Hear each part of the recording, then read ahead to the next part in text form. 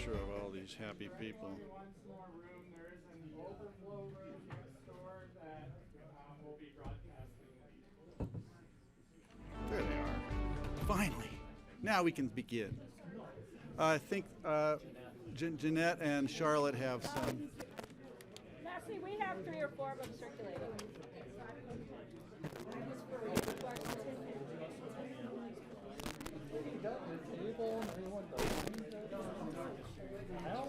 Don't worry, we're going to heat it up quickly. We'll warm you up. Yeah, I think you texted. Did you?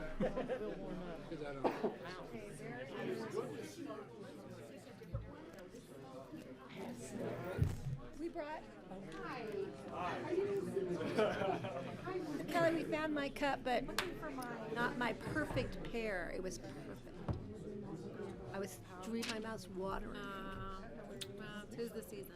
Hopefully you'll find another. We'll come back to you. Your name's on. I got my cup, but I didn't get my pear. Oh. That was my snacky food for later. I'll just have. How's it going? Good. Okay, so I don't need to deal with public sign up. I'll make you one for next Oh week. my gosh, we went down. I'll be gone. Didn't have the. I'm sorry. Oh, you I leave for 2 weeks. That's why. Yeah, that's it. Wait for Andrew. Oh, right. Overflow room, right? I've got a list of. And feel free to butt in if I neglect something. And I'm like, oh, I guess I'm moving to Atlanta for 2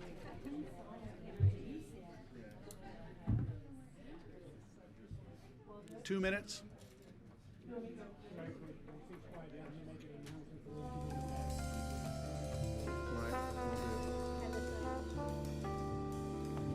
Come on in, folks. We're going to start in about a minute.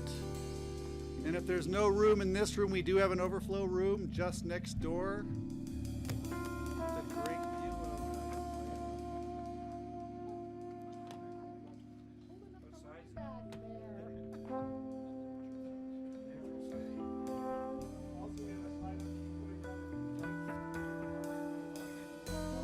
We're going to keep the comments limited to 3 minutes or less. If you could do us all a favor, if you just want to get up to say you agree with someone's comment, to cut it short to allow other people to comment, that would be great. We're just trying to avoid redundancy and get a full complement of thoughts on the topics here. I think I'm going to be announcing speakers a couple ahead so that you can get queued up if you're coming from the room next door or somewhere else out there, just so you're ready to come up so we can turn this over quickly when we get to public comment. We're going to start this. These are instructions before we start. We've got 3 minutes before we actually go. We're going to start. But I also wanted to say the meeting is scheduled somewhat flexible, but we are going to start with staff presentation, applicant presentation with commissioners' comments, and then we're going to get to public comment, and that's probably going to be close to noon or afternoon. We're going to cut our lunch break to 30 minutes from 45. Hope that's okay with my board, just so we can get more public comment in. And I was going to say also, coincidentally, there's an important meeting, symposium today at the Aspen Institute, starting at 4 p.m. on the future of aviation, which affects our valley, as you all are probably aware. I would love to see if we can conclude this before then. It's a pipe dream, perhaps, but we're going to try to get as far as we can. And if we can break in time for everyone in this room who'd like to be over at the Aspen Institute this afternoon, we're going to do that. And with that, I'm going to get Grassroots to roll us up, and we'll begin. Okay, we're on. Welcome, everybody. This is the Board of County Commissioners special meeting agenda for Wednesday, November 13th, 2019. And this is a land use public hearing on the resolution approving the Aspen Consolidated Sanitation District Solar Project special review.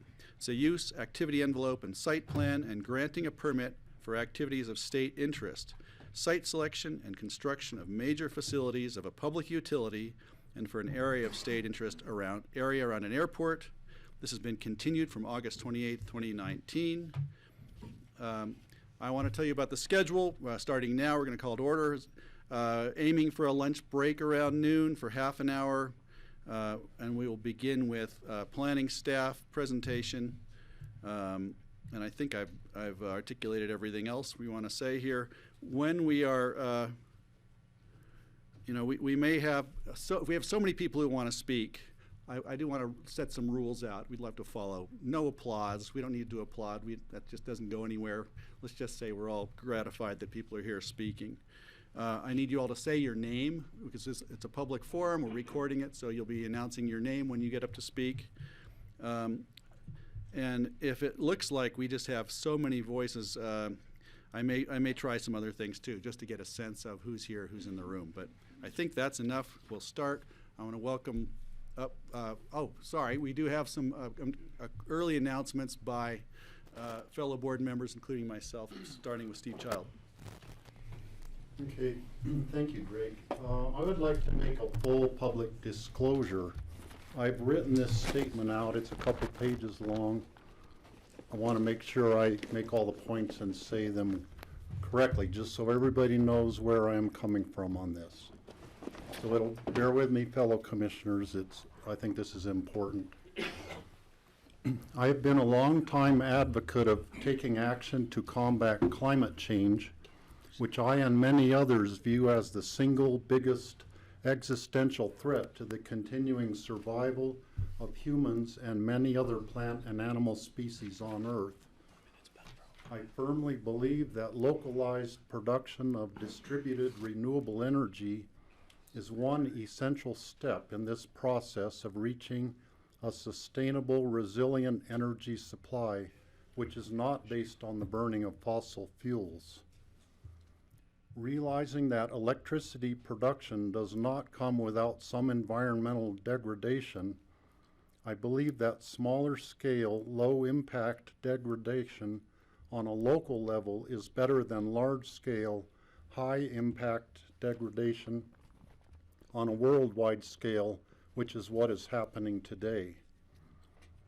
Pursuing this philosophy, I undertook at my own expense and effort several efforts to explore and enable locally produced renewable electricity on ranch land that I was and am a part owner of, including a wind anemometer study on land in Brush, Colorado, immediately adjacent to the Pawnee coal power plant. And this was done in 2008 and 2009. I did a solar assessment with Scott Ely of SunSense on the same property for a large solar farm. We granted an easement in 2010 for a 345 kilowatt high voltage power line from Pawnee to Smoky Hill, which was designed to carry electricity from the Pete's Wind Farm to Denver. I paid for, out of my own pocket, an engineering study which was completed in 2010 for a 365 kilowatt micro hydro project on Capitol Creek Ranch, where I live in Snowmass. After taking office as county commissioner in January 2013, I began looking at local possibilities in Pitkin County for a solar farm similar to the Clean Energy Collective facility at the Rifle Airport, where I own panels which produce electricity for my house on Capitol Creek. Several sites on Lights Hill and Williams Hill in the Snowmass Capitol Creek valleys and the county landfill all had promising production capabilities, but they also had problems associated with them. And the Holy Cross Energy power lines in that area could only take about 1 megawatt of electricity before reaching their capacity. The one site that appeared to me to be by far the best site in the county for a solar farm was the Aspen Consolidated Sanitation District land, which we are looking at today. The Holy Cross Solar Farm, unlike the other sites that I looked at. I spoke with County Manager John Peacock, Mayor Steve Scadron of Aspen, and Mona Newton from CORE to promote the idea for doing a solar farm on this site. but only got lukewarm or negative reactions from them. The opposition of neighbors loomed as a big obstacle. The city of Aspen already had achieved what they felt was 100% renewable electricity, and Holy Cross Energy at the time was not looking for a big electricity producing project, but we're considering issuing an RFP sometime in the future. In early 2017, Mona Newton approached me to inquire about the piece of land I had told her about, which I felt was the best site for a solar project. And this was at the time when Holy Cross had issued the RFP and was looking for projects. So I told Mona Newton the specifics about the sanitation district's piece of land. And at that point, I backed away from the project. Mona carried the ball on it. She eventually approached RES at some point, and the project went on from there with RES applying for the project and then getting accepted. So I have stayed at an arm's length from the project since that time because I did not want to prejudice the project in any way by my intervention. And I've only seen or met staff people from RES on 2 occasions. The first at a community solar workshop in Rifle, which was before they had filed for the application to Holy Cross. The second time was after they had filed their application with Pitkin County and were holding a public information meeting at CMC in Aspen. And I stopped in there for a few minutes to look at the visual renditions of the project just to see what it would look like. Now, the only other person that I really talked about this project with later was Paul Spencer from Basalt, who was the founder of Clean Energy Collective. Paul told me that he had determined a few years ago that this site was the best location in Pitkin County for a solar farm, but that he didn't think Pitkin County would ever approve a larger scale solar farm, so he gave up on pursuing a project here. So what I thought all along was my own original idea had already been thought of and studied previously to that time. So in summary, I am biased in favor of community-based solar farms and other forms of renewable electricity production. I am aware of the impacts of electricity production and the effects it can have on private landowners. I am prepared to accept and have experienced the effects of electricity production and transmission on my own land that I have owned. So I am, I can understand when private landowners have an effect of a project on their own property because I have experienced it myself. So that's the end of my full public disclosure. Come into this with an open mind, though I do have a bias in favor of solar farms. Thank you. Excuse me, Greg, I resent that I'm limited to 3 minutes while he has 12 minutes. This is out of order. I'm sorry, this is out of order. We're not. Excuse me, he did not tell me about his childhood, which I appreciate, but everything else was a little bit old. I want equal time. We're not with gonna maybe these other I'm not gonna people. do this. I'm sorry. If No, this, you're if this allowing goes these down- people, that's These prejudicing people are the this Board of County meeting. Commissioners, sir. That's We're not gonna prejudicing listen to that this meeting. right If you now. don't sit down, we'll have you removed. You know what? Don't try it. Thank you for, you know what, we're gonna, if this goes haywire right off the bat, We'll call it now. we'll call it now. I'll call it now. Okay. Thank you for calming down. I'm calm. Okay, anyone else have anything to say? No, I appreciate Steve taking the time to, as county commissioners, have the opportunity and the right to disclose any conflicts that they may be perceived, and I'm glad that Talk a Steve. little louder. I'm glad that Steve took the time to present to the public his issues, and I appreciate him doing so. Kelly? Steve, may I ask, did you seek the attorney's advice about whether you should recuse on this matter? Yes, I did. And I have no financial interest whatsoever in this project, so. Thank you. Okay, I'd like to say something also. First of all, it's a quote from Teddy Roosevelt. Nobody cares how much you know until they know how much you care. And I'm grateful that everybody is here. There's a lot of passion in the room, and I'm certainly glad you're all here, and we're all going to hear your opinions. I have a recusal, or not a recusal, pardon me, I have a disclosure to make. I'm not recusing. Similar to Steve, I've been an advocate for climate advocacy. I'm concerned about climate change. My education is in engineering. I'm a civil engineer by training with an emphasis in solar technology way back in the 80s.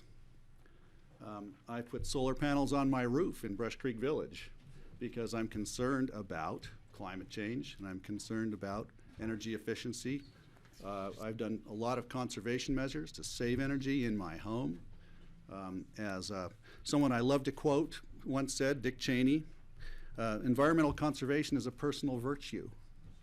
And that resonates with me. What does it actually mean? We'll have to think about that. It's a virtue if you're going to do something which you think is right, certainly for the planet. What else could I say here? My property, I live in Brush Creek Village.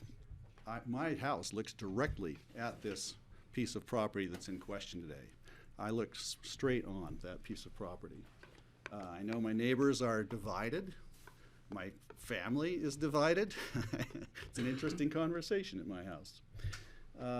I did attend the first meeting that RES presented at CMC. I stayed for about 15 or 20 minutes to get I'd never even heard of it before that. This was in 2018, early 2018, I think. So I did attend that meeting, or that presentation, stayed long enough to look at the plans and talk to a few people and then leave. I've also worked actively in promoting solar and alternative energy storage outside of Pitkin County. I don't have anything going presently, but I've worked on projects like that and advocated for solar energy farms, things like this in the past. That's my disclosure. I think that I can look at this in an unbiased, I have a personal bias for renewable energy, but I also have interests on both sides of this issue. So I'm sitting right on the top of the fence. If anybody else would like to say anything. Well, I just want to clarify for those who have not attended a public meeting before here, just so you understand the process that we go through. This is a regular, although it's a special meeting, it's a regular Board of County Commissioners meeting. We always start with comments by the Board of County Commissioners. No matter how long it takes, each commissioner has the floor at that point. We then turn it over to staff for presentations. At that point, the Board of County Commissioners has the opportunity to ask staff any questions. We then turn it over to the applicant for their presentation. Again, the Board of County Commissioners has the opportunity to ask the applicant any questions. After that, the Board of County Commissioners may have a discussion amongst ourselves. Then we will go into public comment, which will be limited to 3 minutes per person. Then we'll come back to the Board of County Commissioners for final conversations. And that's a normal process for any of our public meetings. Thank you, George. I appreciate that. Okay, I think we've set the ground rules. If you want to speak, we've got a sign-up form. I think we know what the procedure is. Let's get started. Leslie Lamont, our planner, our long-range planner, is here. I'm sorry, we're not taking questions right now. You'll find it back here. It's circulating. And the overflow room. And there's an overflow room to the side. I don't know if anybody's there, but if they are, there'll be a sign-up circulating there too. You'll see the people at the back of the room. Okay, if we could go without interruptions from this point on, we'll make some progress here. Leslie Lamont, it's your floor. Hi, good morning. For the record, I'm Leslie Lamont. I'm a senior planner in the Community Development Department. This is Andrew Schumacher of the Business and Information Technology Department, and he is supporting me, capital S, on our PowerPoint presentation for you. And then we have Kurt Dahl, who is the director of the Environmental Health Department, and he will answer any questions and make a short presentation about soils contamination to you.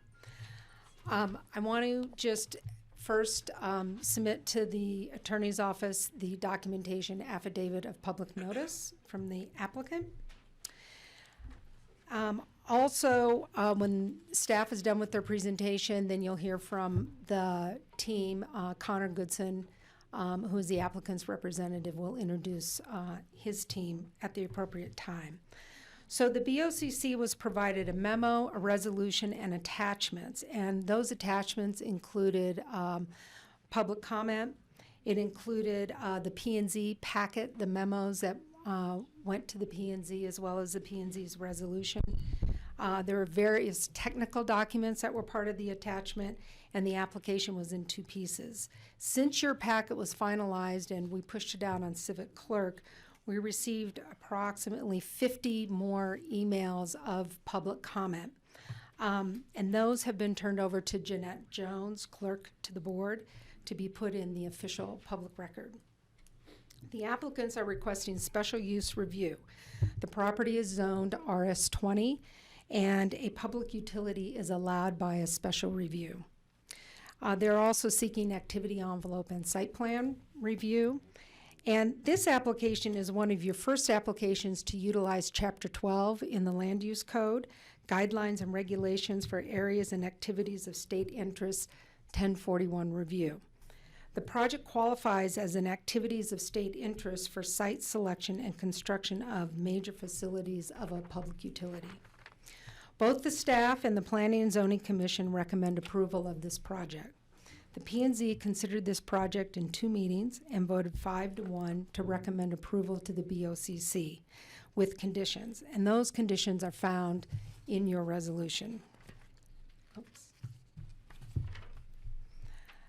So, Aspen Consolidated Sanitation District owns 55 acres on a bench between McClain Flats Road and the Roaring Fork River. The district used the property from the mid-1970s to 2005 as a biosolids disposal site. And it is vacant today except for a barbed wire fence and a small equipment shed. ACSD entered into a lease arrangement with Res Distributed LLC to build a 35-acre ground-mounted solar project with 18,000 panels, a service road, 2 skid inverters, and a security game fence. A half-a-mile underground transmission line will be installed to transmit power from the solar panels to the Holy Cross power lines and onto their distribution system. The power generated will feed into the Holy Cross network. So at this point, I'd like to turn this over to Andrew. You had requested a drone site visit instead of a walking site visit. And as part of, prior to the P&Z site visit, the applicant set up story poles and also flagged where the proposed game fence and security fence is proposed. And you'll see that in this presentation. Thank you, Leslie. Andrew Shoemaker from, I believe that's on. Andrew Shoemaker from the IT and GIS department, as well as the pilot who flew the drone for this virtual site visit. So I want to start off with an overview about where the property is. So in this map here, you can see Highway 82. We can see where the intercept lot is in reference to the property, as well as over on the east side, we can see McClain Flats Road. And the colors on the map indicate the land ownership of those surrounding properties. Zooming in a little bit, we can see the proposed site plan for the property. And again, in this image in the top left, we can see where the Brush Creek intercept lot is, where Highway 82 comes past and the Roaring Fork River. And as well as we can see where the panels will be on the property. So the highlighted property there is the parcel in question. And then here, when we actually took the drone out there, this map shows where we took some of those pictures from. So we also have some dots over on McClain Flats and on Highway 82 where we captured some pictures with a cell phone just to supplement the view of the property from all angles. But we can see the tip of Brush Creek Village here. We flew a few panoramic images in those blue dots. And then we also took some pictures along the Rio, both the hard surface and the soft surface. So I want to start out with a flyover video just to give you an overall view. So this is flying from the south towards the north. We've got Brush Creek Village on the left, and we can see the really the difference in vegetation between the property and the surrounding areas. So that shed in the middle is the northern boundary of the property, and that road that we're flying over, the 2-track, is on the property.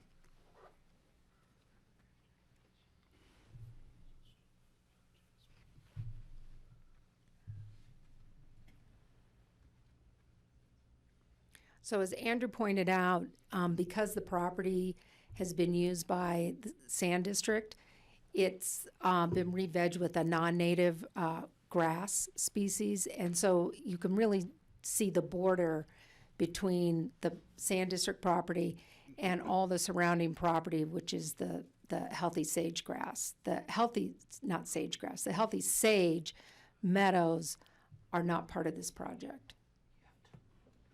Is that the Moore Conservation Easement? There's the Moore, and then the Rio Grande, and then there's other open space property that goes down to the river. Right, but the Moore is the one. Yeah. So we'll dive into those panoramic images in a little bit, but I just wanted to give context to where they were taken from. So we'll start with the view from Brush Creek Village.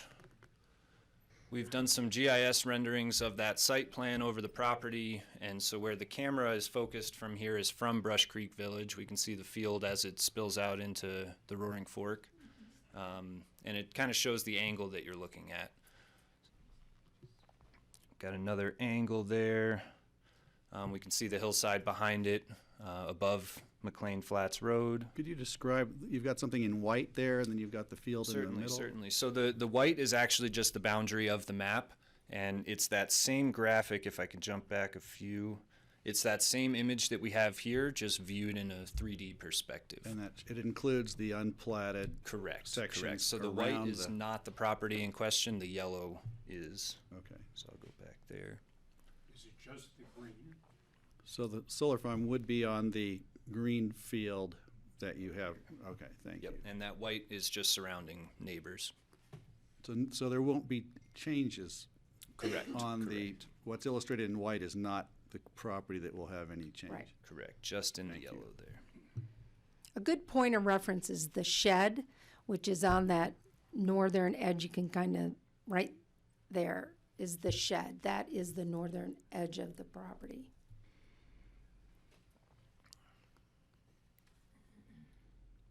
And here's a real picture from the drone from a similar angle. So as Leslie was pointing out, we've got that shed in this picture that's at the north end of the property. So the property starts there and continues to the south. Another picture from that angle. So now we've got some pictures from the Brush Creek Park and Ride. So this is at ground level looking across the Roaring Fork at the property. And really the area that we're talking about is that brown section in between the trees. When you get down to ground level at a very similar elevation with that property, you can see the angle that you don't get to see a lot of the property. So we've got a few pictures from Brush Creek, from the Park and Ride. Now we'll show some pictures from a passenger car viewpoint from Highway 82, headed up Valley. So in this picture, you can actually see that shed for reference. It's right where I've got my mouse here. And as we move forward, it'll just be more pictures of that same area. How tall is the shed? About 10 feet. Thank you. The shed. I think 12, probably 12 feet. Like 12 foot, something like that, yeah. The storage shed is currently on the property. It will remain to just store equipment. For scale, this is a water truck here. And we'll be able to see that and zoom in on it more when we get into those panoramic images as well. Right, so Brush Creek, Highway 82. So we grabbed some pictures from McClain Flats Road. And it's interesting to see the windows where you can see that property. The pictures that we took in between there are completely obscured by the vegetation along the road. This is right as you're getting to the top of that first hill above Jaffe Park. Again, it's that light tan color right in there.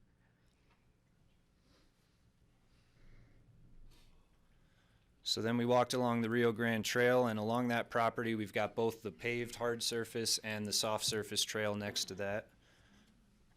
So first we'll show pictures from the hard surface. Again, you can see the shed in this picture as well as the soft surface trail a little bit closer.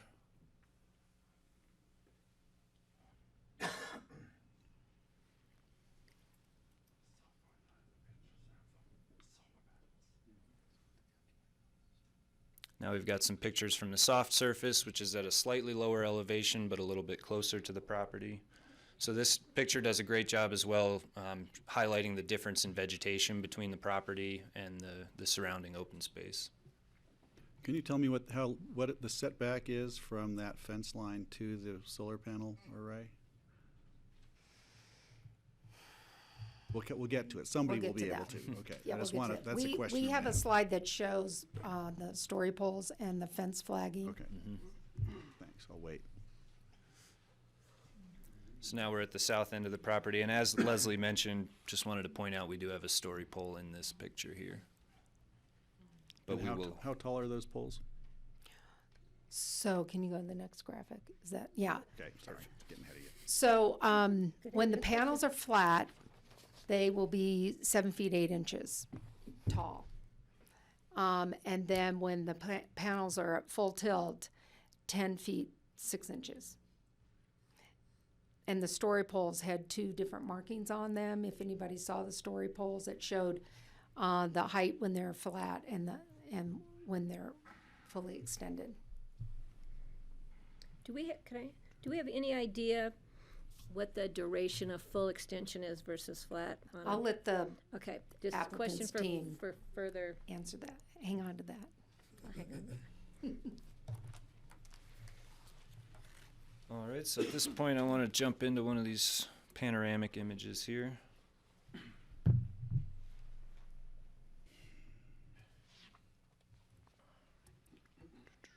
Bear with me 1 second.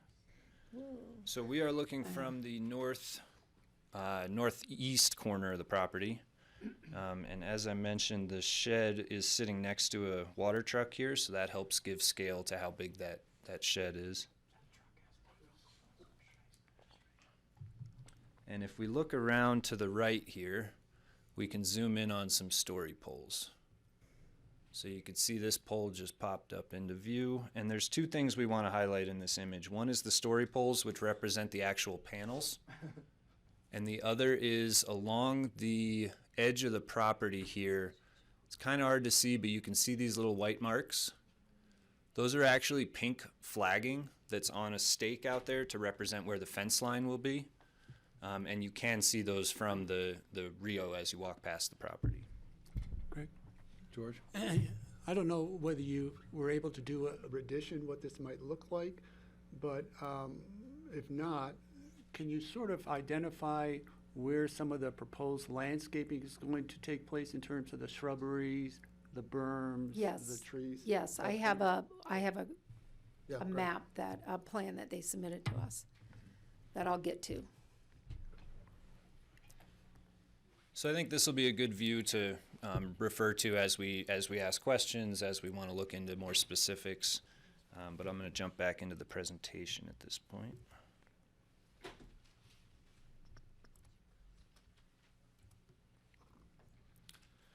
So we've got a few more panoramic images that we can use as we continue the discussion. We also have some raw photos that we took, but we've tried to curate them and show all the value of them in this presentation. I'd like to, at this point, turn it back over to Leslie. Okay. So because of the number of code requirements for this project, there are multiple review criterion that we had to use when evaluating this project. And the resolution, your resolution, includes roughly 8 pages of findings based upon the review criteria that we used. And what I want to do for you is just highlight some of the specific issues related to this project and the review criteria. So first and foremost, we did a special review. So the property, as I said, is zoned RS20, and a public utility is allowed via special review. Special review requires consideration of the applicable master plan. Master plans provide direction for future land use and growth. Master plans should help determine whether a particular use is appropriate for a specific location. The plans that cover this project area were considered during the review of our application, and it is the 1987 Down Valley Comprehensive Plan and the 2003 Pickens County Comprehensive Plan.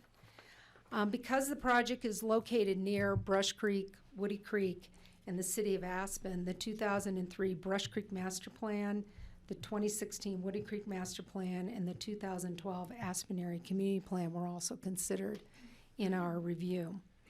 None of the master plans provide direct guidance regarding public utilities. The majority of the comments from the plans guide growth and development in a manner that best preserves the rural character of Pickens County. Maintaining scenic quality, preservation of open space, and historic agricultural land with low-density residential development are all goals found in the plan, are goals found in all the plans. The 1987 Down Valley Comprehensive Plan labeled this property rural residential on the future land use map. The plan explains that rural residential designation was utilized for areas that were not historically irrigated agricultural lands, and they were not areas of critical wildlife habitat. The plan states that the map, and I quote, indicates broad land use designations and portrays a future land use pattern which is intended to serve as a general guide for future land use decisions. The 2003 Pickens County Comprehensive Plan integrates the Down Valley Comprehensive Plan and all the other master plans that were prepared for the county. And those were done for the individual caucus areas. And that plan, the 2003 plan, identifies common land use policy themes and presents the themes as a policy framework to guide future development of Pickens County. The theme, refine, expand upon adopted resource conservation strategies, is the most relevant for this project. The county recognizes that the promotion of renewable energy and the efficient use of natural resources is a conservation strategy that limits the negative impacts of greenhouse gas on the environment. In 2017, Pickens County adopted a climate action plan, and that plan directs the county to act to reduce greenhouse gas emissions. Staff finds that this application is consistent with the direction of the 1987 and the 2003 master plans. The project will preserve the rural character of Down Valley. When construction is completed, the project will generate very little traffic, no new employees, and no light or sound or odors. Annual review is also provided for in special review. So conditions number 16 and 17 in your resolution address the annual review, and we are recommending an annual review by the BOCC, and those conditions of approval outline the items that will be considered during your annual review. Items such as, did the landscaping, is the landscaping surviving? Are there complaints that we're getting from neighbors regarding glare or from the airport and things like that? The next review that we did was activity envelope and site plan review. And activity envelope and site plan review really focuses a lot on it focuses on your rural character, environmental protection, and natural hazards. There are no mapped geologic hazards on this site. There is no mapped critical wildlife habitat on the site. The property is mapped low wildfire. Did I say critical wildlife habitat? Right. And there's also, it's mapped low wildfire, by the way. Scenic quality is an issue, and scenic quality is one of those areas of criteria that we consider in site plan review. If you look at condition number 10 in the resolution, staff recommends several conditions of approval to help mitigate visual concerns, as well as we looked at and we considered framed versus frameless panels. As you can see, the difference here between a framed panel and a frameless panel makes a big difference here in the visual quality of the project. The applicant has recently submitted a panel that they found that is an undermount. The frames are undermount of the panel, so we don't have the aluminum frame around the panel. And again, condition 10 in your resolution addresses this. Staff has also been in long conversations with the applicant about the perimeter and the shape of the solar field. And it has been staff's opinion that the hard lines of the solar field kind of add to the industrial look of the project, and that we have found some other examples of where panels have been able to be offset to provide a little bit more of an organic shape. And finally, with regard to visual quality from the Rio Grande Trail, we've been working with the applicant on landscaping and berms.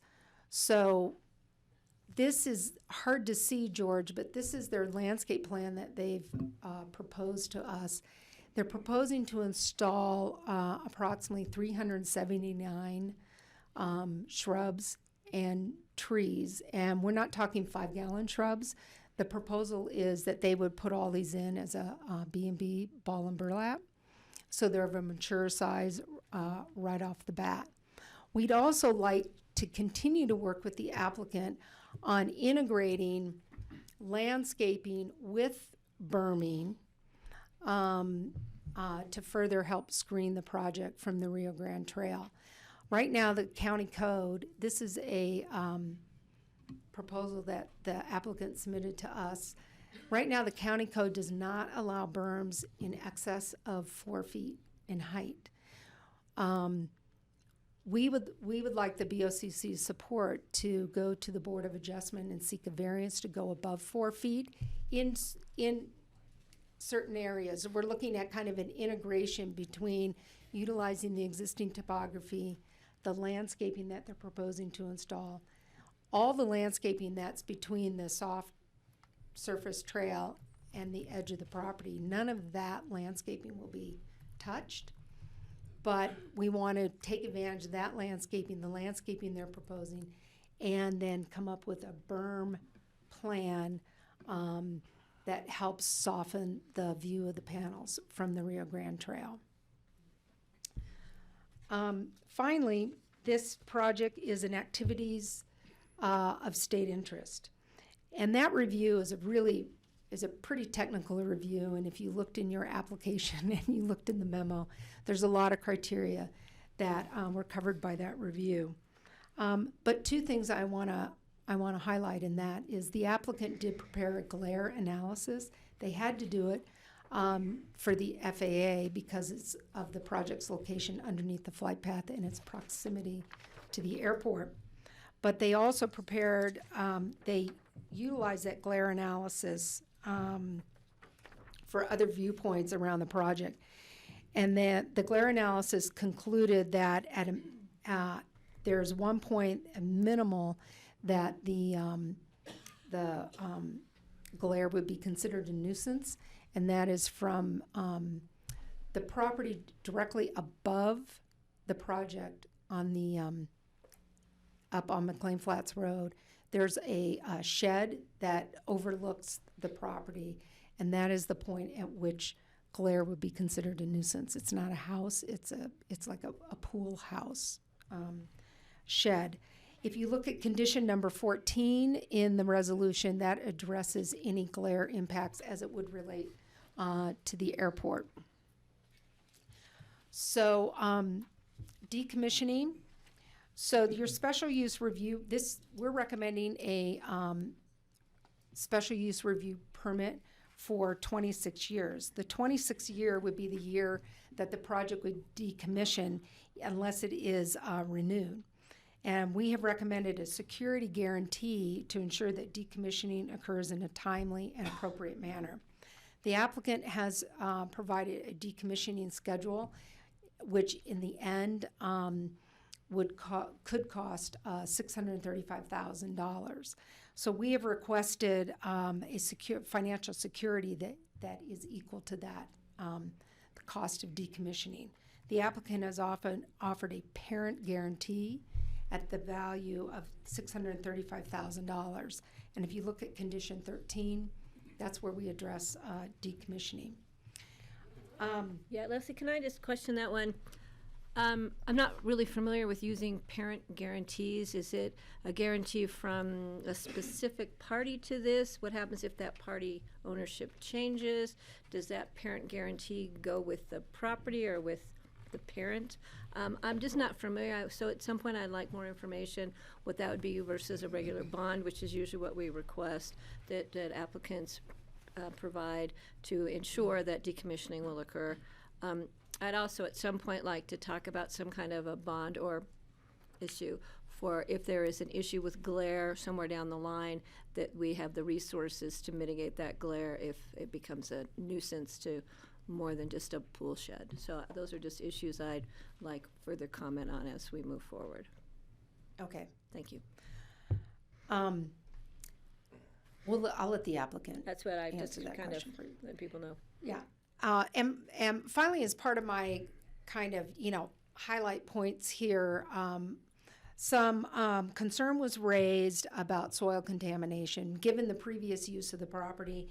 And when the applicant goes in there and builds this facility, there was concern about airborne dust and dirt that could be contaminated. And I've asked Kurt Dahl from our Environmental Health Department, to address this issue specifically. Welcome, Kurt. Just before we go, Leslie, when we were talking about the vegetation to mitigate sort of the visual impacts, that's just along the Rio Grande Trail. Do we look at or to make any difference in terms of interspersing some of that around the other boundaries of the project? The applicant has proposed that a little bit around the northern boundary, the vegetation wraps around. Can you go to the previous slide? No. Yeah. Can we? So there's some vegetation proposed around the northern boundary, all along the Rio Grande, and then kind of looping around the south boundary.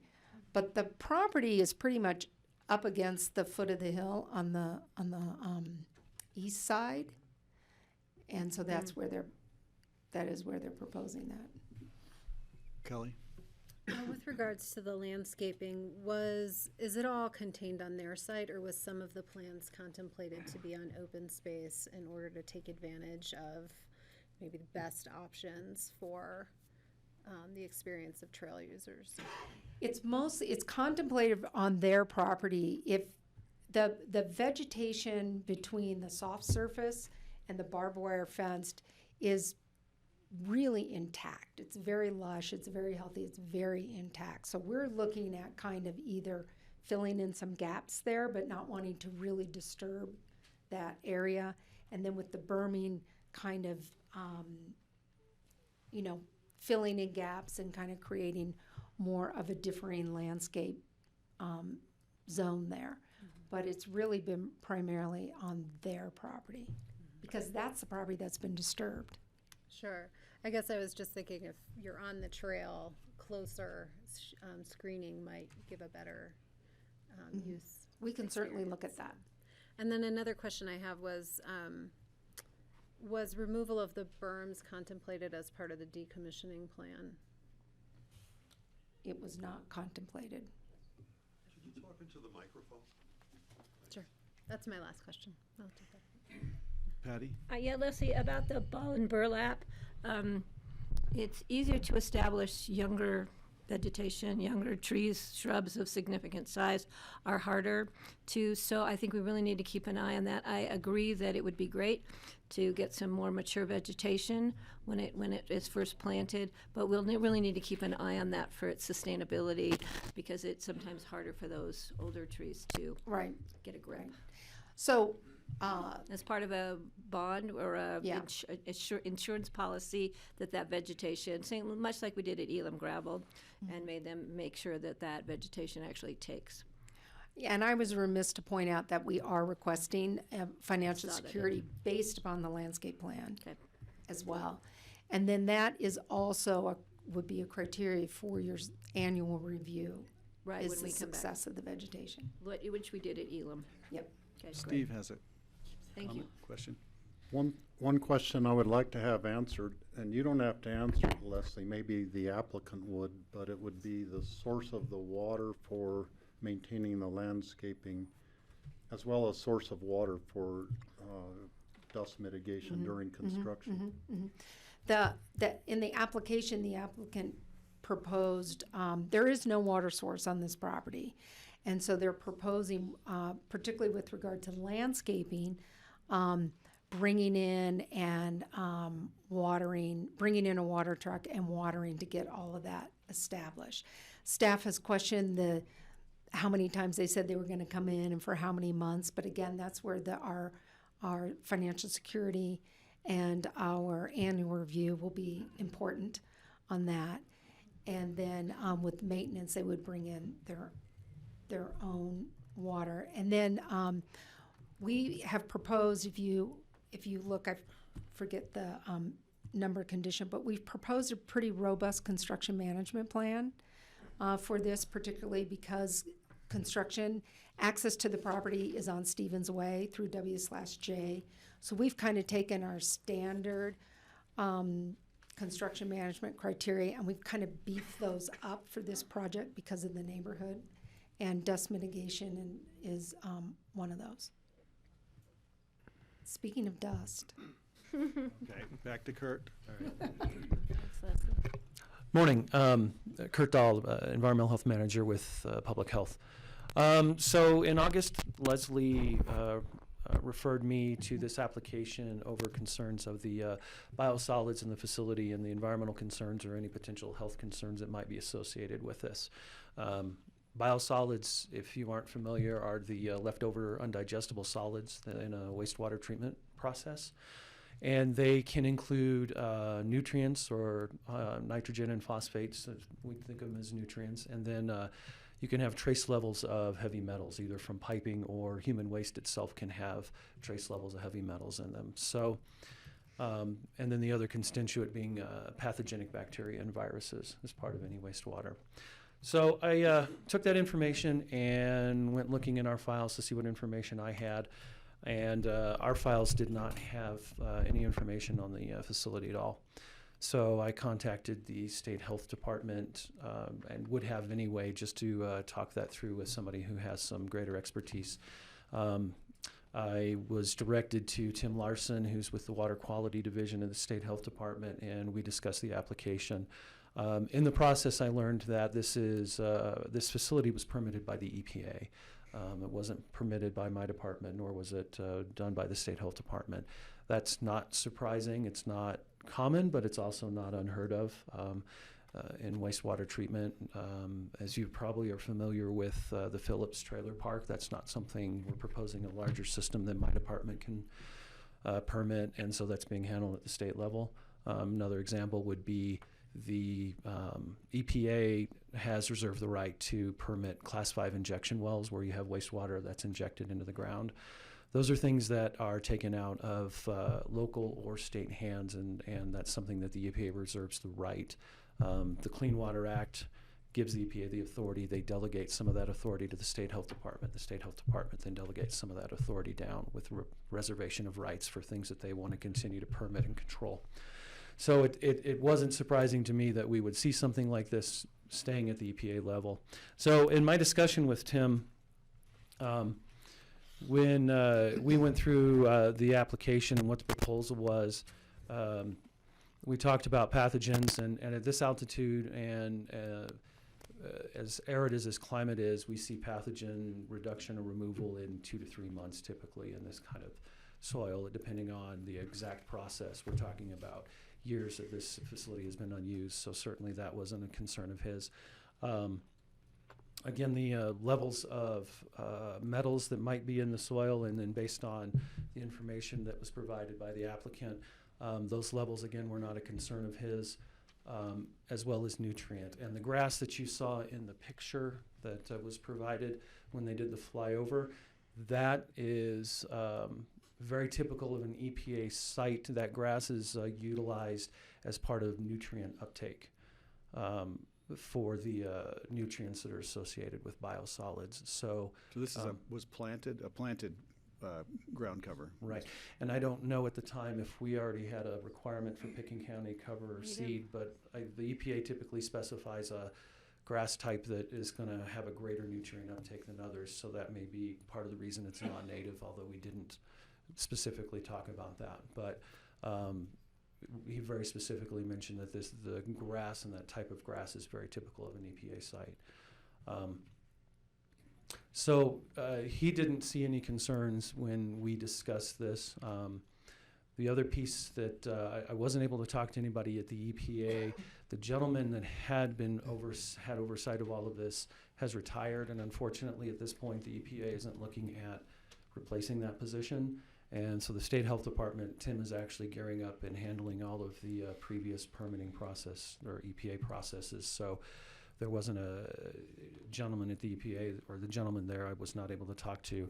I would point in the packet there was, however, a letter from the EPA that was supporting this proposed construction on the site.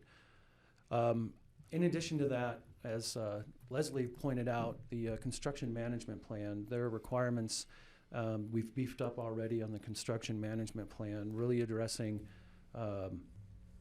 fugitive dust, which would be the concern with the metals. If they were high enough, we would still be addressing those by ensuring that you have a very robust fugitive dust plan, which we're doing.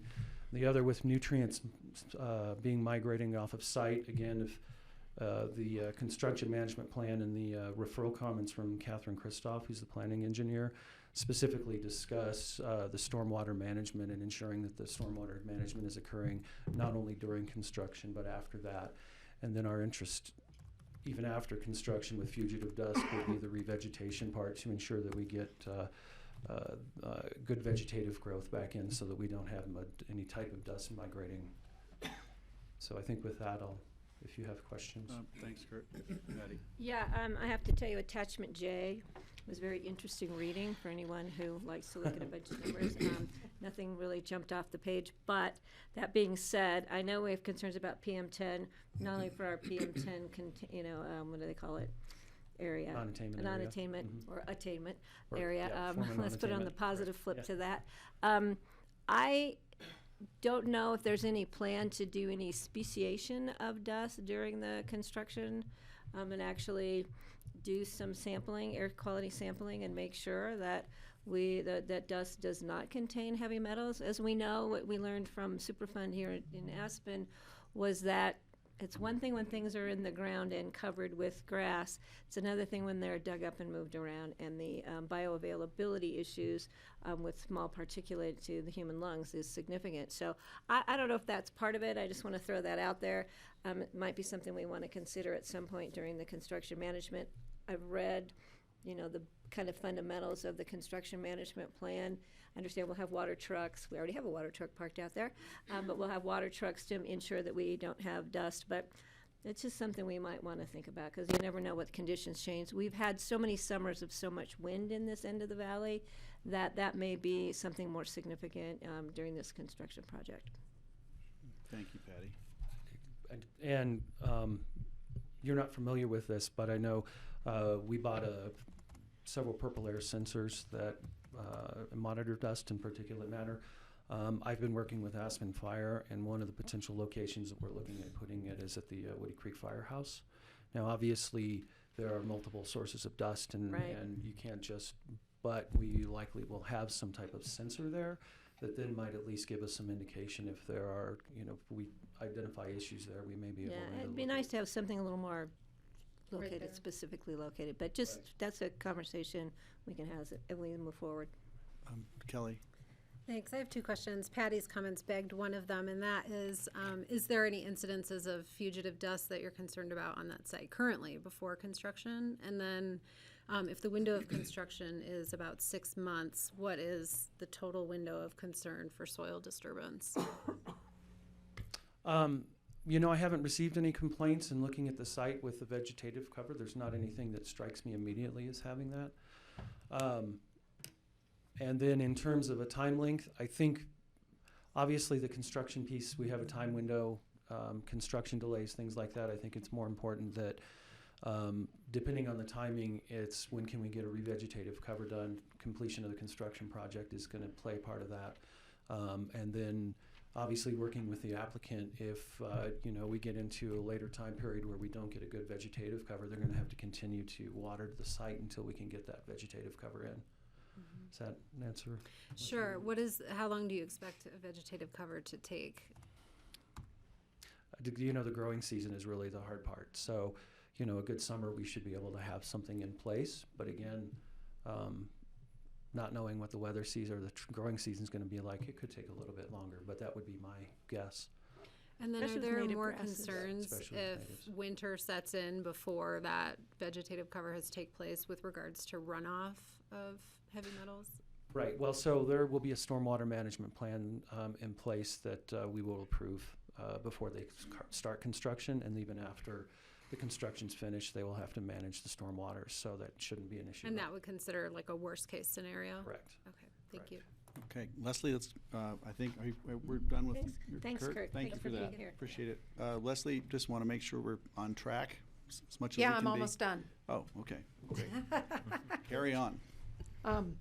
So to conclude, staff and the Planning and Zoning Commission recommend approval of the special review, activity envelope, and site plan review. Staff and P&Z also recommend that an activity of state interest permit be issued. Approval is subject to the conditions of approval found in the resolution. Staff and the P&Z find, among the other findings in the resolution, that the proposal is consistent with the existing land use of the site. It is currently a light industrial site. It is underneath the airport's flight path, and noise levels in 2008 were measured at 60 decibels. It is within half a mile of the Holy Cross Electric Distribution System, which is the primary provider in the Upper Valley. The project is consistent with the 1987 and 2003 master plans. There are no geologic constraints on site. The slopes of the proposed solar field are less than 30%. The area is mapped low wildfire hazard, and there is no critical wildlife habitat on the site. Mapped habitat. Scenic quality from Highway 82, Brush Creek Road, McClain Flats, and Brush Creek Village are issues. However, the project does not break a ridgeline or block views of significant peaks and valleys. Okay, questions from our board? Other questions? For Leslie? I got a list, but. Well, I think this would be we an need to hear the opportunity if we, no, unless you want to I wait. think the applicant may Okay. answer some of mine, and I'll check those If out. I could, Just George, one go quick comment. Andrew, I think it was great to have GIS working on this and the drones. It was really effective, and there's a lot of places that's difficult for us to do site visits. I think this was more effective than doing a site visit, so thanks. Awesome. Thank you, George. Didn't even get airsick. Leslie, you mentioned there's one location where glare is an issue. It was identified by your staff, I assume, It was or identified by the glare analysis. the glare analysis. applicant. So that area was chosen as one possible location where there would be glare. Just if you could hit that point again. So the glare analysis, which is part of your packet, studied the glare from multiple points. 5 or 6 points, 4 or 5 points up in Brush Creek Village, and the airport, and then the north and the south ends of the property. And if you see in this photo, there's a shed up on top. That is the only point, based upon the glare analysis, where glare would be considered a nuisance. in the range of what they look at glare, that it would be considered a nuisance. And that is a shed or it's a pool house to the pool. It's not a residence. And I believe, are you guys going to talk about glare more and explain that? We will. They're going to explain that And that's the for a range certain of what you period of look at. time during the day, during the Yes. year, a certain period of, a moment of time over the course of a season, I suppose. So we'll hear more about that. Yeah. Can I add to that? I don't know when it's appropriate for me to add this, so I'm going to throw it out now for the applicant and for staff.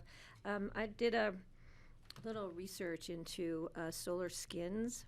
It's like wrapping, like they have on advertisements on the outside of buses. It's kind of a new technology. May or may not be appropriate for this site, but it really significantly reduces the aesthetic, the visual, looking at the solar and the glare issues.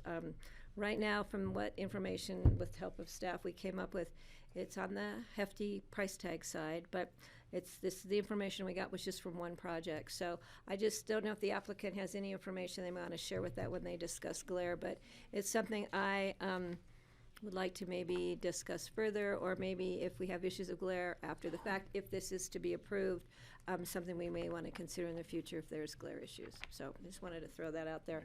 Thank I had you. fun shopping online for solar skins.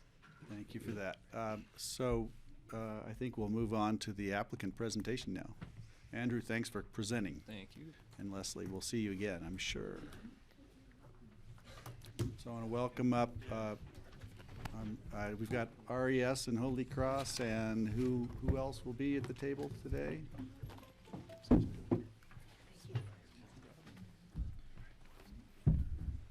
Thanks, Kurt. Gentlemen.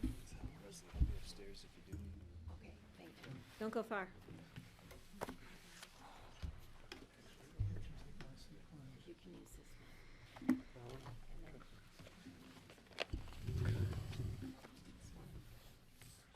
Give me a moment to get set up here. Okay. Thank you. Make sure the red lights are on your mics and they're pointed at you. And if you could start just with introductions.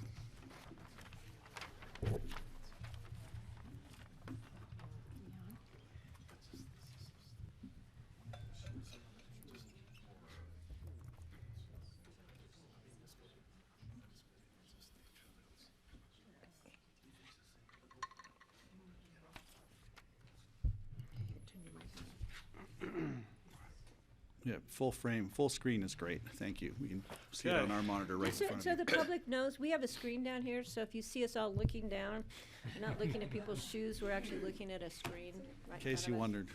wondered. Okay, introductions, and then let's get started. Thank you for being here. All right, good morning, Mr. Chairman, Commissioners. I'm still a little bit sick, I apologize, so hopefully you can hear me okay. I'm Connor Goodson with Pickens County Solar.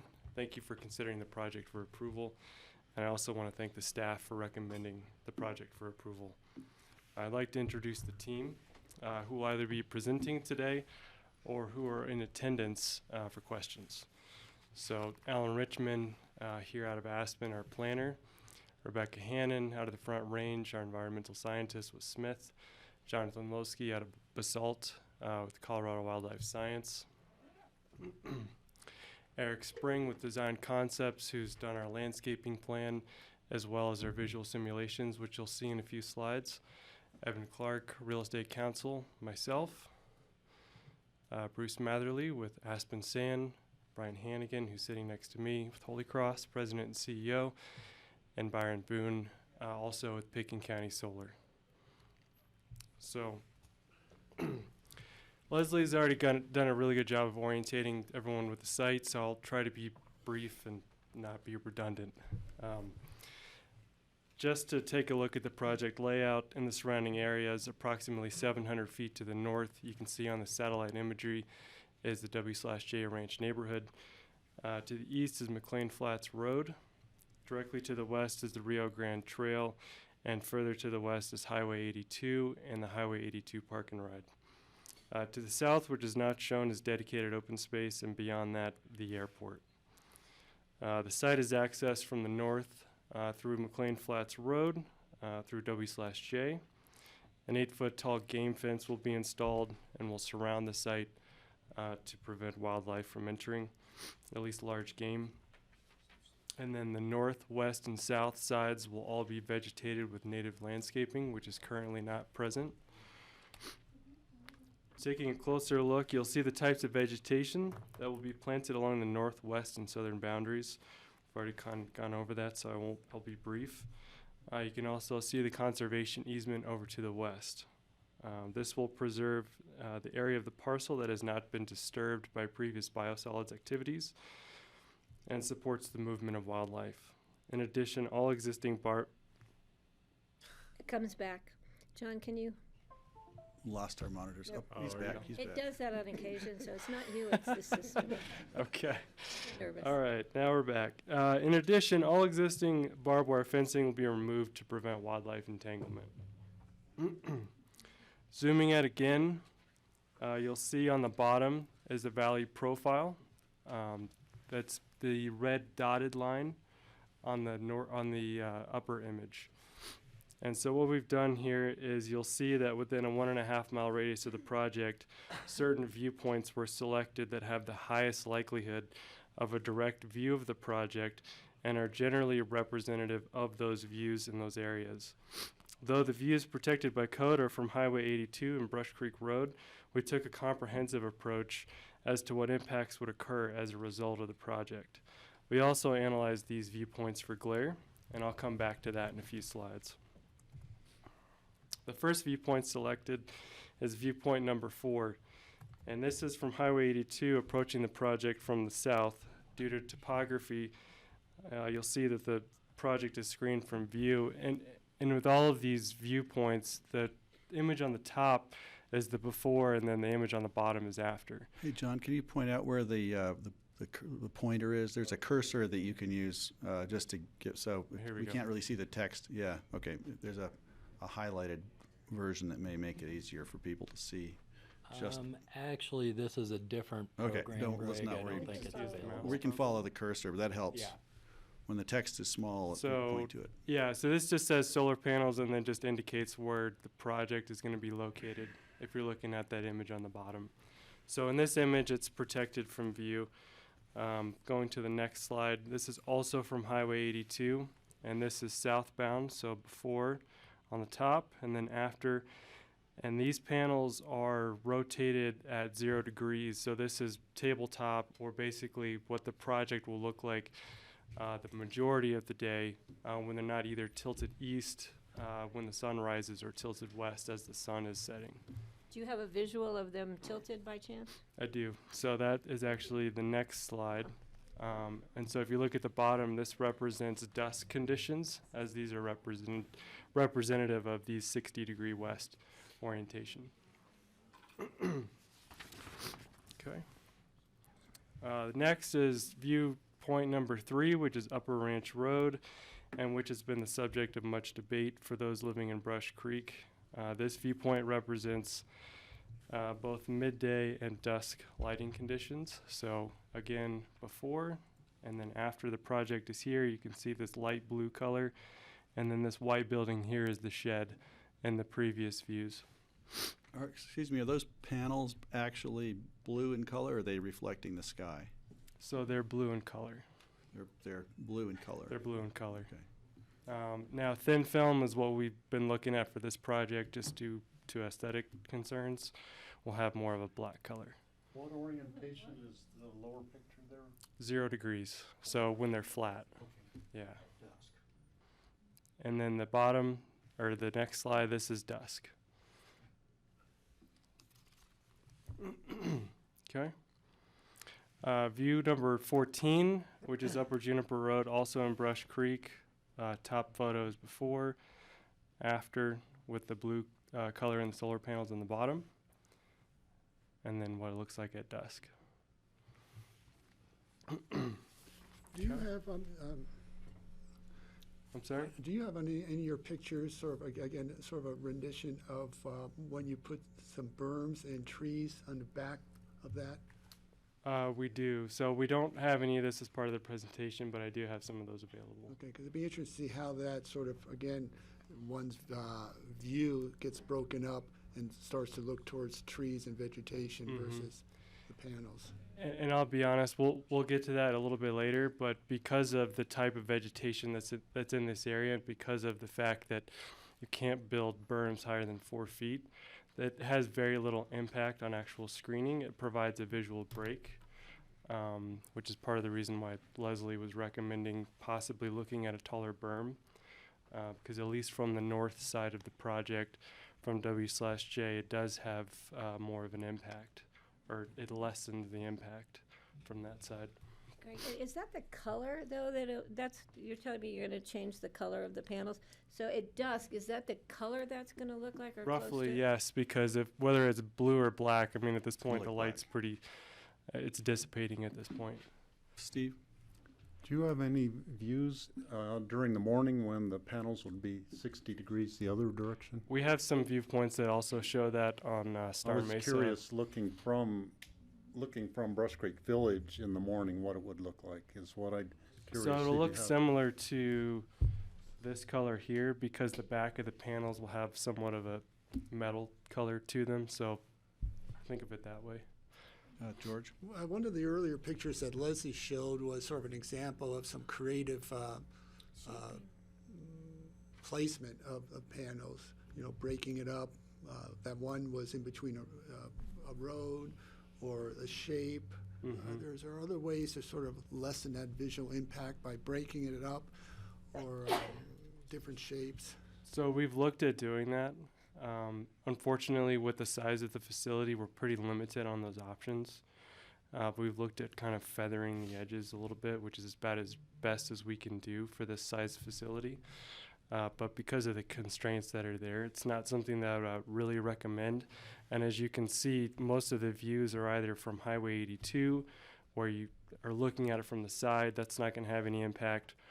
And you have a selected number of people that are going to be looking at it from an elevation. Yeah, that'd be me. So, and even then, you're looking at it mostly from the side. So we're not really looking at it from a satellite imagery type of view, and will not have a material impact on what people are generally looking at.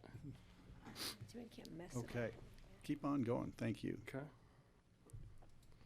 So Sandia National Laboratories developed a tool to calculate glare receptors, in this case those viewpoints that I was showing earlier, which is now available for license. The developer of that tool, Keenan Sims, left Sandia, licensed the tool he created, and created his own company, Forge Solar, with whom we have worked with on this project. To reiterate, we are working with the original developer of the tool, used by the FAA and other national agencies. So this tool evaluates the potential for harm resulting from glare with color coding, and looks at the overall material profile of the solar panel when doing so. So the glass, the frame, everything. In this case, if you look here, this example just prior to the red line, which is in the yellow, is direct viewing of sun, which has the potential for after image. The only point that we found for glare on this project is in this green zone. So relatively safe. So that's referring to the point that's by the shed up on the hill on the edge of McClain Flats. So that's another point I wanted to bring up, is it's actually not at the shed, it's at the edge of the bench. So there's no viewing of glare or even the project from any structure on that property. So the project looked at 15 receptors with the highest likelihood of viewing the site, and therefore an opportunity to view glare. One receptor found glare at the end of the bench, which is number 10 here. And this indicates the type of glare, so in the green zone, and then where it's emanating from on the project, which is this northeast corner. So I can be clear with your chart. I don't quite understand that. So none of these points even appear on the chart, or are they That's all in correct. So all of these have no glare with the exception of number 10. And this only occurs at certain times of the year, in this case during the winter, for roughly 10 to 15 minutes in the morning. I think it's October through February. But again, there's no view at this residence and no glare. So the FAA has also received a report detailing the potential for glare for airport operations and has confirmed that the results are acceptable, including the proposed runway shift. And I also want to point out that since we've submitted this application in May of 2018, we've made several additions, revisions, improvements since that time as we worked with the county and as we've met with different community groups and neighborhoods and heard concerns. Some of those here being the incorporation of berming, which we can get into a little bit later. One of the requests from Open Space and Trails was to change the fence color so that it better blends in with the surroundings, in this case either brown or black. We've conserved the 5 acres that are by the Rio Grande, which has the highest likelihood of preserving wildlife forage in that area. We're providing a financial security for decommissioning of the solar facility. And Ms. Clapper, I think you had a question on the parent guarantee versus bond. Okay, so in this case, we'll accept a bond as well. We provided a parent guarantee as a first step, and it would be provided by the parent, in this case, Renewable Energy Systems, and not the special purpose entity that's been set up for this project. So wonder if RES was to change ownership to, say, Holy Cross, would that parental guarantee move with or stay? That's it's a new one for me. I'm not familiar with using them, so I think that's something we need to have further vetted. Yeah, so those obligations would run with the applicant and whoever would own the facility. So I think we need to have which avenue we'd like to proceed vetted by our attorney's office, so we are comfortable with whichever option we choose. Okay. So. But we're doing a bond or some kind of for the landscaping, right, Leslie? We're doing, and then I would like to see what we can do to discuss some kind of assurance about glare. So if 2 years down the road we find that there are significant glare concerns and some kind of mitigation needs to be done, that there's an assurance that it can be done. I would hate to see that the applicant says, well, we don't have the funds available, and we've, because we did that, we had an issue with a marijuana grow center down in Basalt that said no odor, and we kept them to that. And I think if we're going to say we will not have issues of glare, we need to not have issues with glare. I think that's critical to the ability to approve this project and to assure to the neighbors that we will do the best that we can and beyond to assure there are not issues of glare.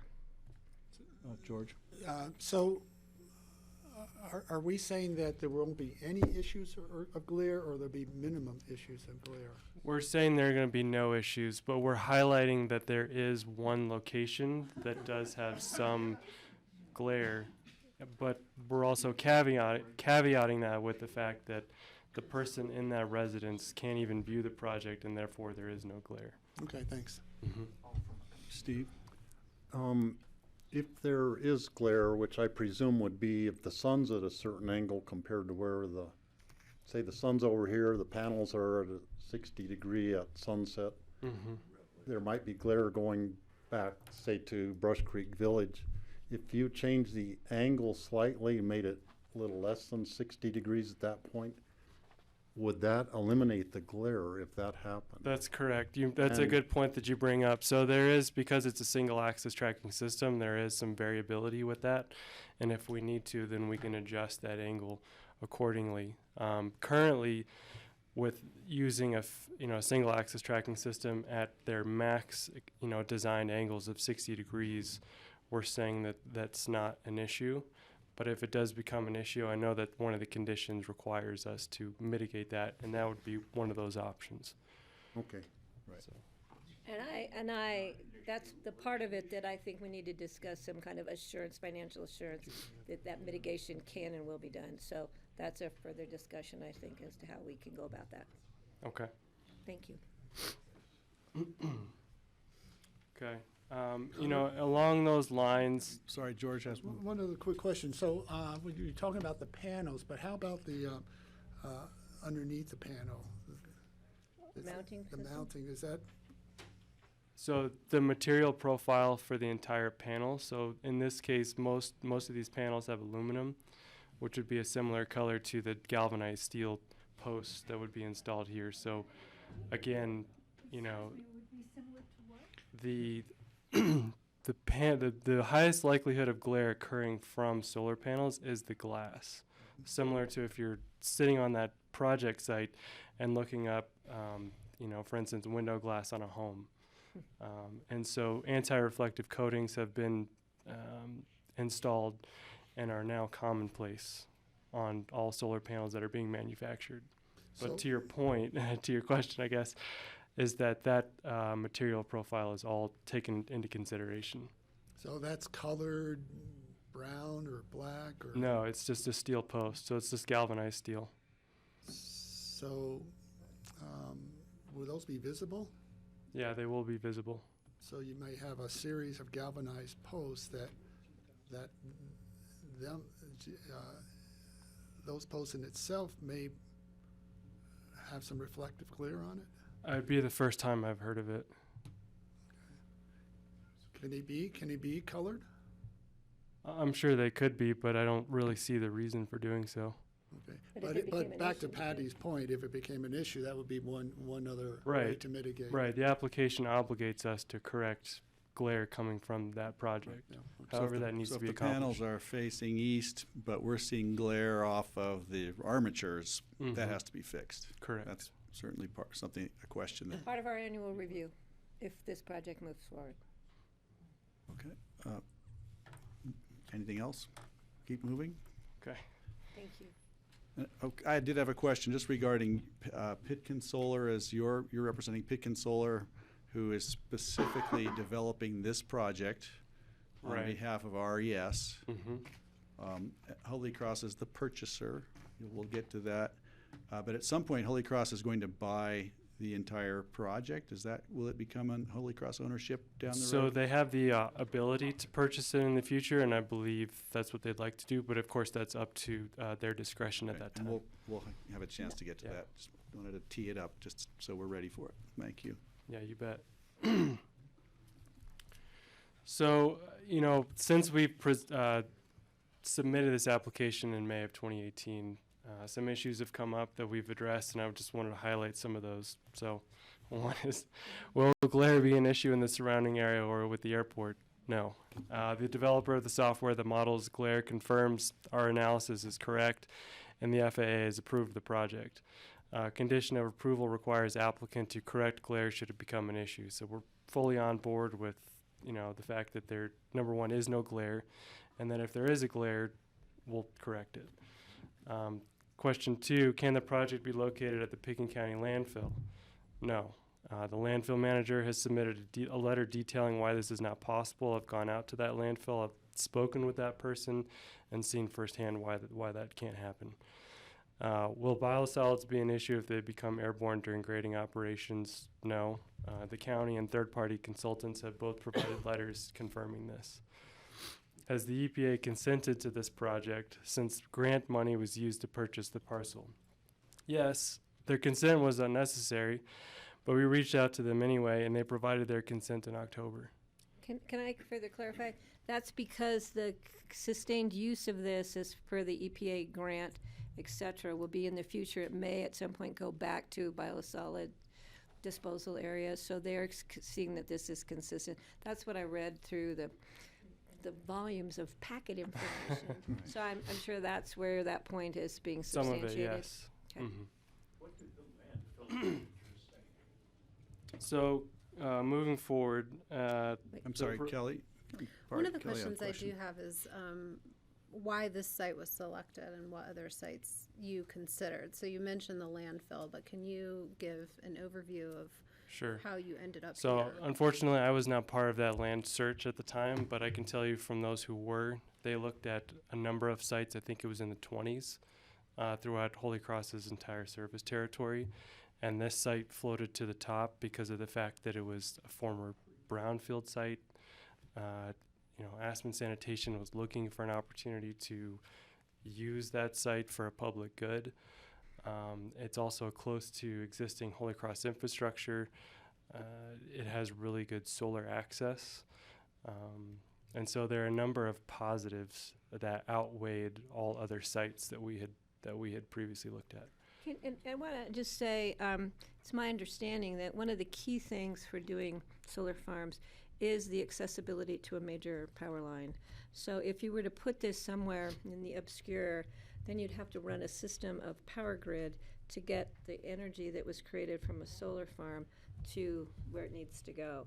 And so the impacts of that are significant, and especially if you were to put it in somewhere that you had to cross federal lands, which we know how that can be, Right. Especially in our community where we're mostly federal or publicly owned lands. So I think those are of concern too for trying to find another site. And I know at the landfill, the plan is at some point to do a solar project there just to service the landfill needs, because there's no real connectivity to a major a major power line. And then you get into issues of hazardous waste and landfill issues. So I know that we've talked about that, putting some solar on our structures out there to service the landfill. And I want to, if I could, add to that. The letter from the director of the landfill is in your packet, but we know the packet's really big. The other reason is the landfill is still an operating landfill, and until the landfill is done and can be capped, a solar project at that location is not appropriate at this point in time. It doesn't mean that it can't be considered in the future at all, but it needs to complete its operation and be capped. Which we're hoping is years to come, because we don't know what else we're going to do. It's a long time from now. Leslie, thanks, Leslie. Kelly? As a follow-up to my question, what do you have a knowledge about what was second or third on that list? I don't.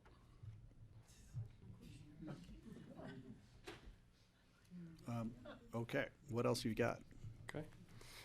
So just reviewing what we touched on earlier, which is who's participating in this project, right? So we've got Aspen Sand, who's the wastewater treatment provider to the Aspen area. They're also the landowner in this case.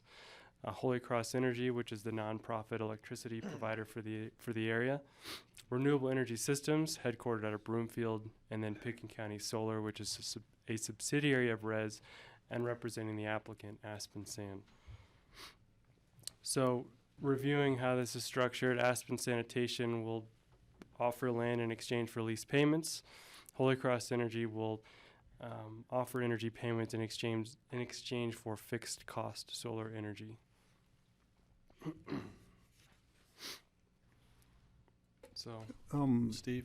By energy payments, do you mean energy payments to the sanitation district? To the project, in this case, Pickens County Solar.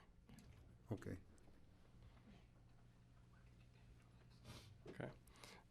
With that being said, I'm going to turn this over to Bruce, who's going to talk about Aspen Sanitation's involvement. Okay. Thanks, Connor. I think I know a lot of you. I'm Bruce Matherly. I'm the district manager of Aspen Consolidated, and I think most everybody knows that we're the wastewater treatment entity for the city of Aspen and the outlying metro areas, and that picks up Highlands and Red Mountain and Mountain Valley and the Airport Business Center. I'd estimate that we serve probably 8,000, more than that during peak season when we get the tourists and stuff. So I can honestly say that 8,000 people would benefit from this development if the board chooses to approve it. Could you expand on how they're going to benefit from that? And I will. I'll get to that. Please, thank you, Bruce. I wanted first to talk a little bit about the history of the site, because there's been environmental concerns that have been brought up. Back in 1974, the district evaluated 24 sites, and they were all reviewed relative to EPA requirements. And that involves stuff like it had to be flat and level, away from waterways. This site had a depth to groundwater of over 200 feet. You know, they were worried about any kind of pollutants getting off site. So this was the premier site. This was our first choice. I think we actually tried the site for a while, working with Wink Jaffe, W/J, when it was just the ranch. And when we saw that it was going to work, we wound up purchasing it in the late 70s with the help of an EPA grant. And because an EPA grant was involved, again, there was all sorts of environmental scrutiny. It had to be exactly right, because they didn't want to invest money in something that wasn't going to work. one of the things that's kind of a misconception about the operation was that it was a disposal site. Well, technically it wasn't. The biosolids were treated before they were taken to the site. It was actually a beneficial use site. We had to meet very stringent EPA requirements in order to even apply the biosolids to the site, just as we do now with the biosolids that we take to the landfill that get composted. The district's very fortunate in that we're only permitted to treat domestic wastewater. We don't have industrial sources of toxic pollutants and whatnot. The biosolids get screened for metals and for nutrients. And the way that we operated the site out there was actually a dryland farming operation. We took the 55 acres and divided up into like sub-sites. And what we do is we'd apply biosolids to it, and then we would till that in, but not deeper than the root zone. And we would only apply it at what are called agronomic loading rates, which means we looked at nitrogen, phosphorus, and potassium, the macronutrients, and we didn't want to add the nutrients at a greater rate than the plants could take them up.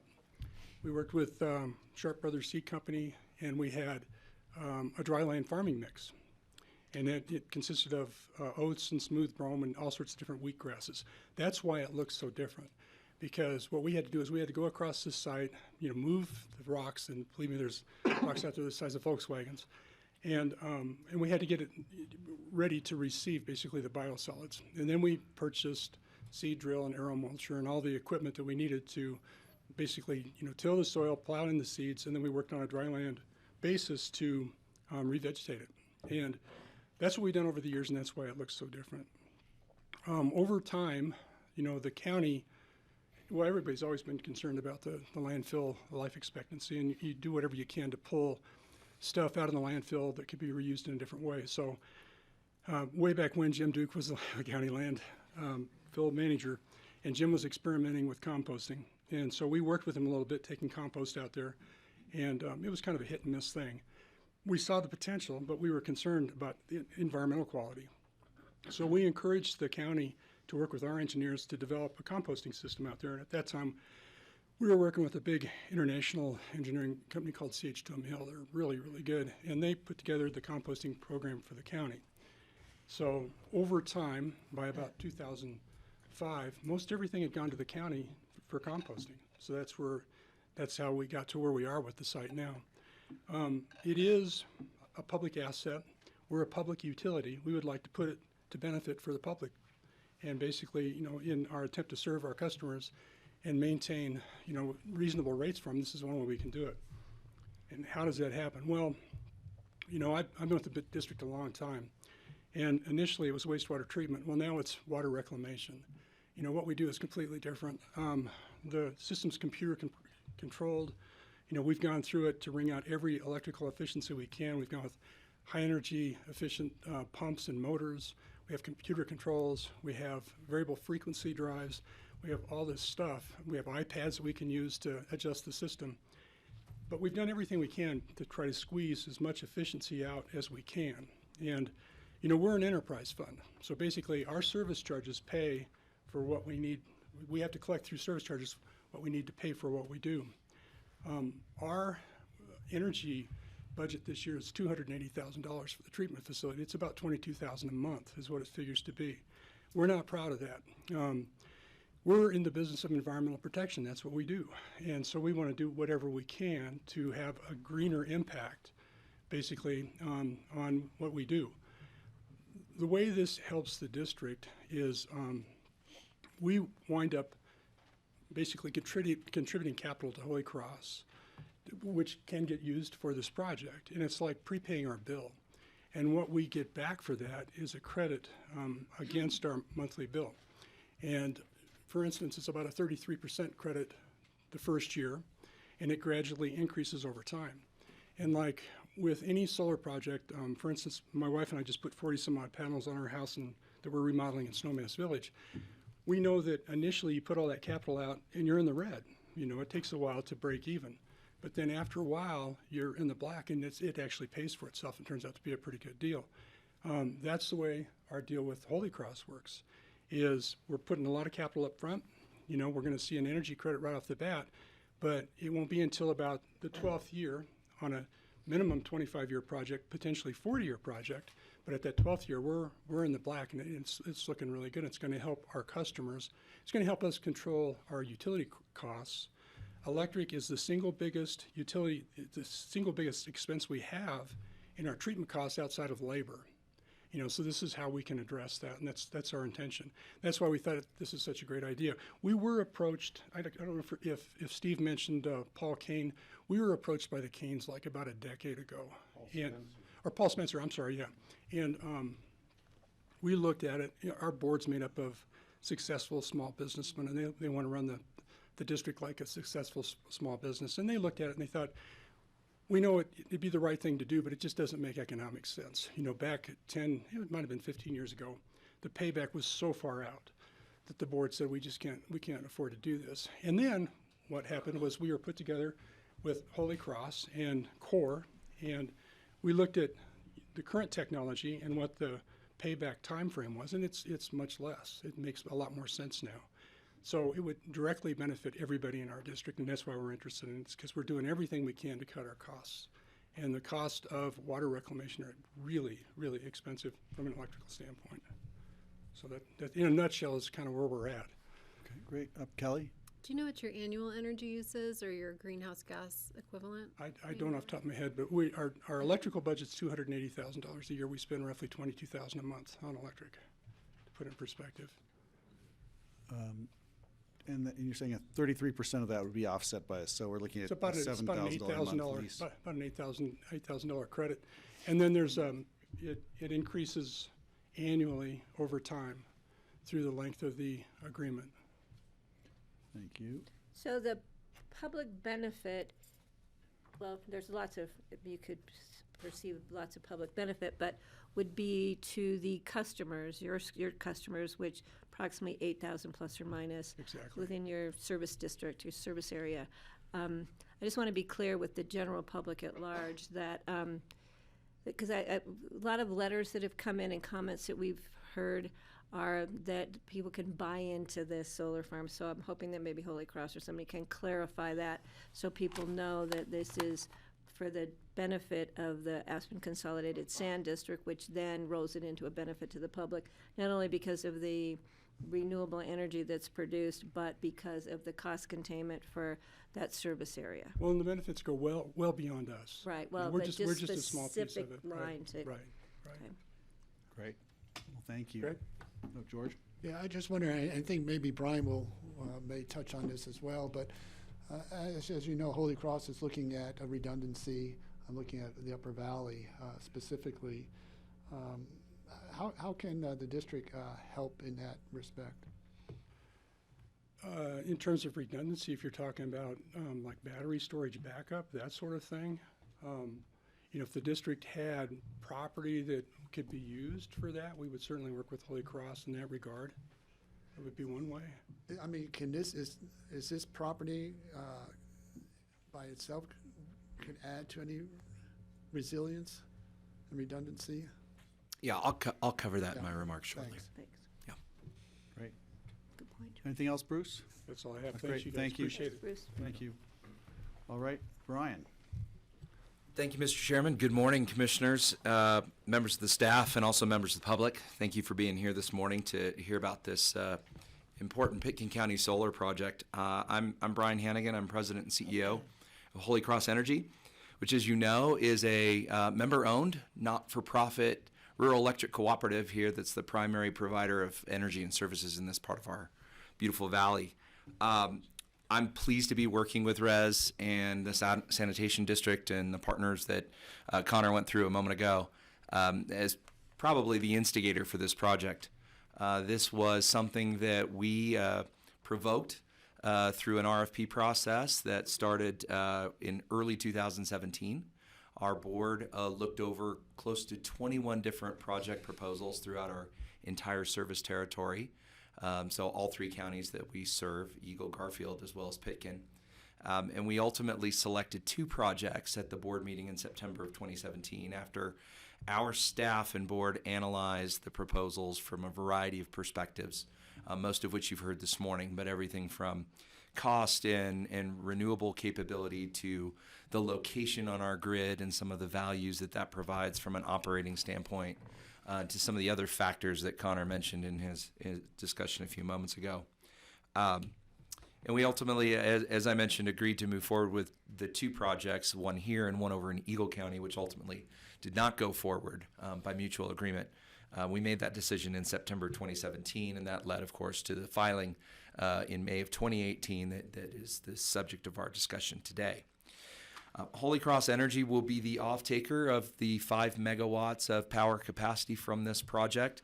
To put that in perspective, that serves it's sufficient power to serve on an annual basis 900 homes, or put another way, to fuel 200,000 vehicle miles of an electric vehicle.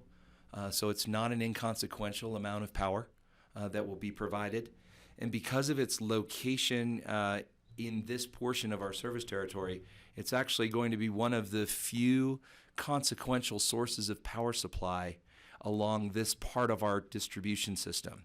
And I'll come back to that in a moment when I talk about the resilience value, because I think that's really important.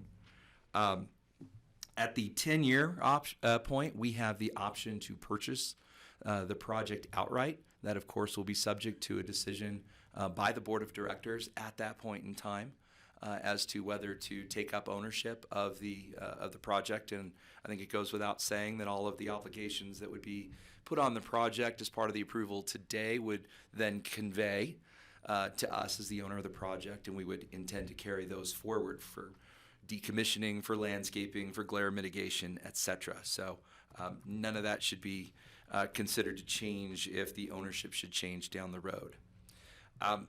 This RFP that gave rise to the project was solicited in response. We moved forward with this RFP in large measure because we were hearing from communities that we serve, including this one, quite strenuously, a desire for more renewable energy. I came on as manager in the summer of 2017, so the RFP preceded me, but certainly the decision occurred on my watch. And one of the things that was very clear to myself and to my board members, a couple of whom are here today, in fact, was that we had a loud voice of this community for more renewable energy. And in fact, when we conducted a member needs assessment in early 2018, a survey of Holy Cross members, 69% of those that we surveyed said they wanted renewable energy from a community-based solar project. It was the highest scoring response on a list of about 20 different options, everything from electric vehicles to time of use rates and so on. Renewables from community solar resource was the highest response. And the numbers were even higher when we looked only at Pitkin County. So I want to say point number one, this proposal comes as a result of an open RFP, a solicitation of over 20 different projects that we looked at, and there were many more that were obviously considered by the proponents before they down-selected to the ones they wished to propose. So we've done a fairly comprehensive look at where it's best to site renewable energy in this area. The RFP was very focused on distribution-connected resources because of the reliability and the resilience that they provide by being directly connected to our system, by not being required to be brought in over transmission lines from the Front Range or from the Eastern Plains. Those are parts of our portfolio as well, and in fact, the large measure of our power supply comes from outside this area. But that in and of itself is a source of vulnerability, as we saw all too up front and close last summer with the Lake Christine fire. And so that only underscores, I think, the value of having something that is directly situated in our community that can, in the future, be paired with energy storage to provide resilience for this part of our system. As many of you know, and I think we were vocal about at the time, this part of the Upper Roaring Fork Valley is served by one substation at BOCC, a pair of transmission lines along a single right-of-way that comes from that substation up to this end of the valley. 1/3 on an annual basis of our load comes from this area, and it hangs by a string. So to the extent that we can find opportunities to site clean generation in accordance with the wishes of this community in this footprint, I think we have an opportunity to not only create a environmental outcome, an economic outcome, but also a resilience outcome that's helpful. To that end, this project is a part of our 70-70-30 plan. which is a broader response to our community's ambition to become a cleaner, more sustainable, and climate-friendly place to live and place to work. We've committed as part of that not only to sustain continued investments and support for rooftop solar and for renewable energy through the bulk power system here in Colorado, but we've also explicitly said we want to put distribution-connected projects like this throughout our service territory in all of our areas, 5 megawatts, so about this size every 3 years for the next decade as part of a reasonable portfolio of projects. This will not be the last time that we look at projects in Pitkin County, but by far we believe, based on our analysis and some of the factors that Connor talked about, this is by far the best. The proximity to our transmission system, a half mile of underground transmission lines start at about $5 million per mile. So if we site this project anywhere else in our service territory where it's not proximate to the transmission system, we have to add in those costs and those permitting requirements and those disruptions from an environmental standpoint to the total cost of that project. So on that basis, having something close to our system is actually quite valuable. I mentioned the resilience benefits, the fact that we're furthering the beneficial use of the site beyond what the sanitation district has already done, that we're creating value for the sanitation district customers. And in fact, we have an opportunity to put this resource into the pool of clean energy resources that we make available to our Holy Cross members more broadly, and specifically to those that want to take part in our PURE program, which allows consumers of Holy Cross energy to green up their portfolio from our 39% resource mix today that is clean and renewable up to as much as 100% in the near term as we build towards our 70% goals in 2030. So I'll leave you with 4 points. This is directly in response to an RFP that came from this community saying we want more clean energy. And this is the best project out of the 20 or so that we looked at. And we've looked at these now for a couple of years, and we stand behind this project. It supports our efforts to become a fully sustainable electric utility in accordance with the climate action plans of both this county and others. It comes from members' request to have renewables in their community. And I mentioned our member needs assessment survey. I will say, however, and you'll hear many of them this morning and this afternoon, our members are not of one voice, and we respect that, and we appreciate that, and we encourage all of our members, pro and con, to make their voices heard. And we've encouraged them to turn out today, and I'm glad that so many of them have done so. We respect those opinions, and ultimately it's your will as commissioners to decide whether this project goes forward. And lastly, I'll say I think there's an inherent value of resilience.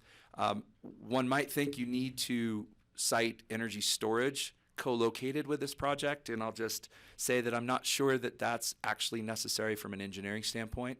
There are other locations, perhaps even at our own facilities in the business center, where we might look for energy storage in the future to complement this so that the solar plus storage becomes a dispatchable and controllable set of resources that we can use in the event that our service from the basalt substation is no longer possible.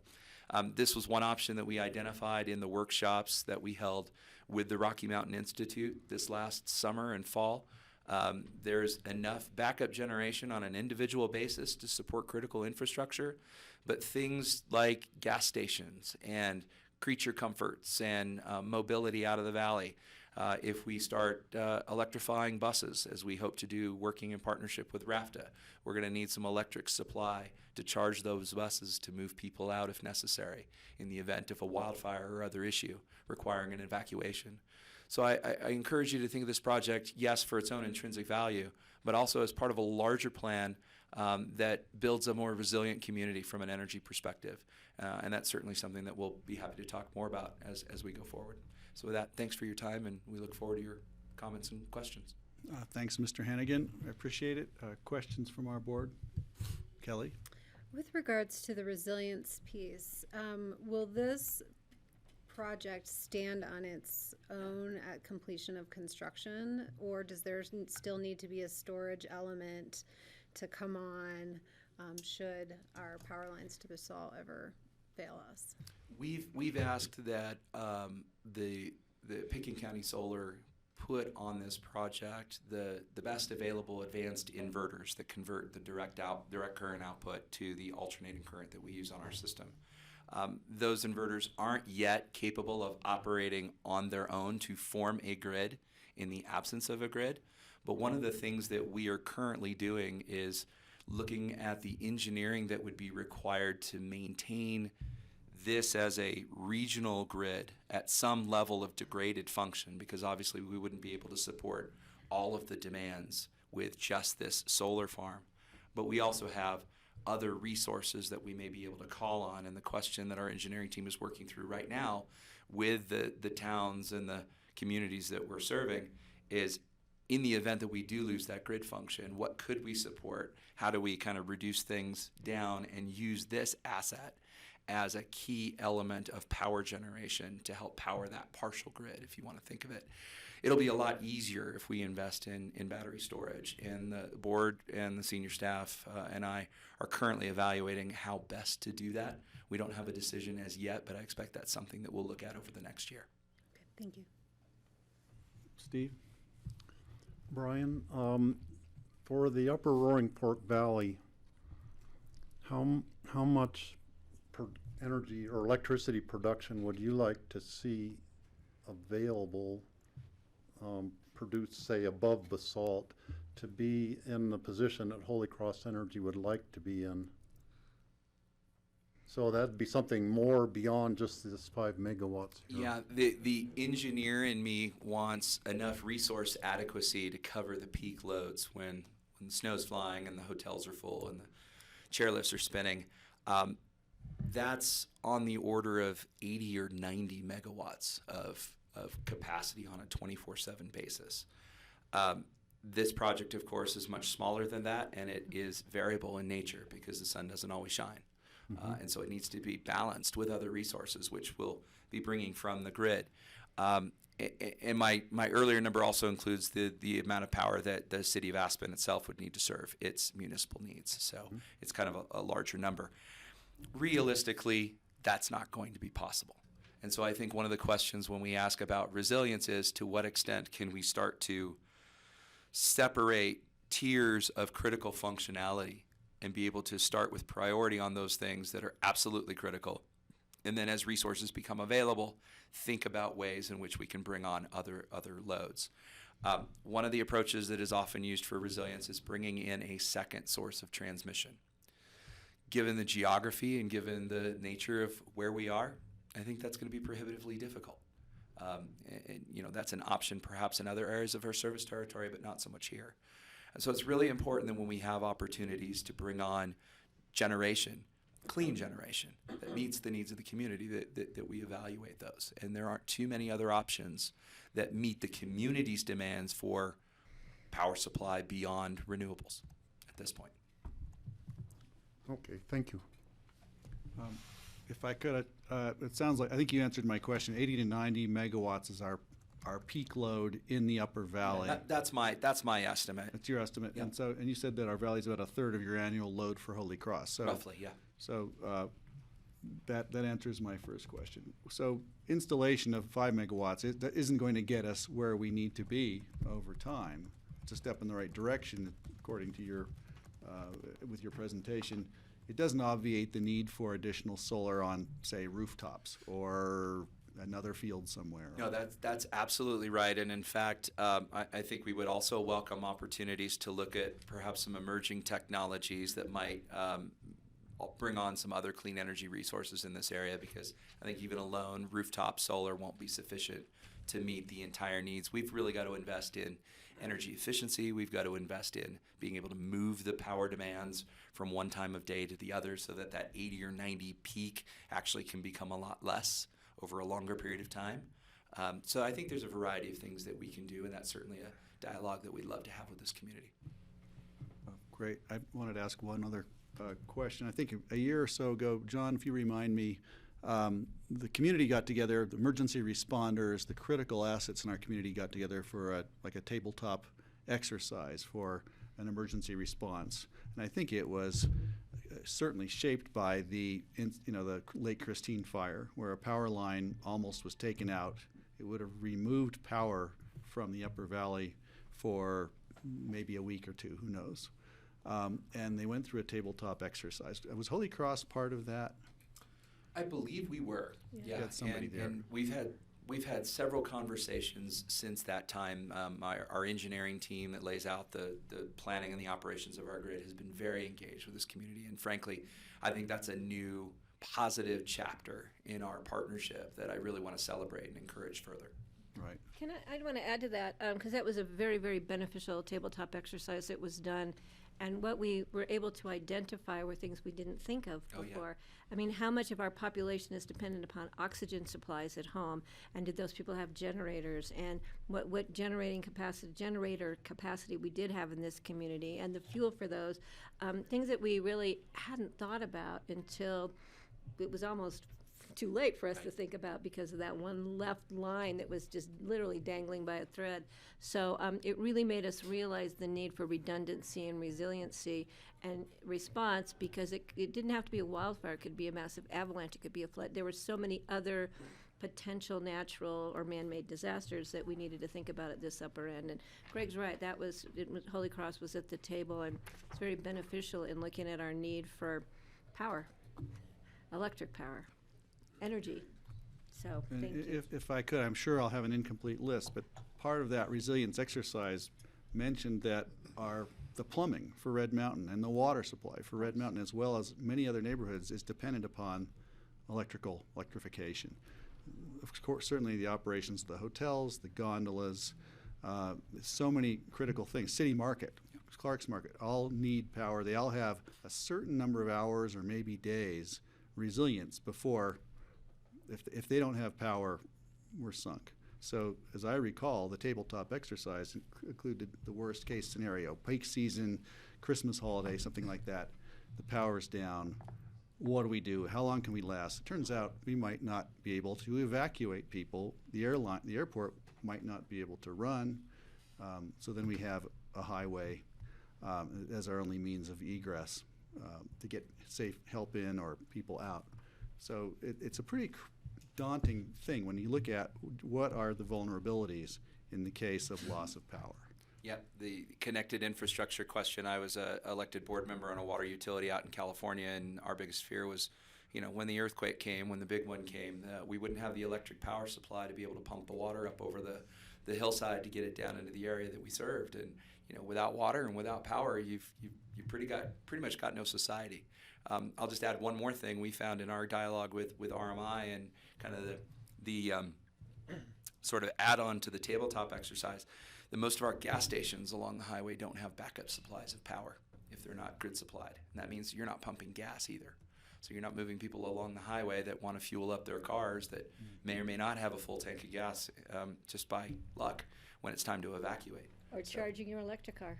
Yeah, and obviously as we move to electrify for a lot of really good reasons from an environmental and an economic standpoint, that only creates this interdependence of infrastructures, and we need to be consciously thinking about how we design for resilience as we go forward, and that's certainly our conversation with RAFTA and school districts and others that are looking at electric buses.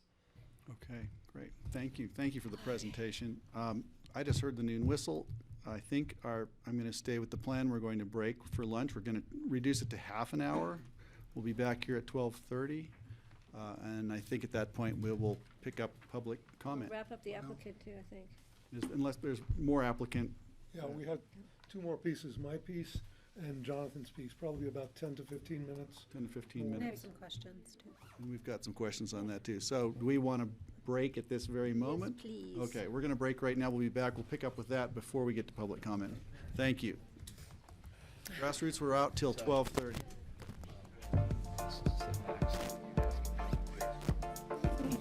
It'd be really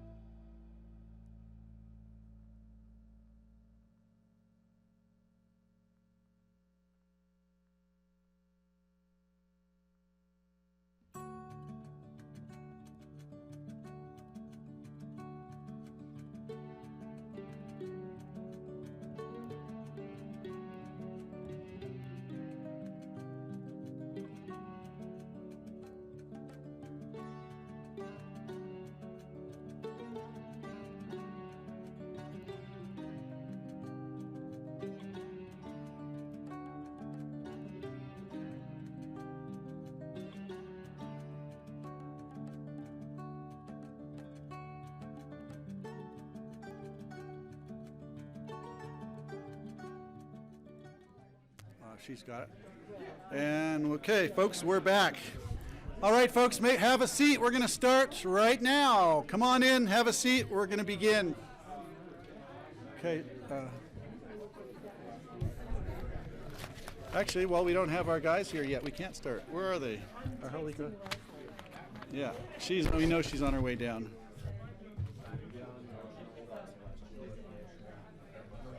Okay, here they come. We're on TV.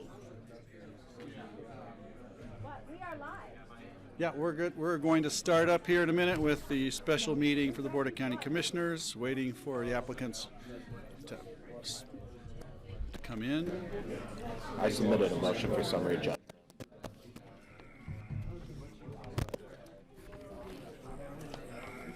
We're on TV.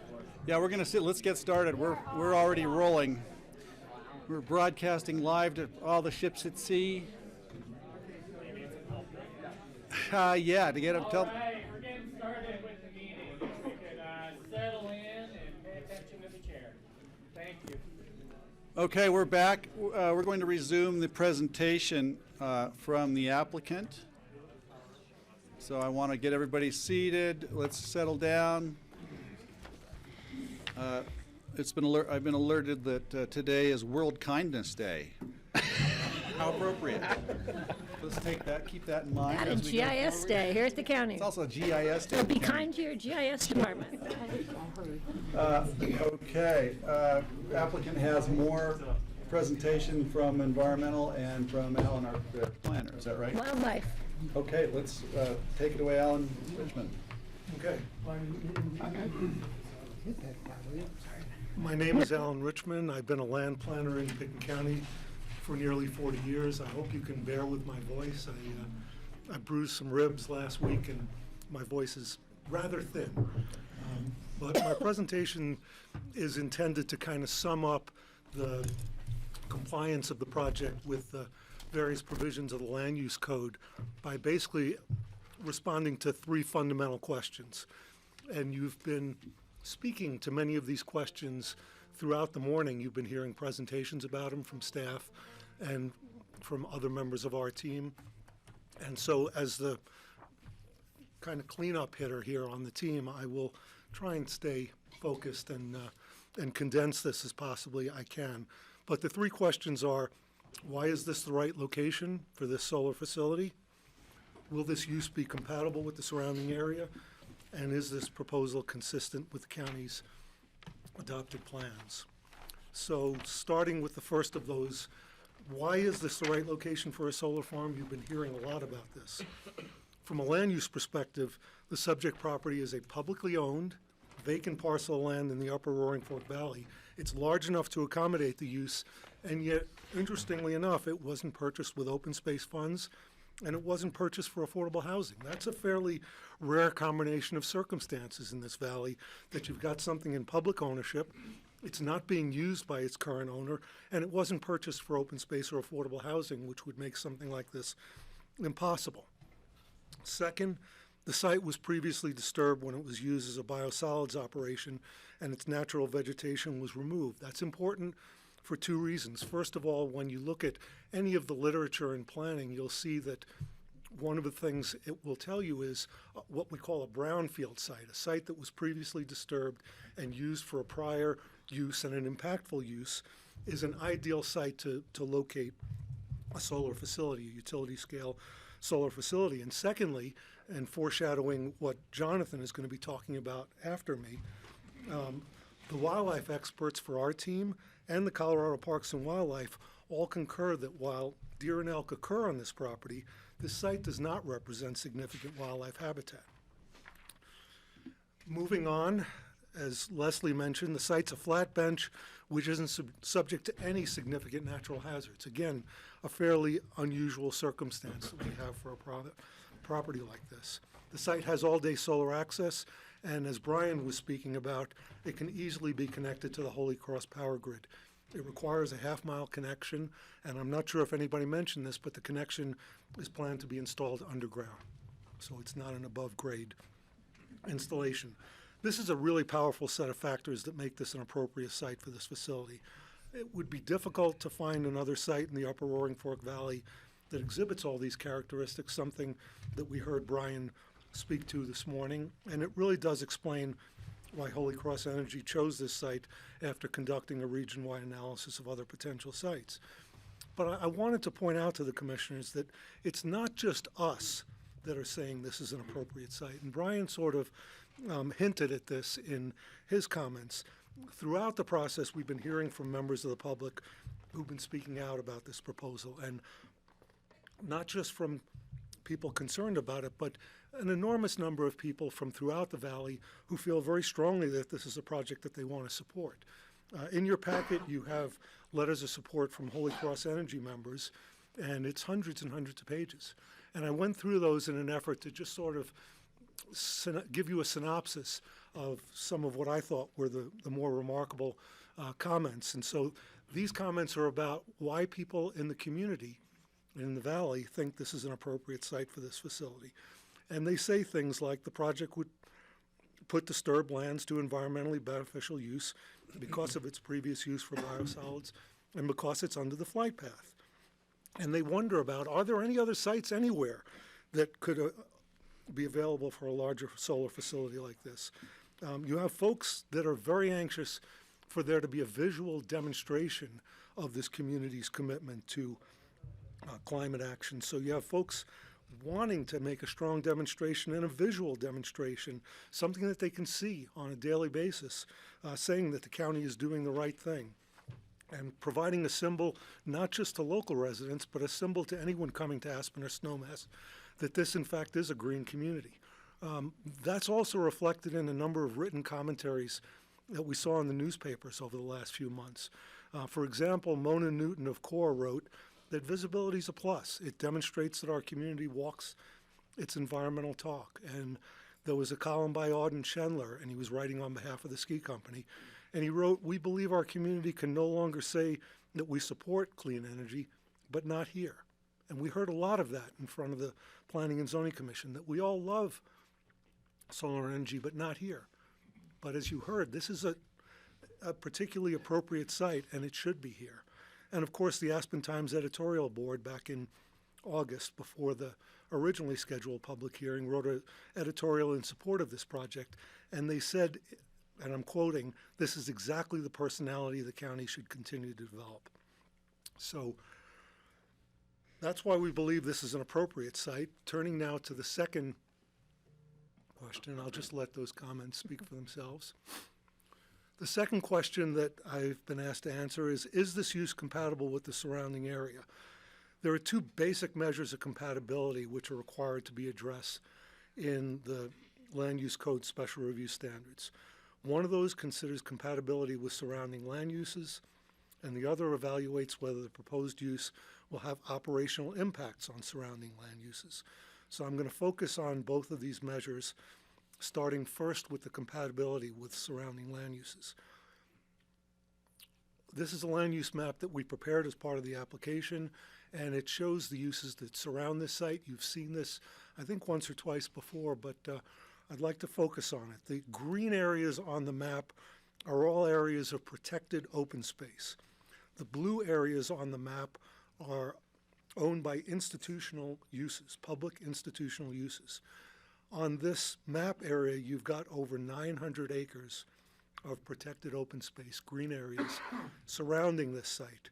And you've got 725 acres of lands dedicated to the airport, the Brush Creek Intercept Lot, and the Snowmass Water and Sanitation Disposal Site.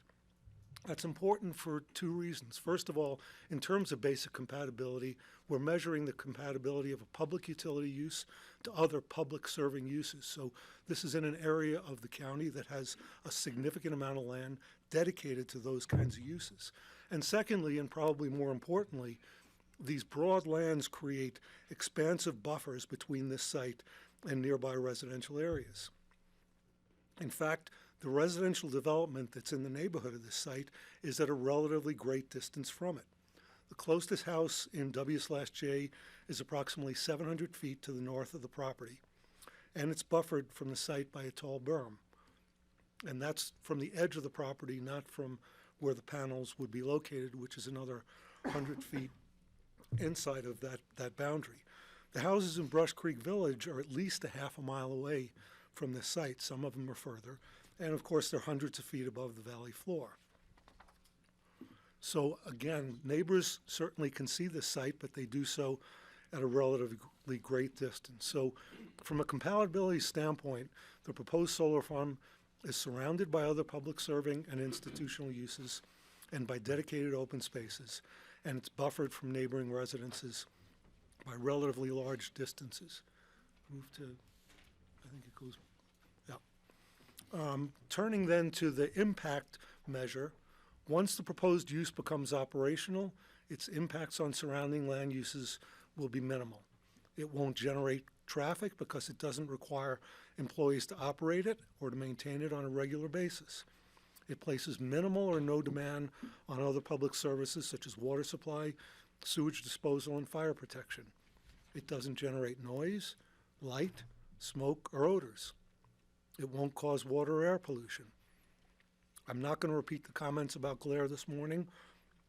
Connor spoke to you about those in depth. There was a letter in your packet. It was actually submitted right at the time of the second Planning and Zoning Commission. And it was submitted by the neighbors who opposed this project, and they characterized this proposed use as an industrial use, and I can't agree with that characterization. When you look at the proposal, the project doesn't exhibit any of the characteristics of what we think of when we think about an industrial use. There won't be any materials delivered to the site for processing. There won't be goods manufactured at the site. There won't be industrial waste generated by the facility. The project produces clean energy without any residual waste product, I should say. And it shouldn't be categorized as an industrial use. In fact, it should be classified as a public utility, which is what your staff has classified it as. But of course, there have been concerns raised that the site will look like an industrial site. So I know we've talked a lot about visual impacts, but I'd like to focus on them just a little bit more from the standpoint of the land use code. The scenic view protection standards in the land use code are designed to protect views from public roads, not views from private properties. Those standards don't prohibit development within scenic protection areas. Rather, the code directs development to be placed in areas of the site which are relatively less visible from public roads, and it requires structures to not project above a ridgeline. It also directs applicants to utilize natural topography and vegetation to screen development. The code states that earth moving and berms should not be used as the primary means of protecting scenic views, but can be used in conjunction with other techniques. So as was mentioned this morning, the public roads that we're talking about, the primary public roads that you see it from, are State Highway 82 and Brush Creek Road. Each of these is more than a quarter of a mile from where the panels would be situated. Can we go to? This means that the site is not in the immediate foreground. Rather, as you can see from the pictures, it sits further into the backdrop, and so it's not directly in the field of vision from persons who are passing by the site. The site is also, as you can see here, essentially at the same elevation as Highway 82. So someone passing by the site along the highway is looking across the site, not down on it or up at it. Because there's a topographic backdrop behind the site, when you look across it at this kind of distance, the project in essence recedes into the backdrop and it doesn't stand out from it. The dark finish on the panels reinforces this perception because darker colors recede from our view while lighter colors tend to stand out or move forward in our view. And of course, the low profile of the panels, as you heard, they range from about 7+ feet when they are flat top to 10 feet plus when they are at their highest. And the code allows, by the way, 16 feet for a panel. So this is significantly below what the code would allow for a panel. They, of course, don't break a ridgeline and they don't silhouette against the sky. Now, topography and vegetation along the edge of the highway also plays an important factor. And can you go to the ones that I took yesterday? I took a series of pictures yesterday to try and illustrate this point because the topography and the vegetation right along the highway, starting when you are coming into Shale Bluffs from Up Valley and then moving all the way to the corner by Brush Creek Intercept Lot, which is where this picture is. Topography and vegetation does anything from completely eliminating a view of the site. It's in essence not visible from this location. And keep going, Connor.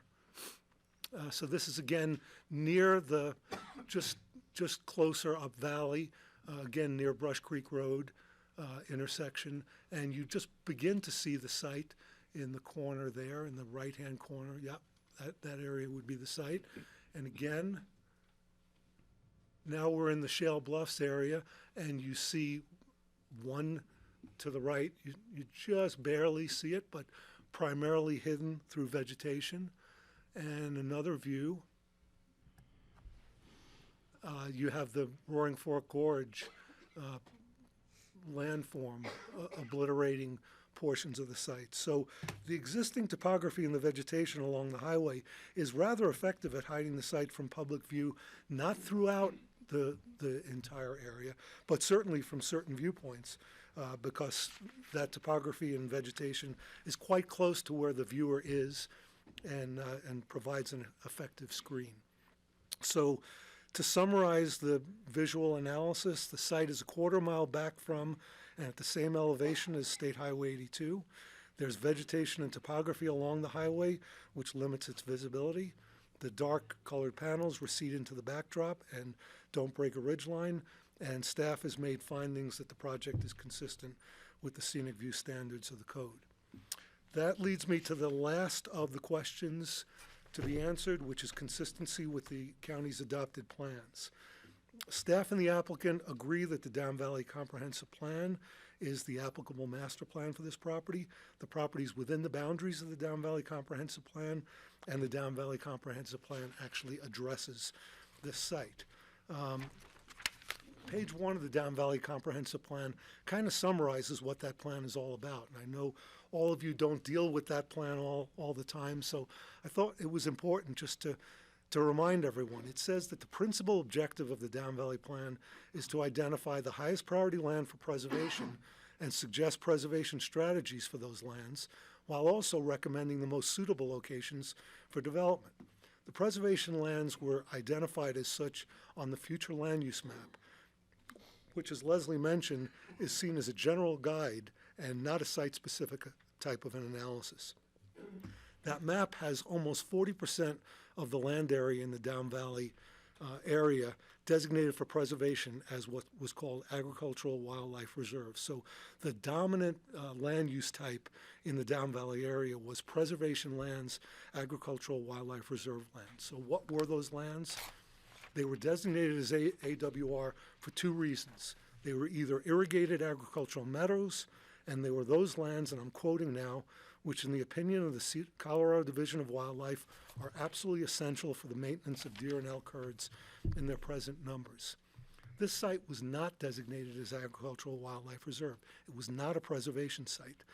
Why? Because it didn't contain historically irrigated land, or does it today, and it was not mapped by CDOW as critical wildlife habitat, and they don't map it that way today. So it wasn't considered a priority site for preservation. Now, interestingly, more recent planning efforts by Pitkin County Open Space and Trails, specifically the 2013 Roaring Fork Gorge Management Plan, have identified important open space and conservation values this site can achieve. The Roaring Fork Gorge Plan seeks to create a cohesive and connective system of protected lands along the gorge. Because of that plan and because of the recommendations of your Open Space and Trails Board, the applicant has agreed to place a conservation easement on 5.5 acres of this property, the most sensitive portion of the property, the heavily vegetated slopes of the Roaring Fork Gorge. Those are the lands that have a value to wildlife. By doing so, the applicant is helping to implement the Roaring Fork Gorge Management Plan at no cost to the public.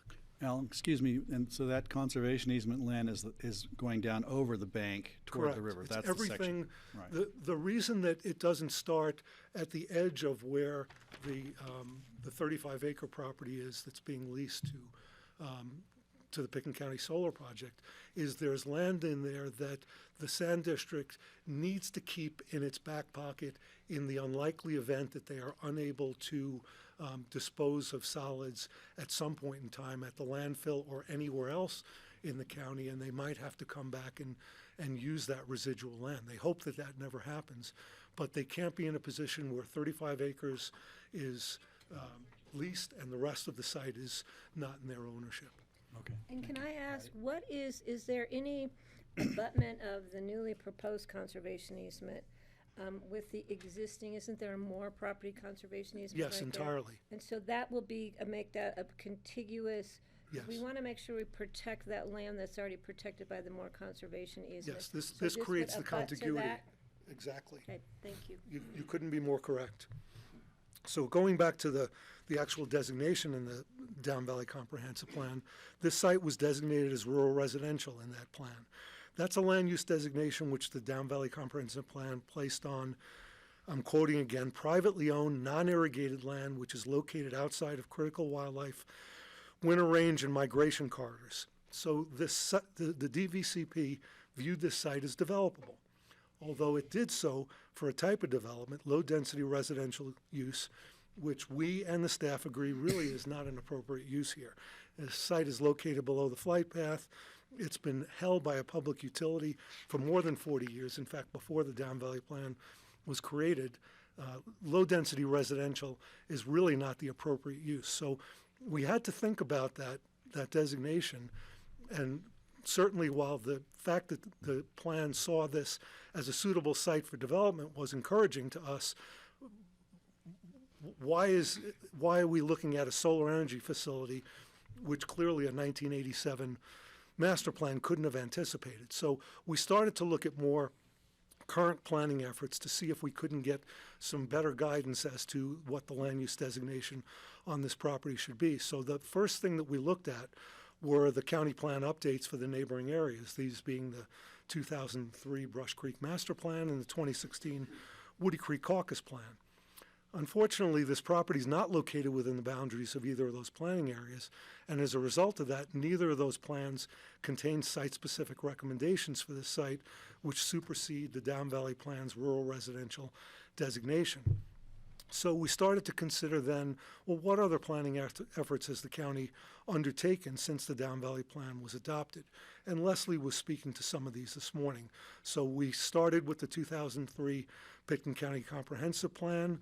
That does have, as Leslie suggested, the theme of the county refining and expanding upon its resource conservation strategies. And if you think about it, that's particularly important for a site like this, because back when the Down Valley Plan was being developed, the resource conservation strategy that the county thought about, and really all that we were thinking about, were the traditional issues of wildlife habitat protection and open space preservation. But in more recent years, resource conservation has taken on a much more broader set of themes.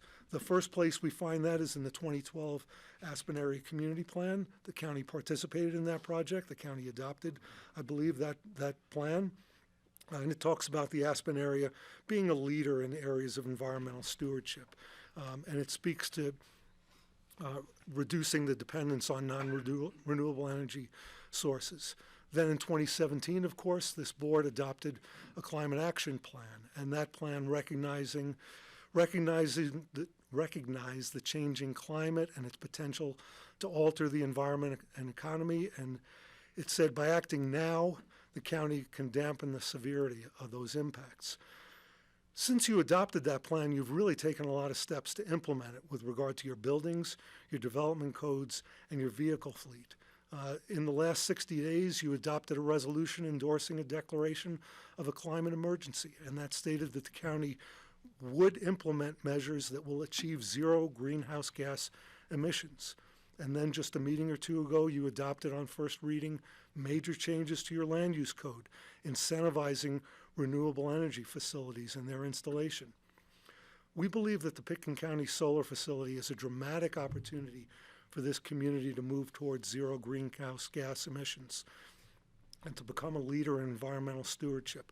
And I'm going to turn again to the comments provided by the Holy Cross members because so many of them have expressed support for the concept of this county being a leader in the renewable energy movement and setting a positive example for other communities to follow.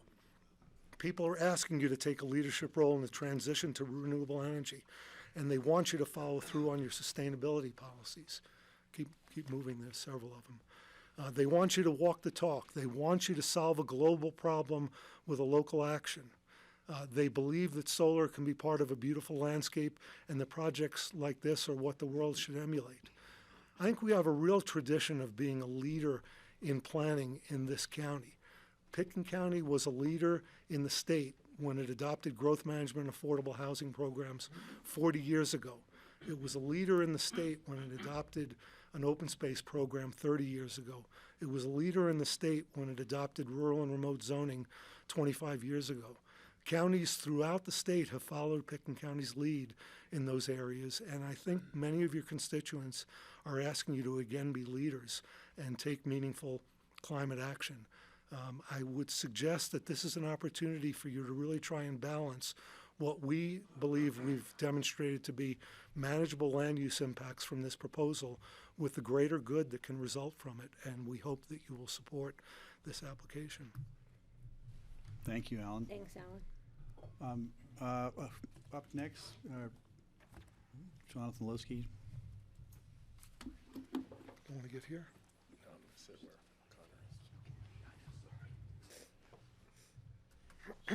You gonna stand or? You look so formal standing there.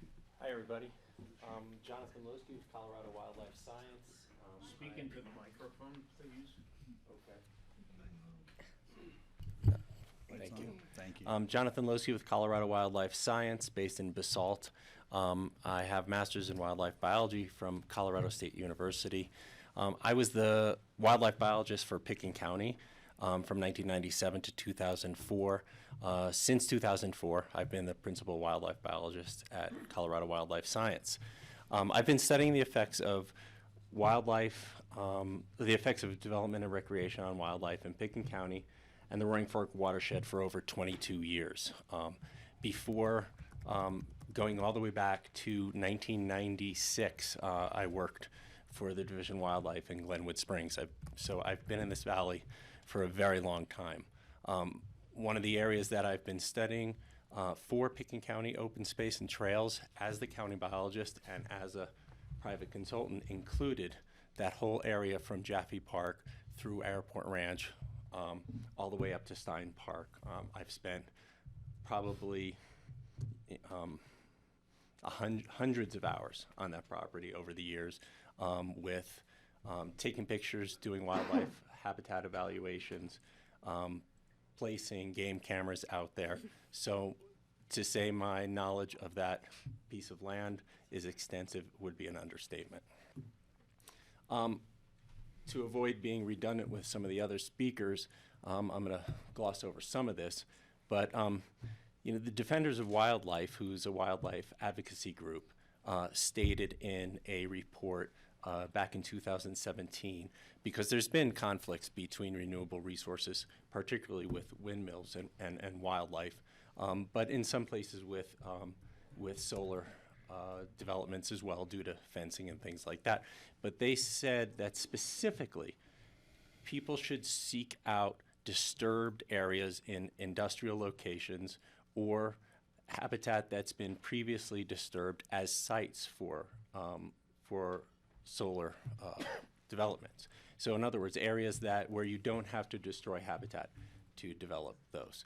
The current state of this property is disturbed. As you can see in that photo and subsequent photos, and this has been brought up by other folks, the habitat was cleared. The native vegetation was cleared prior to the introduction of the biosolids, and is now essentially a monoculture of smooth brome, crested wheatgrass, and other non-native grass species.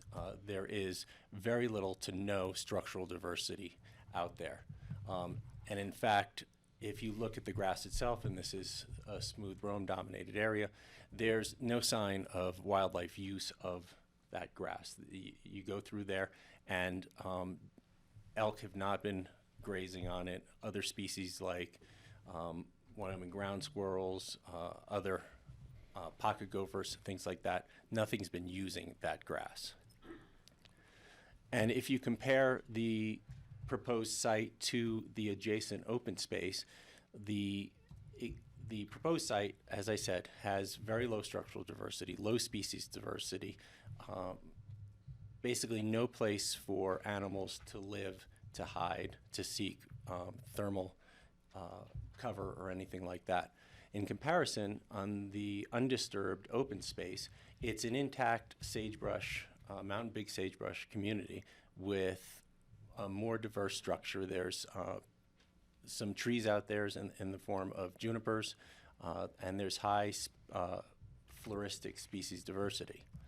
So in order to determine the wildlife use on the proposed site, I conducted two pellet counts transects or surveys, about 200 meters long on both the proposed site as well as on the adjacent Moore River property open space.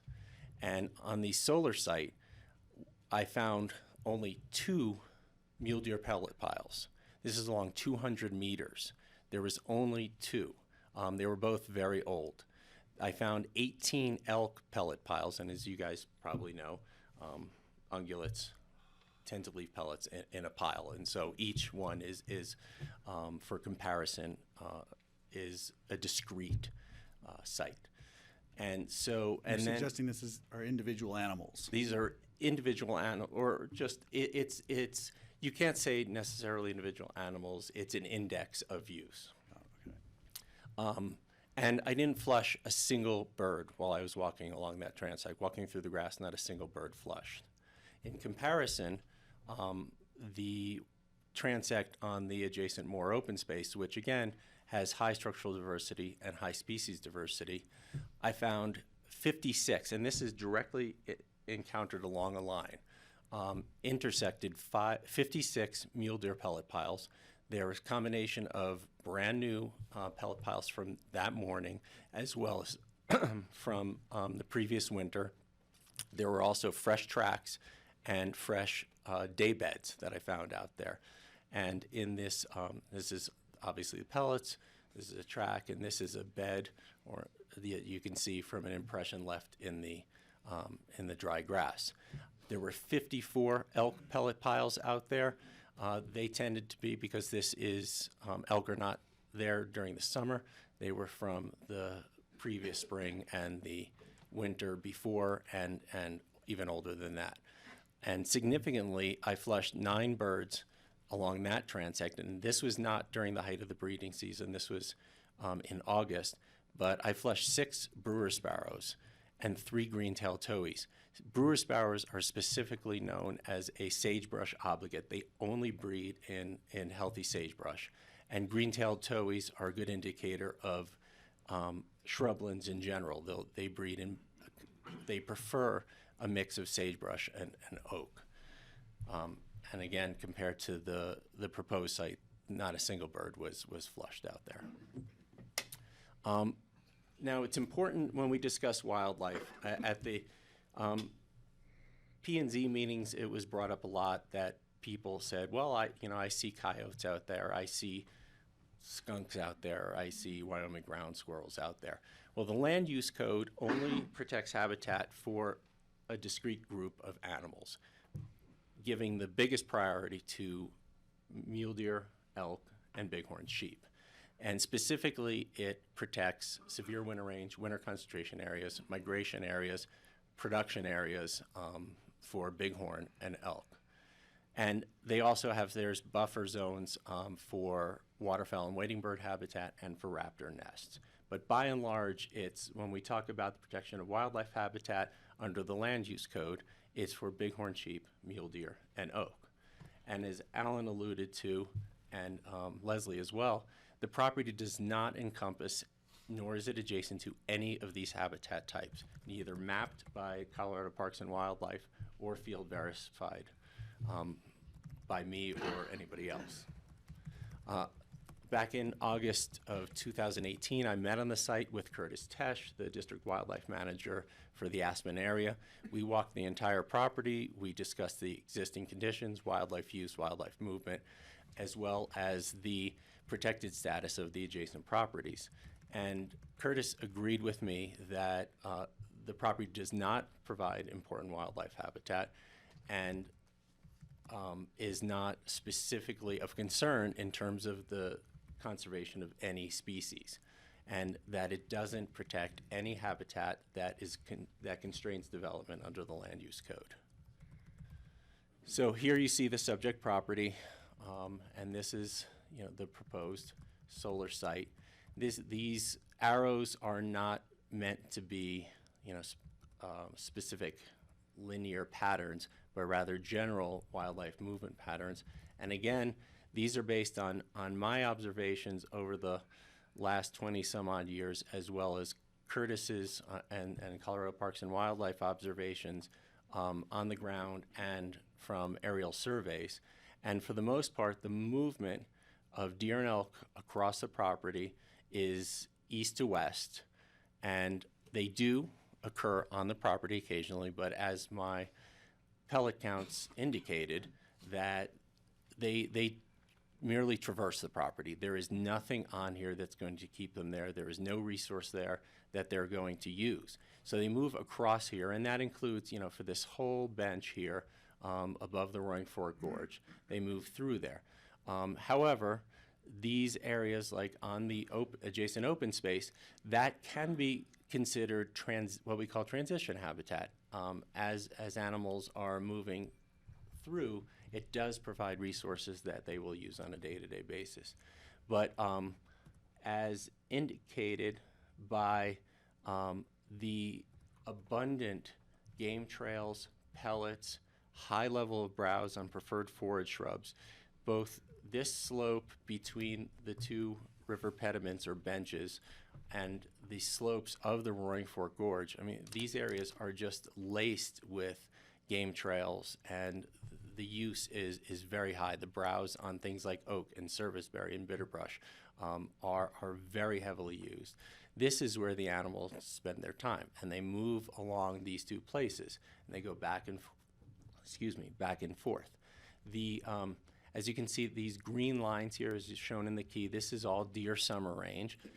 Over here on Cozy Point, this is This is winter range and severe winter range. That's an area that is absolutely critical for mule deer and elk. As we drive up and down Highway 82, or if you live nearby, I'm sure you see high numbers of elk there during the winter time. This is identified as a migration corridor by the mapping, and it's very actively used. But on this property itself and adjacent properties, there is no wildlife habitat that constrains development under the land use. Excuse me, Jonathan, if you wouldn't mind, just the elk migration corridor, I live right above that, so I see the elk in the Cozy Point and up in our neighborhood. And they must cross somewhere. They cross the highway, they cross the river. Is this the high concentration area where they cross?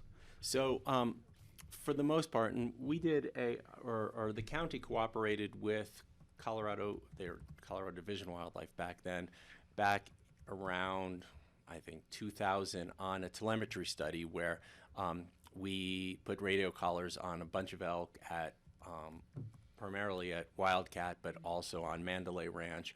And we were looking specifically to see where these animals are moving to and from. And for the most part, we only had 2 animals that crossed the river from the west side to the east side. For the most part, the animals on this side of the river tended to stay on this side and then moved down towards Woody Creek and Aspen Valley Ranch and the Red Canyon and those areas down there for the winter, as well as the slopes just above Woody Creek. And these animals, which some people call the Maroon Bell snowmass herd, these animals tended to come down this way from through the various drainages. Some of these animals will stay on Sky Mountain Park throughout the winter, but many of these animals continue down, work their way through either below Brush Creek Village or across the former Seven Star Ranch and over to Watson Divide and to Williams Hill. And most of these animals then winter on Williams Hill, although some of them in lighter winters they'll spend a long time on Wildcat Ranch, and as I said, some here. As Alan mentioned, this property is embedded in a very active conservation landscape. You've got Pickens County open space throughout the Roaring Fork Gorge complex of properties. The applicants are proposing conservation easement along the gorge that will connect the 2 open space properties, as well as the portion of the gorge on the Snowmass Sanitation District side. And you have the airport property that is also protected. And then there's conservation easements over here. So there is plenty of room for animals that want to move back and forth east to west, and then there's also plenty of space for them to move north-south along those benches, as I said, and the evidence on the ground is abundant, showing that that's where they move. They don't tend to, for the most part, move this way through the property. The conservation measures being proposed within the application, and Alan and Connor mentioned this, but the slopes above the gorge are going to be preserved in a perpetual conservation easement, and there is abundant both smooth and barbed wire fencing along that bench that poses a direct threat to wildlife. They get caught up in it, but it also inhibits wildlife movement.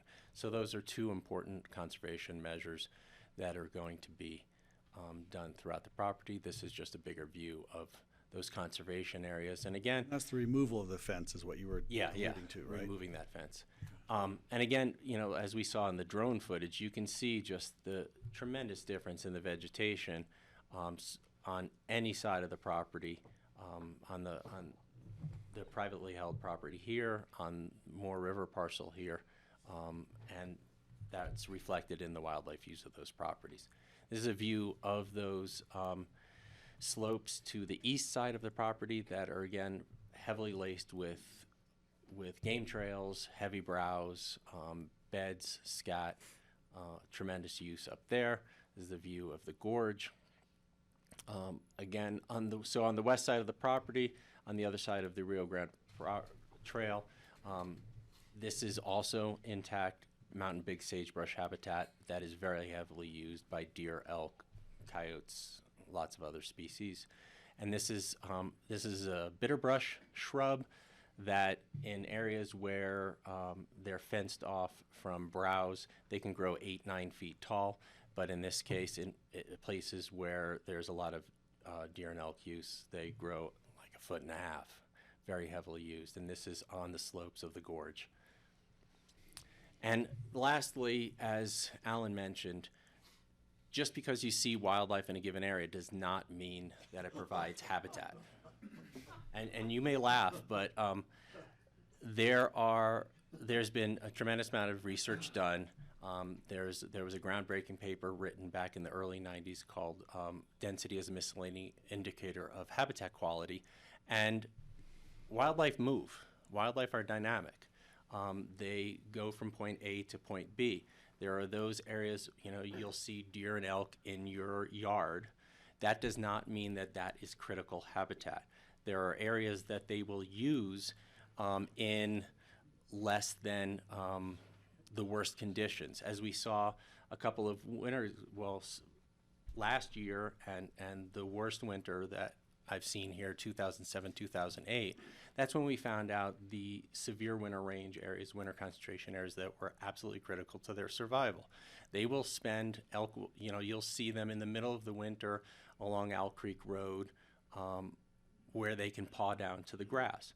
But that is not the critical habitat. That when we have those 5, 6, 7 feet deep snow depths, they're not going to be able to access that anymore. It's the slopes above there. This is particularly the places that have southerly exposures and higher solar radiation that are going to that's where they're going to find their resources, their food, their thermal cover.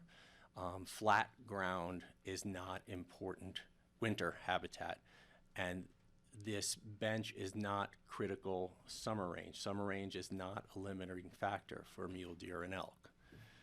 Jonathan, can you just describe where that photo was taken? I know, I'd love to know. Is this right south of Brush Creek? I'm just trying to think, where are we? I'm not recognizing. No, this is actually. I'm working on a project along I-70. Okay, Assistant by Representative. Pass. Thank you. Okay, because I didn't remember the bridge being elevated like that. Okay, thank you. They're just waiting to cross. Yeah. Right. All right. Quickly. Exactly. The light hasn't turned. Right. They didn't push the button. So with that, I'd be happy to answer any questions you guys may have. Questions? No, thank you. That was pretty thorough. Steve? Jonathan, where do the wildlife go for water? I presume they go to the river sometimes, but then do they also go up onto McClain Flats, Yeah, I where mean, there's irrigation ditches? They get a and- tremendous amount of water from their food, from the leaves that they eat. But yeah, these animals do use the Roaring Fork River. They do go down there to, more so elk go down there to access water. Yeah, there are plenty of places where they will go to drink, ephemeral pools, stock ponds, ditches. But again, you know, when we talk about wildlife habitat and the long-term persistence of animals, there's a concept of limiting factors. And although water can be a limiting factor, particularly on summer range when it's dry and hot, it's not what we call the minimum limiting factor. It is not what is going to determine the long-term persistence of these herds in this valley. There is enough water. They can access our various creeks and rivers. And we've actually introduced more water on the landscape than there was pre-settlement because of ditches and stock ponds and ornamental ponds and lakes. Great. Okay. All right. Thank you. Yep. Thank you for that. Okay. Is that Connor? Are we where are we? Yeah, so thank you. That concludes our presentation. Okay. So I want to open this up. No, Any other Kelly, board? Kelly, did you have a question? You know, a lot of them were answered. Okay. Yeah, thanks. Okay. So that's it. Any other questions for the applicant or Holy Cross, or how are we doing? Are we ready to move I on? think we just reiterate the process and. Right. Oh, I will have some questions, but I think I'll bring them later after the public comment. Because the questions might be answered while by the Public is public speaking. comment. But we are going to have public comment, but I'm not assuming that we're going to have back and forth question and answer. No, Steve, do his questions now. I think, yeah, there's not going to be any Q&A. Well, I could do a few of them now. I'll try to pick out some. I'm not going to ask all the questions I have written down. There is a drainage basin and a sewer cap on kind of near the little cabin on the property, which it's showing that you're going to grade everything over. I presume that's some kind of a settling pond now, but is that what you're replacing with the new settling ponds a little farther to the north? Correct. So there's existing drainage that you're pointing out that will be relocated via detention ponds on the north end of the project, which are designed to handle any stormwater that would occur on that site. And so there is some kind of a sewer cap there in that drainage basin that's there. Are you going to have that connected to the new storm drain area? No, so that existing infrastructure would be removed as part of the grading. Okay.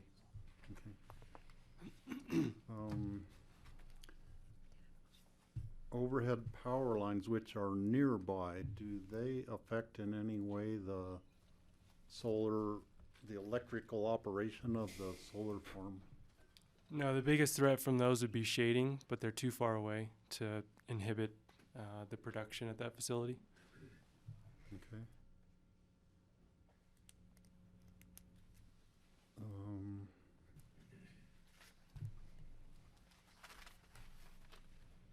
If you'll bear with me while I just look down through these questions, because most of them have been answered already.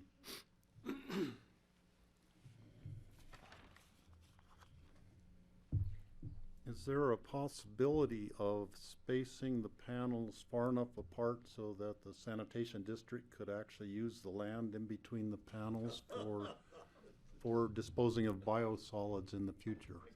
Unfortunately, with this size, no, which is why the sanitation district is reserving the remaining acreage for future disposal. Okay.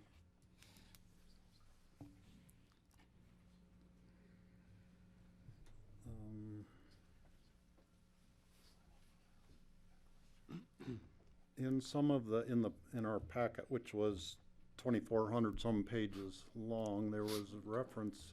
Some people were saying that there would only be enough electricity for 90 homes, not 900 or 1,000, based on the home size in Aspen, the fact that the sun only shines part of the day, all these different factors. Could you address that question? Yeah, I think they've just got a decimal point in the wrong place. Because if you heard, remember what Mr. Hannigan said, it's 900 homes. So if they're using 90, it sounds like they've just got their arithmetic wrong. And Steve, can I just clarify that too, so the public understands? It's not that this farm would generate electricity for those homes. That's how much electricity it would generate. Equivalent. They're not That's correct. specifically going to the homes. It's going to the water, or the Aspen Sand District, to help mitigate their energy uses. Correct. Yeah, it's just a basis of comparison. So, for instance, it's 900 homes or 1,100 homes on an annual basis that the power from this facility is providing, and that's on an average use per home. Just to explain to people what the equivalency would be. Then just one final point, and I think I know the answer, is that you're not planning any battery storage on this facility. In one of your pictures in the packet, it showed a facility that you had built, or that RES had built, that had a solar storage built into the system. And I think maybe that led to confusion among people that you were going to do battery storage here.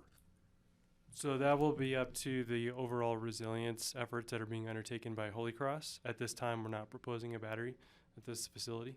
Yeah.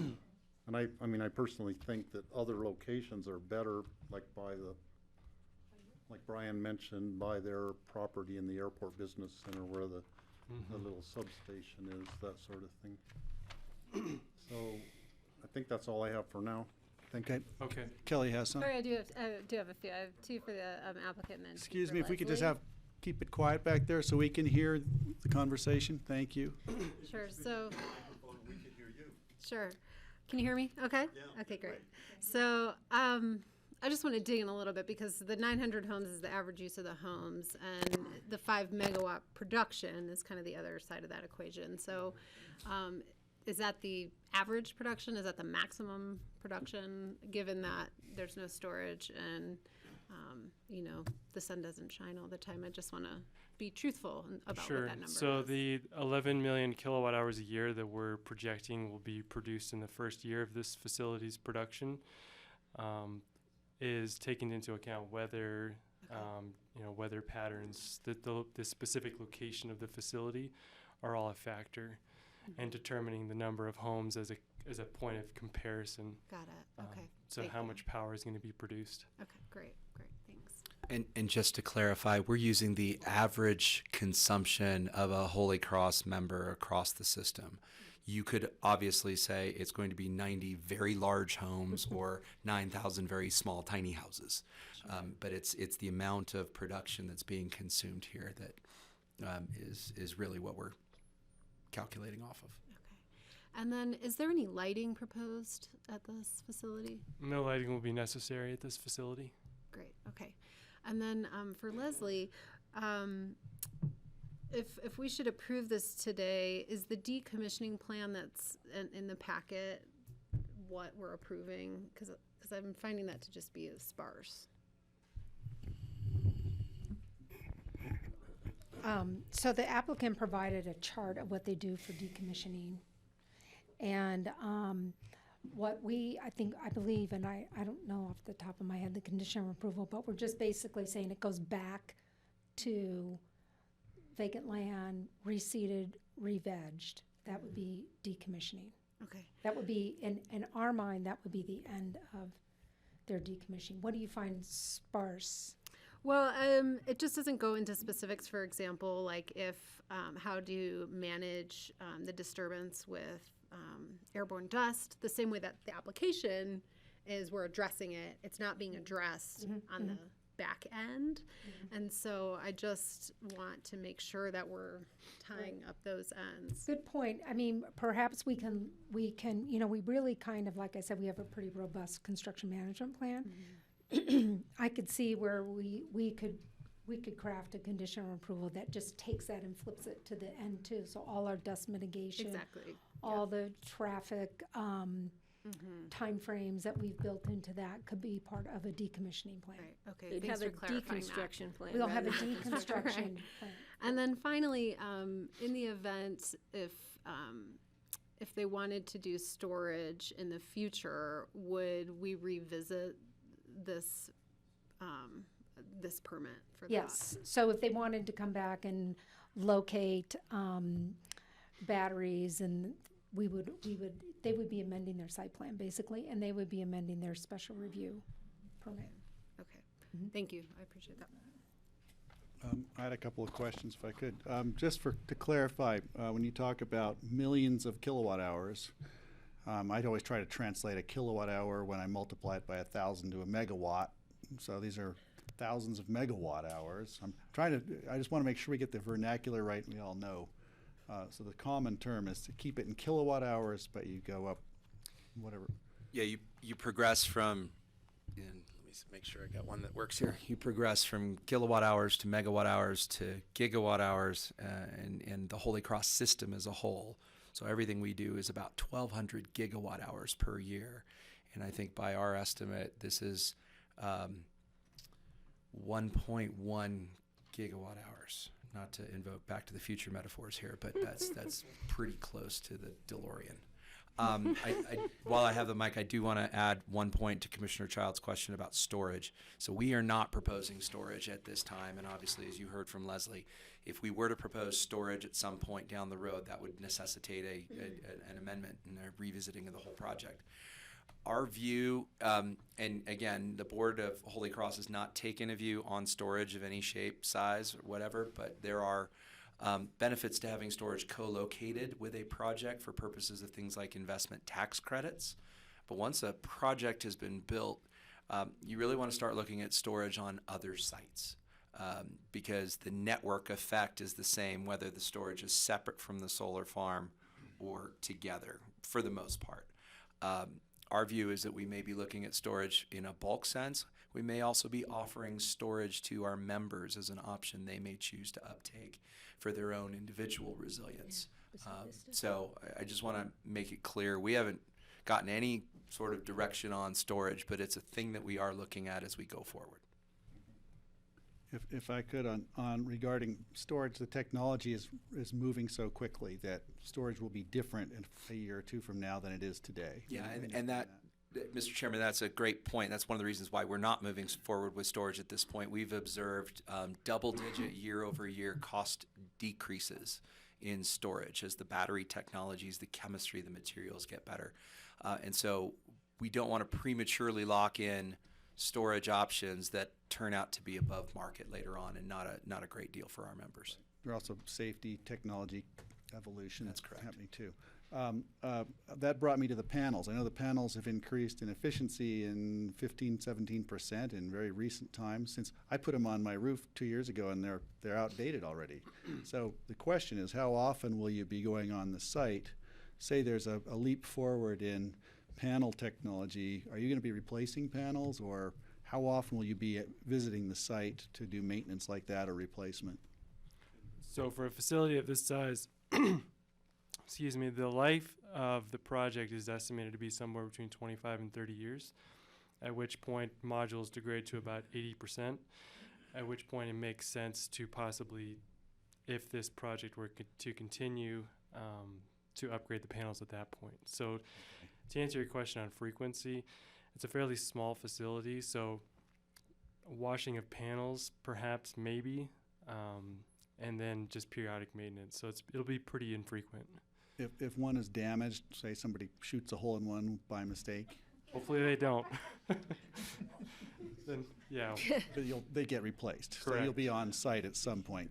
We'll have an attic stock and on hand for situations like that. Hopefully it's under different circumstances, but right. Yeah. Okay. That's kind of a violent method, but I'm just planning ahead. So we talked about replacement. Okay, regarding outcomes, Leslie, are we looking at, when it comes to vegetation and rehabilitation of the landscape, or shielding the site from Rio Grande Trail, is it outcomes based, or is it number of plants and number of days visited? I'm just trying to think, are the results we're looking for, that we're going to hold them to our based on the outcomes rather than the number of trees planted or the number of gallons of water put on it. How do you hold their feet to the fire? There are incidents where a utility or an entity will come in and do some mitigation. They'll plant the trees, but then the trees die, and then you've got dead trees sitting there. That's not the outcome anybody wanted, yet they're meeting their requirements of the application. Are we thinking about that? Yeah. So three things. First thing is we're going to be requiring a financial security for the landscaping that typically the community department holds for 2 to 5 years to ensure that the vegetation survives. Secondly, you have your annual review, and one of the items in your annual review will be the success of the vegetation that's planted. And then third, what we do up on the second floor is, as part of submitting this landscape plan and as part of the financial security, we talk about what regrading and re-veg will look like and what we expect. And we have 2 landscape architects on staff, and they look at those things and define, looking at the site today, what do we expect at 6 months and a year and 2 years. So we have 3 things that, we have 2 things that we're directly holding the applicant's feet to the fire, and then the third is prior to the issuance of any building permits, the applicant and staff are going to be on the same page with what the expectations are when the landscape's been installed. Okay, thank you. Am I allowed to make a point of clarification? Because in your documents, you know what, we're going to try and do this at public 15 to comment. 20 years for the vegetation. You need to keep control. Yeah, I'm sorry, we're not going to take public comment at random. You'll have to wait, but you can bring it up when you. Okay, are we finished with the presentations now? And any other questions from board or staff on our end? So we're going to open this to public comment. One more question Okay, just popped in my head. Steve's got one. On the map that showed your buried electric line, it went straight and then at a right angle. Was that to get it around the Snowmass Sanitation District land? That's correct. That's to give them flexibility in the future. They requested that routing, and also to avoid impacting closer to the Rio Grande Trail. We decided to go east in that direction. Okay. That makes sense, because they might be plowing up their ground or something, and they don't have to worry about Correct. buried power line at that point. Right, exactly. So we're gonna skirt around the outside of their property boundary. Okay. Okay, great. Thank you. Thanks for the presentation. We're going to begin public comment here. I want to remind everybody how we're going to do this. Public comments, we're going to limit it because we have a long list of people. We're looking at 3 minutes per comment. If you happen to agree with somebody and you just want to get up and say you agree with them, that works. Redundancy doesn't score points or anything. But certainly you can express your agreement or disagreement however you want.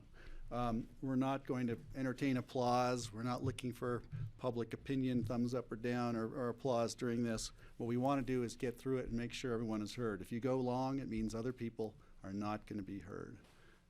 So that's how we're going to start. I've got a list here. I'm going to call out the first 3 names. The first one, and then the other 2 should be ready to get up and speak, just so we can move this along and we're not fumbling with. Can I ask, are we going to use the timer? It's just, I think it's Yeah, just. I'd like to use the timer. That way we can be really well equitable. in the past, so people know. You've got one. Yeah, we've got a corner chair, perfect place to sit. If you're in the queue, you might work your way up toward the front. And with that, we're going to give it a try. And Let me see if that's on. okay, first one up. First name I have on my list is Dave Monk, and followed by Niala Honey and Oliver Fox Rubin. Those Do are you the not first have your 3. name on the list? No, I know there is some people who don't have their names on the list, but I've been at a lot of meetings before. Wait, you're not on the record. Over the timer, I think we should all have an expectation of what's going to happen, rather than getting there and getting heated. We can't hear you when you're not on the mic. It doesn't Okay, pick So up. just to repeat the question, I think it was about the timer. And so We'll have a screen up here. It's going to count it down. When you get to about 30 seconds left, the whole screen turns yellow. At the 3-minute mark, the chair will cut off comment so that there's enough time for everyone to comment. I think there's close to probably 20, 25 people. It's growing, yeah, And at least that. growing. Can I just ask because I can't hear that well, if you Could you move up to the front? Just move closer to the front. There might be a seat. Maybe somebody will give you a spot. If you please get where you can hear. I'll try and adjust the volume as much as possible, but if speakers, these mics are pretty directional, so they don't catch everything from the side.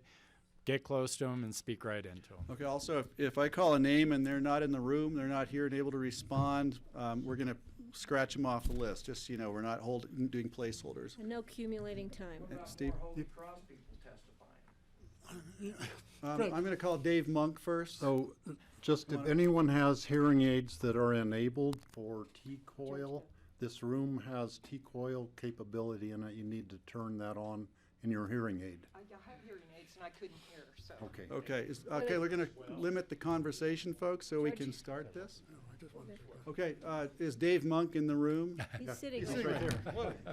He snuck up on me. The answer would be yes. Next will be Neala, and Oliver will be after them. So, okay. Great, thank you, Mr. Chairman. I'm one of 2 member-elected directors who represents this district within Holy Cross territory. So it's the upper Roaring Fork Valley that includes Pitkin County and the portion of Eagle County that up to the Garfield County line in our valley.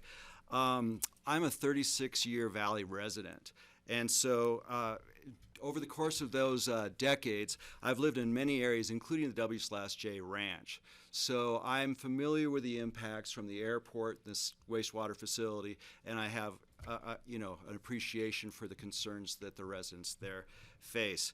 I currently live in Missouri Heights in Eagle County, and I was evacuated during the Lake Christine fire last year, and I continue to see the impacts of that disaster each and every day, right from my house, so I understand about that.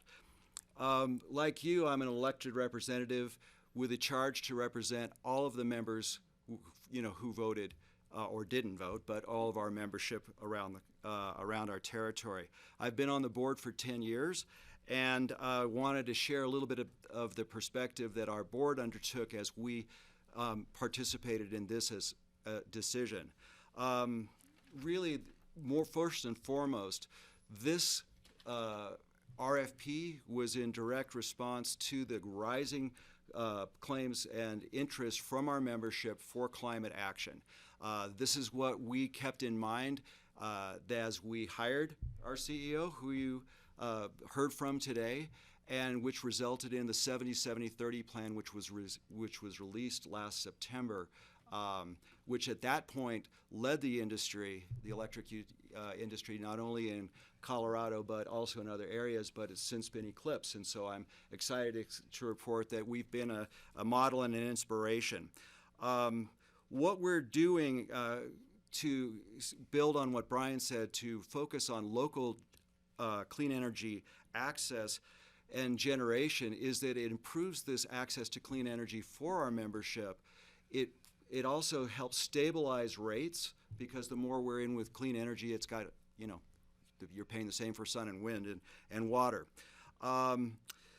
The board acted for this RFP to compare among the more than 20 projects that were submitted. And from that, we did select this project as the best site based on the reasons that you've heard here. But in summary, the local generation does have an impact not only on the climate goals, but also on the objectives for resiliency. You've heard from Brian in response to the Lake Christine fire, the risks that are here. While not providing the total solution today, the emergence of storage and controls will lead to this. Thank you. Thanks, Dave.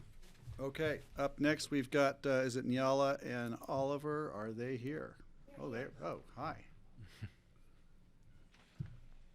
Thank you for coming. Welcome. Thank you. Appreciate your bravery. Okay, please begin. My name is Niala Honey. I live in Blue Lake and I'm 10 years old. As you know, Holy Cross Energy is trying to build a solar farm. If this passes, it would drastically cut back on high emission producing fuels and be so much healthier for our environment. I get that you don't want to wake up every morning and look out your window and see 18,000 solar panels. I get it. But please, do you really want to live in a world where just waking up every day risks your life because of natural disasters, and a world where oceans are so toxic and so polluted that you can't swim in them for fear of disease? Here's something to think about when you see the farm.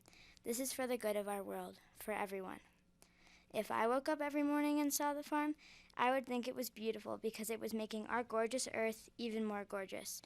All I ask of you is that you give a little something up. Your view in the morning, is it really that important? You really love it so much that you won't give it up for a healthier world. Please, give it up for a better future for you, for me, and for everyone else on this planet. Thank you. Thank you. Oliver, are you up next? Yeah. Okay, great. Hello, Commissioners. My name is Oliver Fox-Rubin. I'm 10 years old, and I live in Basalt. On September 27th, I organized a climate change march and rally in Basalt. Climate change is super important. Today, we are all gathered here to discuss putting solar panels in Woody Creek. The opposers of this bill are saying that they don't want to need to look at the panels, that the panels would be simply an eyesore. To those people, I want to ask you to think about this. Climate scientists are telling us that we have 11 years to transform our carbon emissions drastically, and if we fail to act, there will be terrible occurrences, such as extreme sea level rise, unimaginable tipping points, and major losses of species. And the worst part about this is that it will be irreversible. We cannot go back. Now, this doesn't mean we should stop trying and give up. In fact, that would be the worst possible thing to do. We need to act, and we need to act now.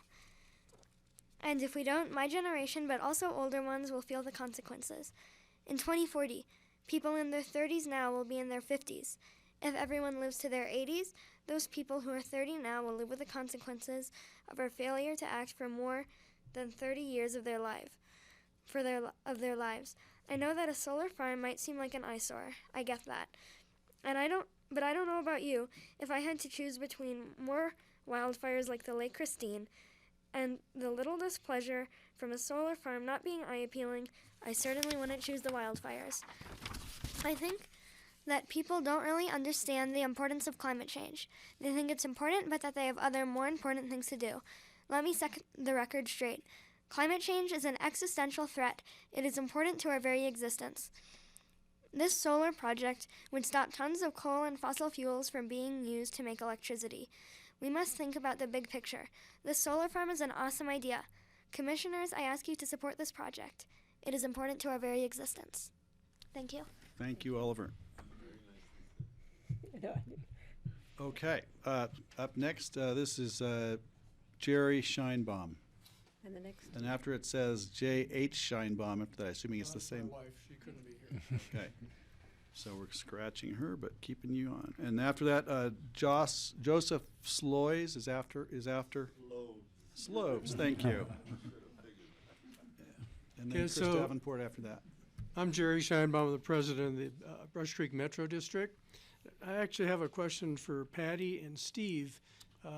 Patty, in right around mid-90s. We don't do question and answer. You're not going to have to answer it, don't worry. Right. Either of you. Okay. Because you could answer it on your own.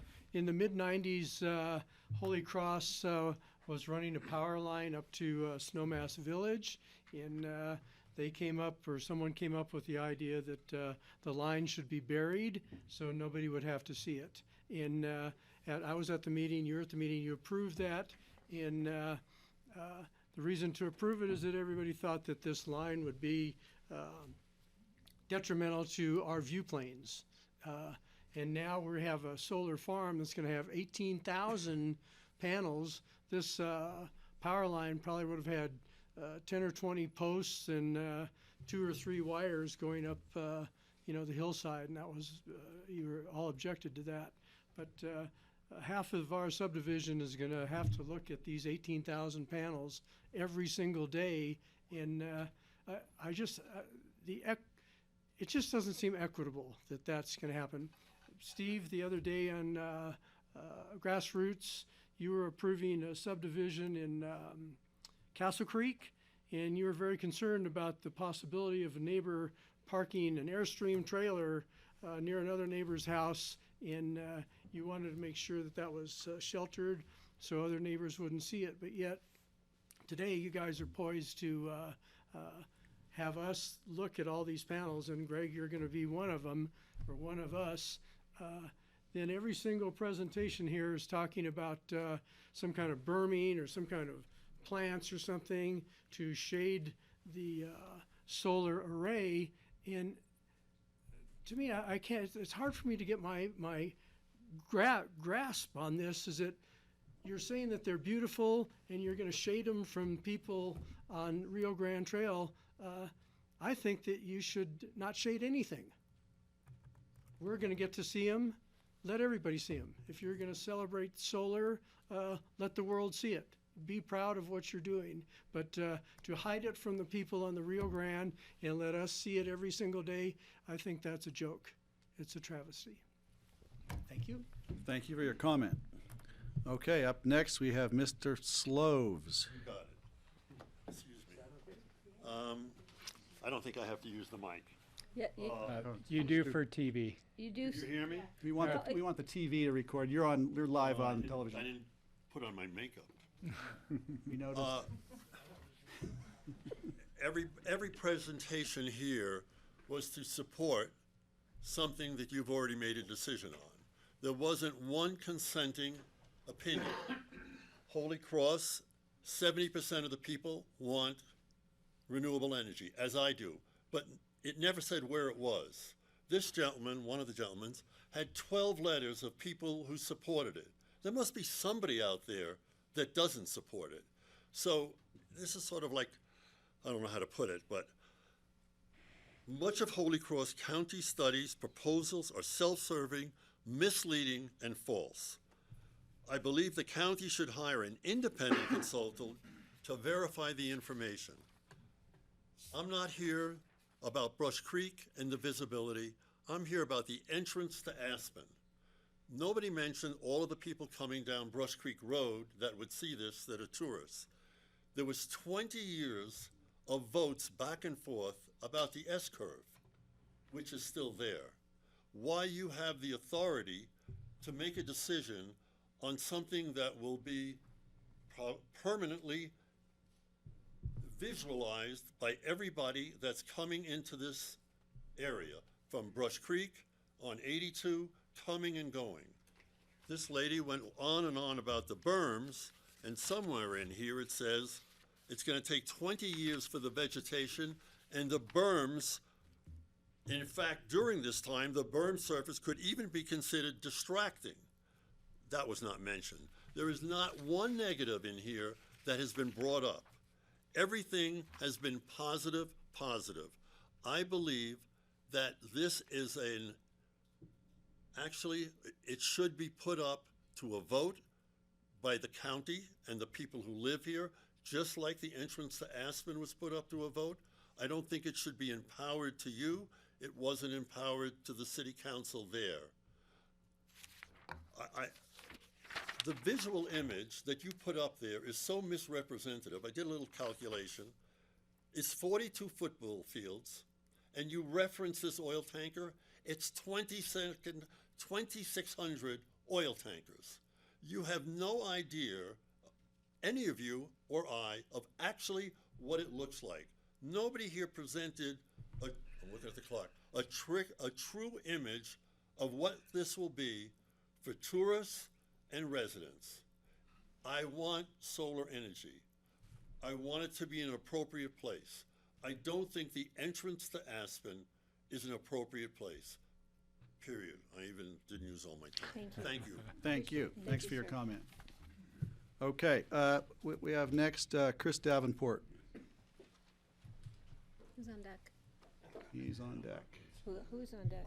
And who's on deck? After that, we have Whit Boucher I don't think he's here. and Eric Spring after those Whit's names. not here? I don't think so. Okay, I would say we'll ask again. Okay, Chris, please. Thank you, Commission and Chairman, for your time.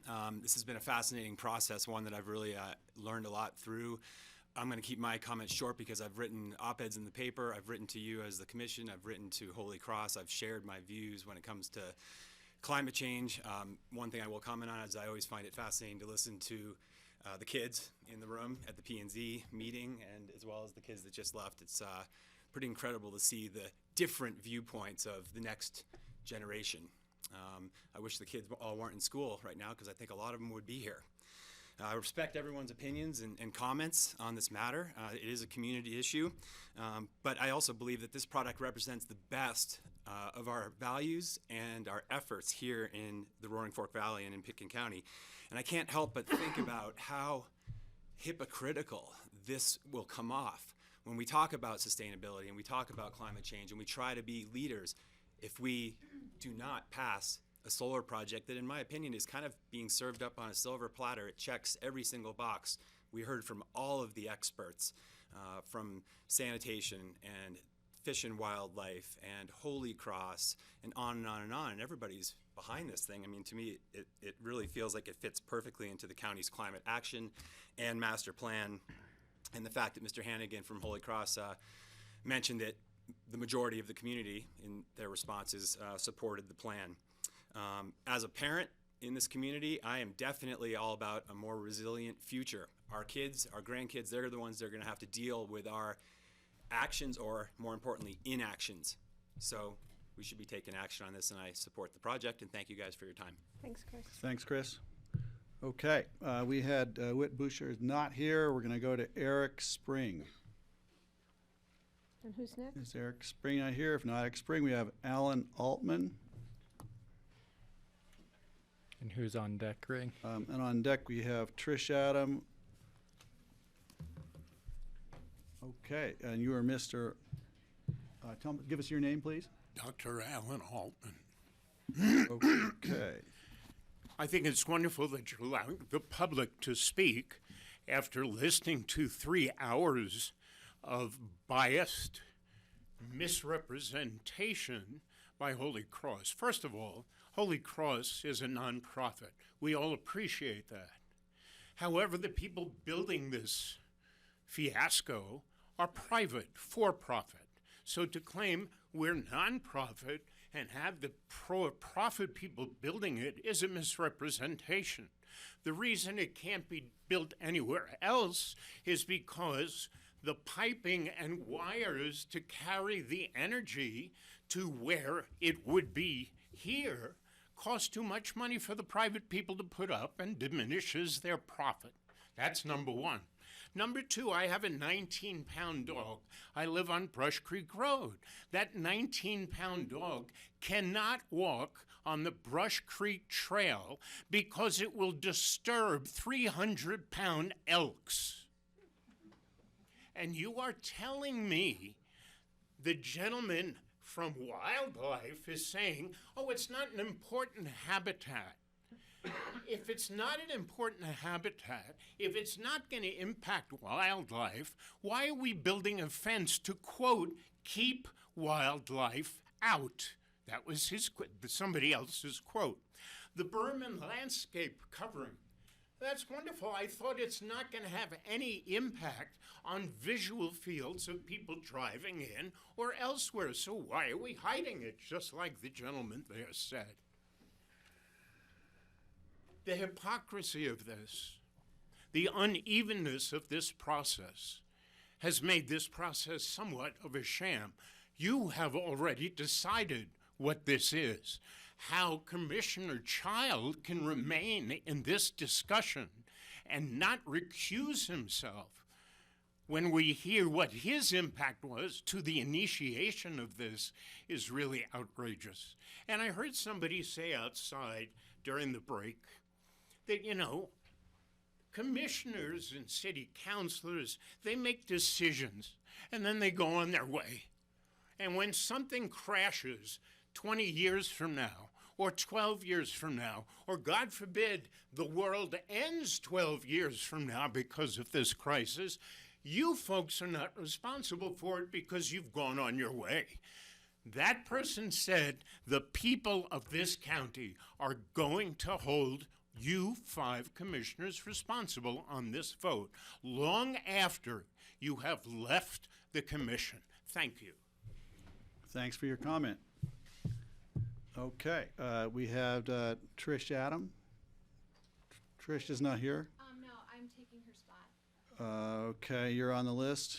I'm Lori. You're on the Lynn. list, but you're down the list. Sorry. Oh, I'm okay. gonna call it in order. Stuart Lusk, And after Stuart? and after Stuart, we're going to have Jim Lang. I thought Jim left. If Jim Lang's not here, after him will be John Kelleher. Okay, Stuart. Good afternoon. Welcome. I'm Stuart.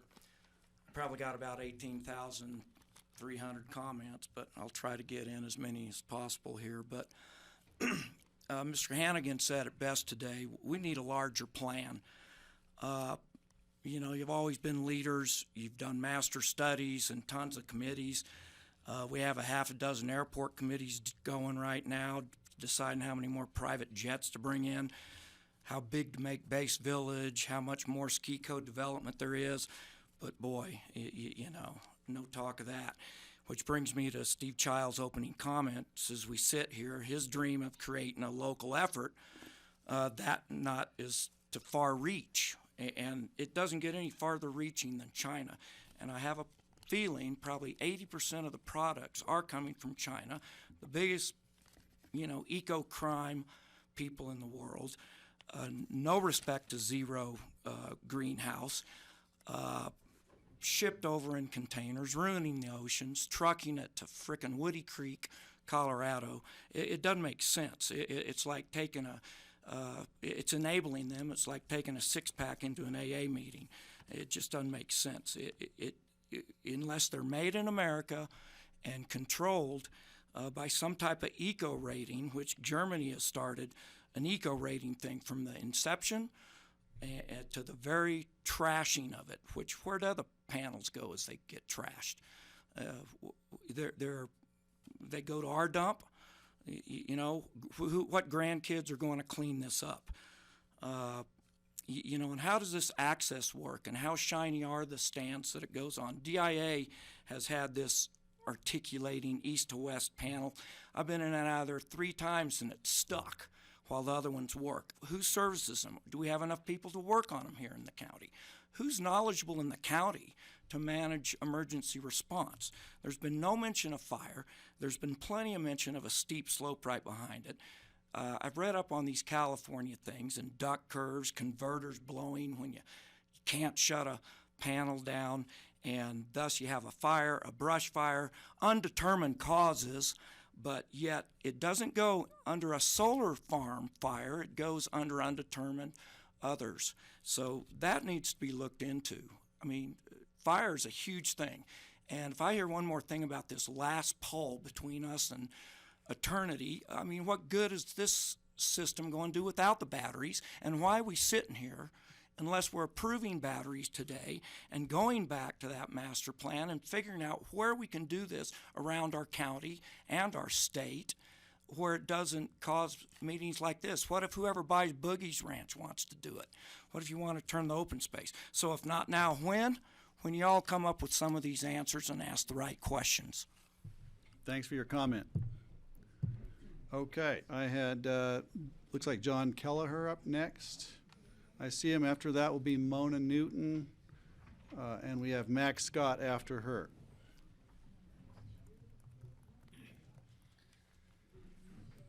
I'm John Kelleher, and I'm chairman of the board of the Sanitation District. And that as the federal government has become more stringent in the requirements of treating waste, our board has worked to do so in the most effective and environmentally sensitive way. Our board has discussed and reviewed this project over the past couple of years, and we believe this project is fully in accordance with our philosophy. It is very much in response to the request by our community, especially those who are facing the effects of climate change in the next 50 years or so, and the need to reduce energy footprint now. We are fully in support of this application. I might mention that one of my sons in the valley lives in the valley in W/J neighborhood, and that he's fully supportive as well. Thank you. Thank you, sir.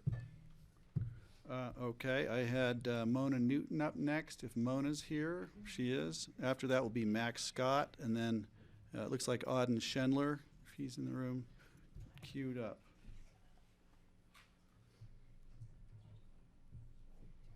Good afternoon, commissioners and everybody. Thank you for holding this public hearing and allowing all of us to speak in favor or in opposition of this project. I'm a resident of Pickens County, and I'm speaking in favor of this project, and I would like to urge you to vote in favor of this project. We've all heard of various reasons why not to and why to support it. I feel and hope that you will agree that between the economics and the environment, that this project is worthy of our support for a lot of different reasons. And when I talk about the environment and renewable energy, just want to remind you all that communities have set goals to reduce carbon emissions. And if we're going to reach those carbon emissions reductions, we need everything and everybody to get involved. And I invite everybody in this room to make their home more energy efficient and add their own renewable energy project on their home if they haven't done that. We have a lot of growth in our area. Somebody mentioned the airport. We're talking about growth in that area. We've had a lot of population growth over the last few years, and we're going to have more. We also have future generations that really care about the life that they're going to have and try to live in Pickens County. And there are those who want to ski, there are those who want to fish, there are those who want to paddleboard, and they want to have the same access to the quality of life that we've been able to have. This 5 megawatt project isn't going to solve all of our problems, but as I said, this is one action that you can take. And when he said, you're going to have to live with this, yeah, you can stand up and you can say, I can live with this project because it's going to make a difference. I mean, years ago in the 70s when county commissioners were setting no growth boundaries and some of the work that Cindy has been involved in terms of protecting our wild and scenic areas, those were difficult decisions that those county commissioners had to live with. And we're glad that they made those decisions. All of us that are here now, we can look at these corridors and we can see that we have wildlife and we have some healthy trees, but we know that that's going to change. And we see it changing. Climate change is happening. 98% of the scientists around the world agree that climate change is human caused, and our views are going to change. They're changing now. We have dead trees, we have less wildlife, we have less snow, we have less water. So views are going to change, and how do we want to allow them to change? So thank you very much, and hoping that you'll be able to move this project forward, because I think the other thing that we have to think about is I'm sure you've heard the expression death by 1,000 cuts. We want to we don't want to keep, if you're going to approve the project, let's approve it, but let's not string it out, because the more requirements. Thank you, Mona. Thanks, Mona. Thank you for your comment. Okay, I had Max Scott up next, and then Auden Schendler, and then Julie Mant after that. Julie just left. Yeah. Okay, welcome. Hello, my name is Max Scott. I am a resident of Old Snowmass. Thank you so much for listening to everyone saying their piece. It's a super important conversation, and thank you for taking in what both sides have to say. Steve, it was very nice to see you at the bus stop yesterday. I appreciate, as a council, I feel like you guys often lead by example. And I think this is a great opportunity for you to set an example for the other leaders in the Valley. I wanted to take this final opportunity to comment and lend my support for the Pickens County Solar Project. And my main reason is growth. I plan on living in this valley for a very long time. I would love to retire in this valley, love to spend the rest of my life in this valley. Growth is something that's not unique to the Roaring Fork Valley. I think a lot of people would agree with me that the best places to live have the greatest access to the outdoors. This valley is a prime example of that. rather than fighting growth, it's something that I think we need to expect and something that we need to plan for. And I think that's what we're doing in this room today. The future energy needs are going to be greater and greater and greater as growth occurs. And that is something that we need to plan for, not with one giant solution, but it's going to take several individual solutions, projects exactly like this. It's rare that timing and the logistics, such as the correct property, all work out at the same time in such a way that this is an executable plan. I don't see a lot of other renewable energy plans for Pitkin County on the horizon, and this is the right step at the right time. It's just a total unique opportunity, and I believe supporting this resolution demonstrates that the Pitkin County of 2050 is every bit as important as the Pitkin County of today, and I appreciate that we're planning for that now. Thanks for your time. Thank you for your comment. Okay, Auden Schendler's up next, and he's here. He's here. After that will be Julie Mant. Somebody said she may have left. And then Bob Vryn after that. Okay, welcome. All right. Hi, Auden Schendler, Aspen Skiing Company. So I'm as passionate on the issue of climate as anyone, but as important to me is that we're able to have civic discourse in our communities and practice functioning democracy. So there are friends of mine and colleagues who are opposed to this project. I'm in support, as is Aspen Skiing Company. And I said to Lori Lang here, I said, we may disagree, but I still love you. And I'm not joking. I'm not joking. It's really important to me that we not have this kind of nasty exchange. So I hope we can continue in a generally civil way. I think that the people in opposition to this project are in some ways the best of this community in the sense that they care deeply about the place that they live and want to protect it. And at the same time, they also, to some extent, represent a negative part of the community, which is an outlook that takes into account self-interest, but ignores the self-interest involved in broad climate solutions. I just got back from Syracuse University. I gave a talk on corporate meaningful actions to climate change, and not a single graduate student showed up. I was told this in advance by the professor, and I said, why? And he said, because they don't want to hear it. They basically think capitalism as a whole is a joke, and they weren't even going to come into the room to hear me, a pretty radical guy who is not really part of the corporate mainstream. It was shocking to me and amazing, and it speaks to the level of revolution that we're seeing on the ground. Recently, there were Columbia University ice scientists from Antarctica and Greenland here, and they were in a room, and in a corner, they said to Chris Lane of ACES, 4 feet of sea level rise is absolutely understood to be guaranteed. Now it's the question of how much more is it going to be. This is by 2100. On Sunday, the New York Times reported climate scientists, how'd they get it so wrong?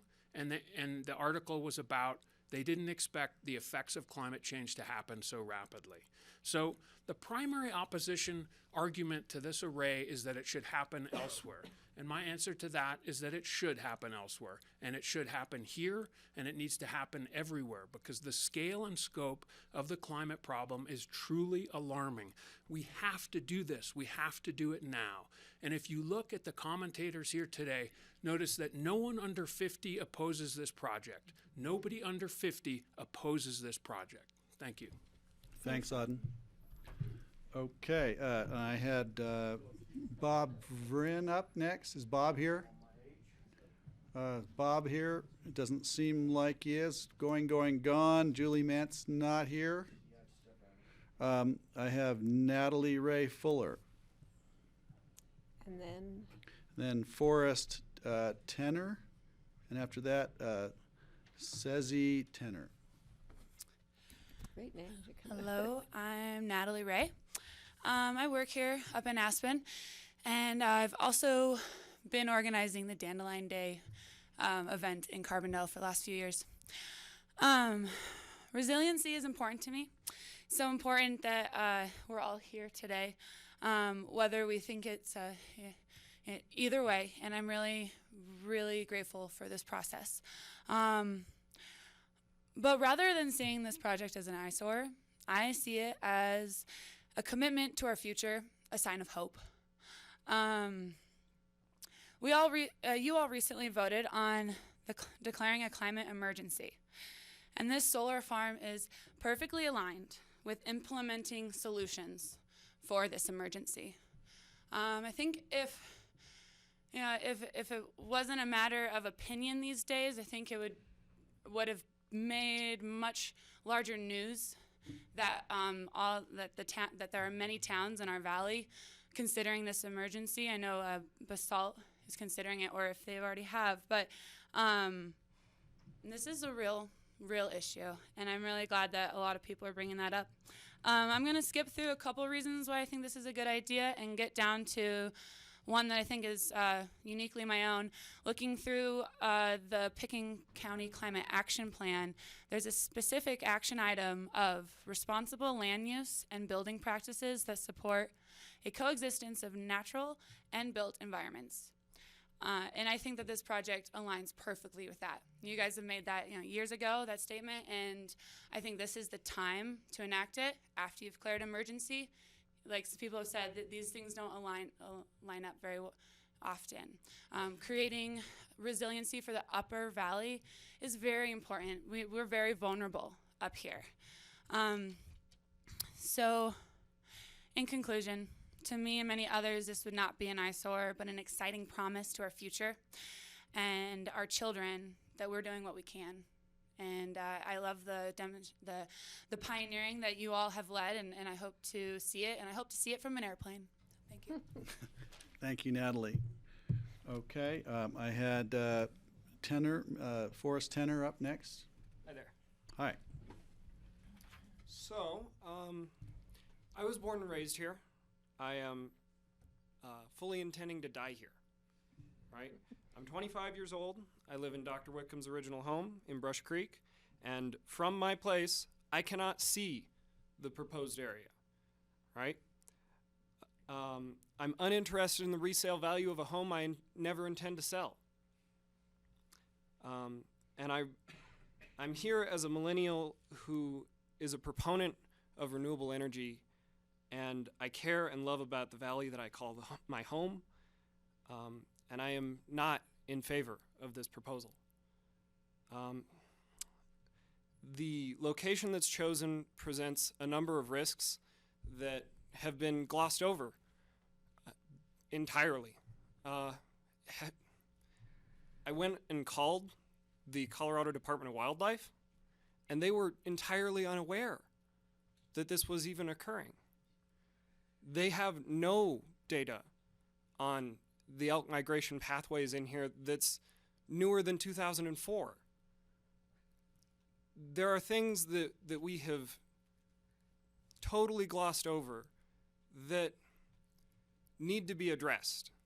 And I think pushing this through does a disservice not just to the climate change initiatives as a whole, as impacting the biodiversity of a smaller ecosystem, impacts the biodiversity of every ecosystem. The effects are not just local, they spread. And it's not just that, but it's also that a quick decision now that has effects that span 30 years are not so easy to reverse. I understand the need to protect Earth, and I understand the need to protect our valley. And I really wish that we could take some more time and really look at all the alternatives here to assess something that works for everybody, something that we can all get behind. I don't know if you noticed, but even the people that are against this are pro fighting climate change. They want to do something. There are selfish reasons, sure, on a lot of people, but I feel like as a community, we should be able to bond together on something we all agree on, fundamentally. Not in my backyard is an awful way to say it. And I think that we should in our backyard. Get solar panels for your backyard. Do it yourself, right? I just think we can come together and make it work better for everybody. Thank you for your comment. By the way, you look great for over 50. Okay, I was wrong. Okay, now we have Sezzy Tanner. Okay, give me a second to get organized because I thought I was going to have 9 minutes. My name is Sezzy. Are we ready? We're ready. My name is Sezzy Tanner, and I live in the same house. I've owned it since 1991. I'm here for the valley. I care about this valley. This is my home. I do have a scientific background. I have an engineering degree, an accounting degree, a law degree from the University of Texas. I practiced tax law for 43 years, and I provided you a lot of information. I would like to touch on 4 points because I don't think this location was picked because it's the right location. I don't think it was picked on a scientific basis because I've been digging in on the facts, not presentations that are paid for and bought for by the Res Group of the UK, which is who basically presented things to you. You need to look, they've said, at independent research. So I'm going to hit 4 topics. One, your insurance rates are going to go up if this is located in this location. I got that confirmed by having ASA, who owns Glenwood Insurance, go to 5 different underwriters for 5 different companies, and they confirmed the insurance rates will go up because of the location of this solar farm next to such expensive property. And if lithium batteries go in, which by the way, they're the size of cargo containers, if lithium batteries go in, they probably will move out of the market. So I went and got facts. Facts are relevant here, not just opinions of the Res Group and Holy Cross. Number 2, as far as the equation that was referenced earlier, that came from me. Those are real numbers. I went to the grid people, and they helped me figure out exactly how much energy would be produced by 18,300 solar panels in this location. And my equation work that I gave to you and the Excel schedule that pulled my utility bills on a 3,500 square foot house that doesn't have air conditioning and has high efficiency forced air propane heaters is accurate. I stand by it with my reputation. It's accurate, okay? It's going to provide energy for approximately 100 houses because of its location. There's a scientific computer program that people who are trying to locate a solar farm in the ideal location go to pick the location. It would not be here. I believe this location was picked in order to maximize the profit and minimize the exposure for the equity partner in this deal.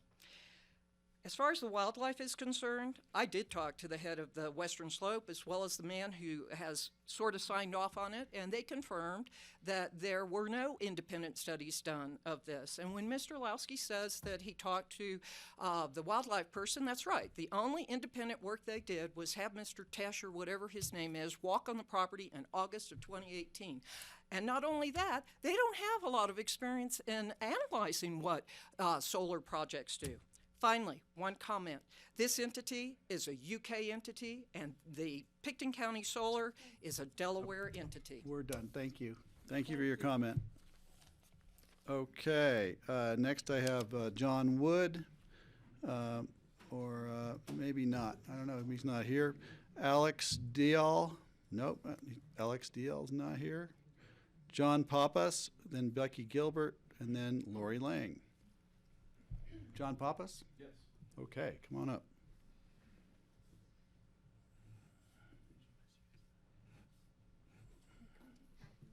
Oh, I'm after you. We're going to take 5 minutes after this comment just to get a break for the board. Please sit down. Thank you. Thanks for reminding me. Thank you, Commission, for hearing this and having a public meeting about this. I am John Pappas. I live at 1942 Juniper Hill Road with my wife. We've lived there for the last 17 years.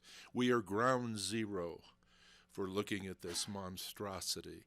Last time I was here, I told you it looked like a malignant melanoma. I stand by that figure, and I stand by that comment. This thing is hideous to look at. It's glass. There will be glare, and lots of glare. For those who live up in Brush Creek, we can easily see the grayed out property from Brush Creek. Every night at 4 o'clock for 35, 40 minutes, we get the reflection of the sun back across the valley from that home that was built in the grayed out property. So glare will occur. It's glass, it's going to reflect. That's common sense. The other thing that I would like to say is every time we come home from church, not every, but most of the times we come home from church, we take McClain Flats Road. Well, we can look down. Guess what we see? Elk all over that property. Well, if you're going to put up a fence, there's not going to be elk there anymore. So that's a fact of life. And the other thing I guess I would like to comment on is that for the 1% or thereabouts energy efficiency that you will get out of this, I think for the ugliness that this thing will have is just not worth it. I don't want to look at that thing, and it's 18,000 panels. Like I said, glass reflects.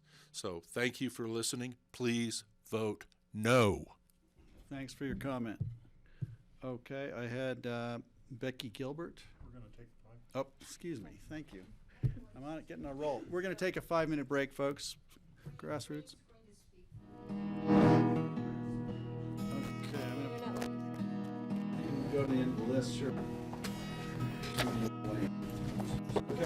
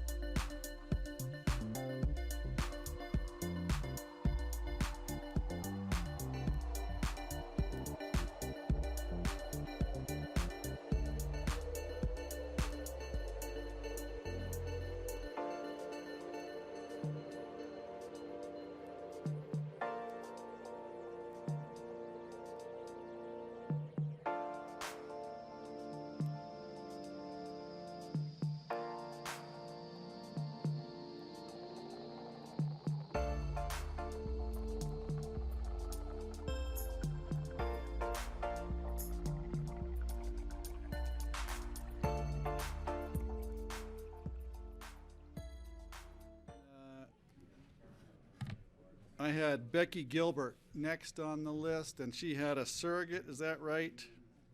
Who's gone, his name's Wayne, and he's down lower on the list. So Becky, you're off. Next up is Lori Lang, followed by Valerie Braun, followed by another Lori Lang, followed by Rick Stevens. Okay, Lori Lang, Valerie Braun, and Rick Stevens, you're in the dock. If you're not in the room, we're gonna move on. Thank you, she's here.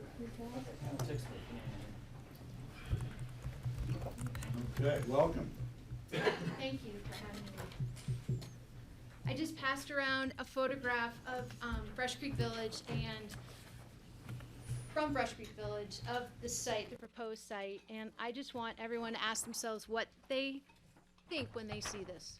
Just think about that. Thank you for the opportunity to speak to you today on this very important topic. I'd like to start by saying that I'm a huge fan of renewable energy. This is not a solar versus not solar decision. This is a discussion about health, safety, and environmental impacts related to this proposed location. I have a list of signatures that included the vast majority of homeowners from Brush Creek Village that opposed this location. There's over 100 people on this sheet. Woody Creek is another neighborhood who are here today as well. It sends a strong message and speaks volumes from one of the largest neighborhoods in our county. Just to say we are green without understanding all the implications of this decision is irresponsible. In reality, this solar plant will only produce approximately 1% of Holy Cross's 70% renewable energy goal by 2030, a goal they have already met by contracting with projects like the Denver-based Guzman Wind Farm for 30% and other Front Range renewable energy projects for the balance of their goal. Why would we want to devastate the scenic valley landscape for only 1% and benefit from none of it? This is not an application for a solar farm, it's an application for an industrial solar plant. Nothing about it resembles a farm. When I think of a farm, I think of growing crops and green pastures. This plant is the exact opposite. It's an electrical, mechanical, metal, and silicone industrial plant consisting of 18,000 panels on 35 acres. If anyone has been to the 35 acres, equal in size to 26.5 professional football fields. Our math is a little bit different. If anyone has been to the Broncos Stadium, that's enormous.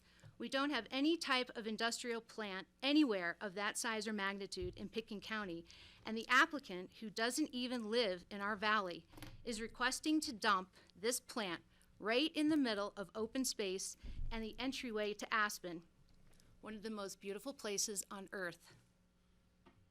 If you were to stop someone in town and ask them what they think of Aspen, the first thing that comes to mind is not industrial plants. It's our natural surroundings, spectacular mountain backdrops, scenic valley landscapes, incredible wildlife, world-class recreation, and rural character. This project presents serious and outstanding questions regarding health and safety risks. There have been decades of solid waste disposal. I'm going to skip that because we've Lori, already we're gone through done. it. I'm sorry, that's your 3. I think, Can I just have one paragraph of my summary, please? you know what? And then I have to do it to everyone else, and then everyone else will be upset that I didn't give them extra time, so. When I came here, We're done. thank you. Sorry, I'm calling it, we're done. We're gonna move on to the next person. We've received your letters in volume. We've heard from you. I don't think you're not being heard. I asked 2 people to come here today so that I could speak. You can't speak on their time, though. They need to be here to speak. But I I want haven't to hear from even individuals. gotten Sorry, to- we're done. I'm sorry. Valerie, please come on up. We gotta follow our own rules, don't we?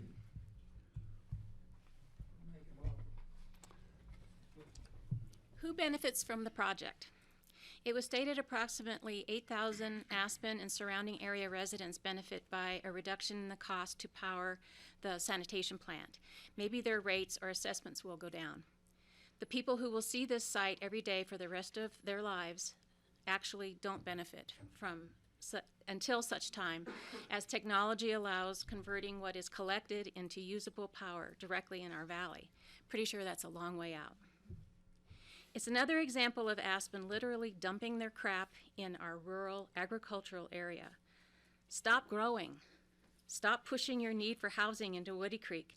Stop impacting us because you are unable to handle your own problems.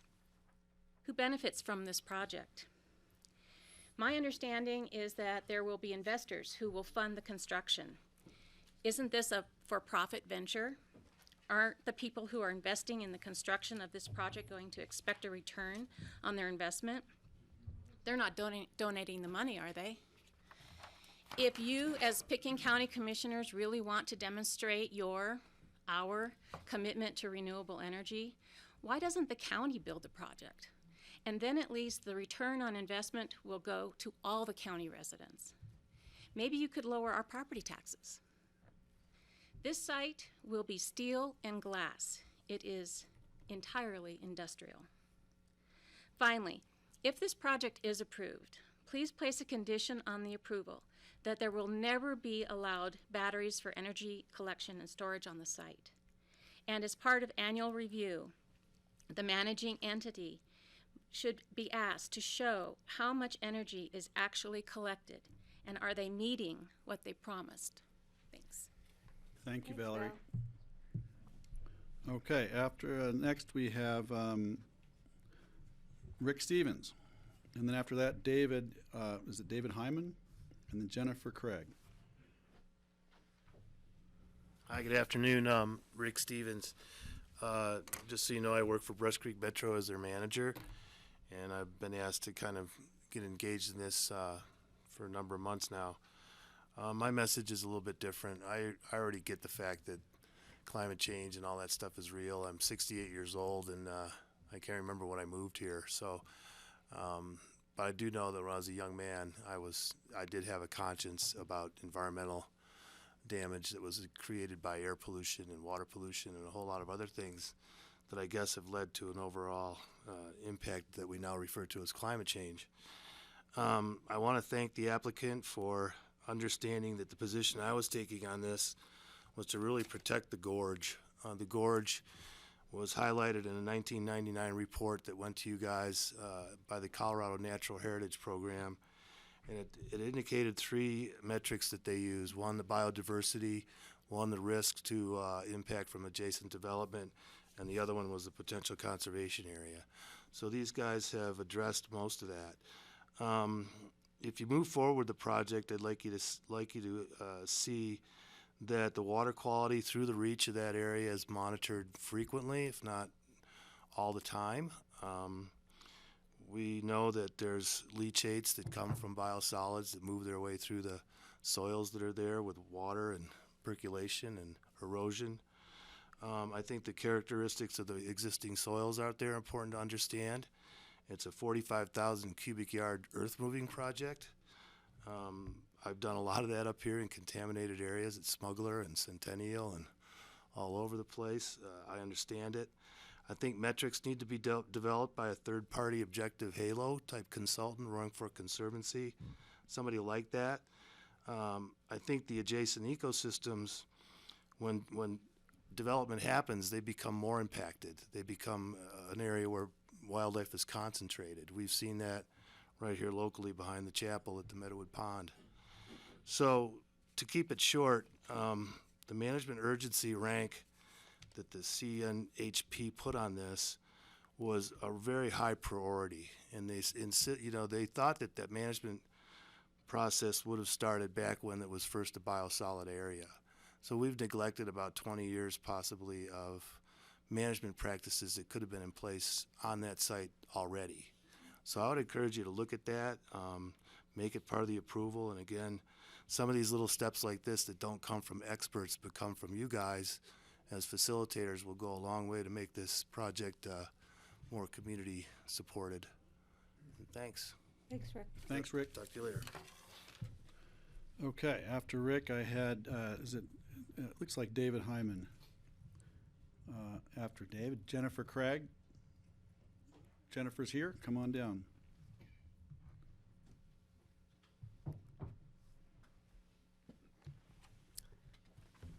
Hi, Jennifer. Hi, Jennifer Craig, and I'm here in support of the project.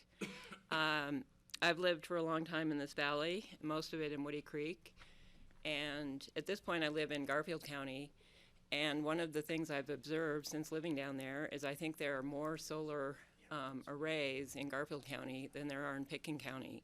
I'm not sure what the city of Aspen and the county have on top of some of the municipal buildings, but in Carbondale there are many arrays, and in Rifle the airport has a huge array, and then there's west of Rifle there's also another very large array. And I find it ironic because Garfield County is the oil and gas county and Pitkin County is the so-called green county. So I think that the answer to renewables is we should be putting in renewable energy everywhere as soon as possible from here on forward, whether that's on people's rooftops, government building rooftops, public lands, just wherever we can fit them in, because the time is now. Thank you. Thanks, Jennifer. Thank you, Jennifer. Okay, I have a Wayne here. I'm not sure what the last name is. Is it Wayne Etheridge? Okay. Come on down. And you're speaking for somebody else, maybe yourself as well. My name is Wayne Etheridge. I live in the W/J subdivision. I think much of what you've heard, certainly from the opposition today, is a cry for help, if you will. This community, specifically the county, hasn't had a meaningful discussion about growth management in over 40 years. Cindy and I have been having this conversation. This project is another that I've watched well over 50, and one of the few advantages of that is a little bit of history. History is important. And this is another project that's being considered in isolation. I understand its symbolic importance. If the county wanted to have a meaningful long-term effect on my grandchildren, start a conversation, lead a conversation about growth, cut allowable house size in half, require those homes to have solar panels on the entire property, if you will. But our concern is watching industrial uses march down the valley. We've abandoned any idea of trying to preserve an open entrance to Aspen. And in summary, you've received two letters, one from me as chairman of the W/J Homeowners Association expressing concerns. I won't repeat those. Another is a letter from me personally regarding the role of the Planning Commission, what I consider their failure to address their responsibility to address master plans, and I won't go into that any further. But again, on behalf of many of us who are concerned, I have two grandchildren. I can't imagine the world they're going to inherit. We understand that climate change is real. It's here. It's 6 feet deep in Venice today. We understand the issue, but we also understand you cannot continue as a community to make decisions on a property of this size in isolation without having a larger conversation about where we're headed. Failure to address growth control is simply surrender. This valley is too precious. They haven't been created since the last ice age for us to just look the other way and say, come on in, there's no limit. There has to be a limit. And this community, specifically the commissioners, need to have that conversation. You need to lead it. One of your committees, the technical committee of the ASC Vision, is going to be recommending, I believe, a pretty major expansion of the airport. That's being considered, again, in isolation. And those types of decisions need to be made on a broader basis than they have been made historically. Thank you. Thanks, Wayne. Thank you, Wayne. Appreciate that. Okay, after Wayne, we have Tyler Lindsay. And after Tyler, we have Marty Schlumberger and Tom Moore. Welcome. Thank you. I appreciate the opportunity to provide some comment on this very important project.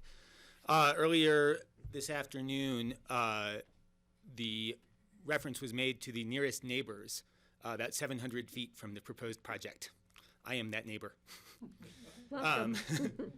Every day, including today, I ride my electric bicycle to commute up and down the Rio Grande Trail, right past the proposed solar site.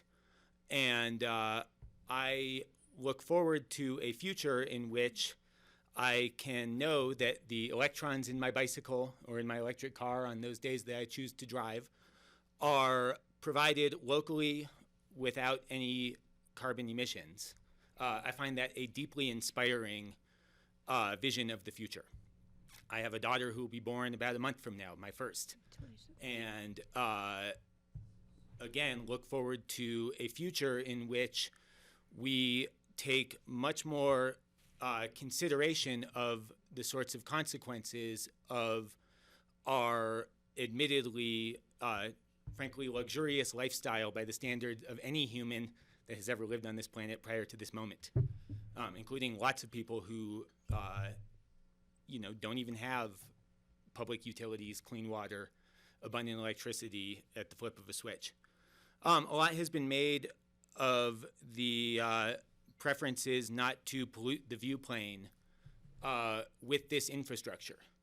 As someone who lives directly under the flight path of the Pitkin County Airport, I have a strong sense of the impacts of the infrastructure of civilization on the experience of daily life. And I want to suggest for those who feel that having to look at solar panels is an act of violence against their eyeballs, that far more significant acts of violence occur, including in our own valley, most notably last year during the Lake Christine fire. We were very lucky that the small amount of transmission lines that Mr. Hannigan referenced earlier were not affected in those fires. But I suspect if they had been affected, we would be having a very different conversation, and that conversation would be accusatory as to why we have not built in the sort of resilience and the sort of robustness of infrastructure that is clearly necessary in order to maintain and enhance our outstanding quality of life here in the Valley. Thank you for your time. Thank you for your comment. Okay, after Tyler, we had Marty Schlumberger. Come on down, Marty. And then Tom Moore is right behind him, so Tom, you're in the chute. And after that will be Craig Ward. Commissioners, I'm Marty Schlumberger. Lived in Woody Creek about 50 years. The decision that's coming upon you is not to save the world. It's what to do with the last fine piece of property to the entrance of Aspen. That's what your decision is going to be. As Alan Richmond said, this is the last large piece of property that's owned by the public in Pitkin County. If you take that into consideration, that we do have a traffic problem, this piece of property could be an essential piece to fix that problem down the road. This piece of property could also be used as an amenity for the people of Pitkin County in the athletic fields, equestrian, and any other type of outdoor endeavor that needs parking a large area to make it successful. To take this piece of property and cover it with 18,000 solar panels that only helps the people that install them. It helps Holy Cross in their entire 3-county grid. This power isn't going to be used strictly up here. It goes into the grid, and that's what needs to be understood, that it goes into 3 counties that Holy Cross services. And I think one point that needs to be explored further is, and Commissioner Kelly got cut off short, is there's 20 other sites that Holy Cross has taken into consideration.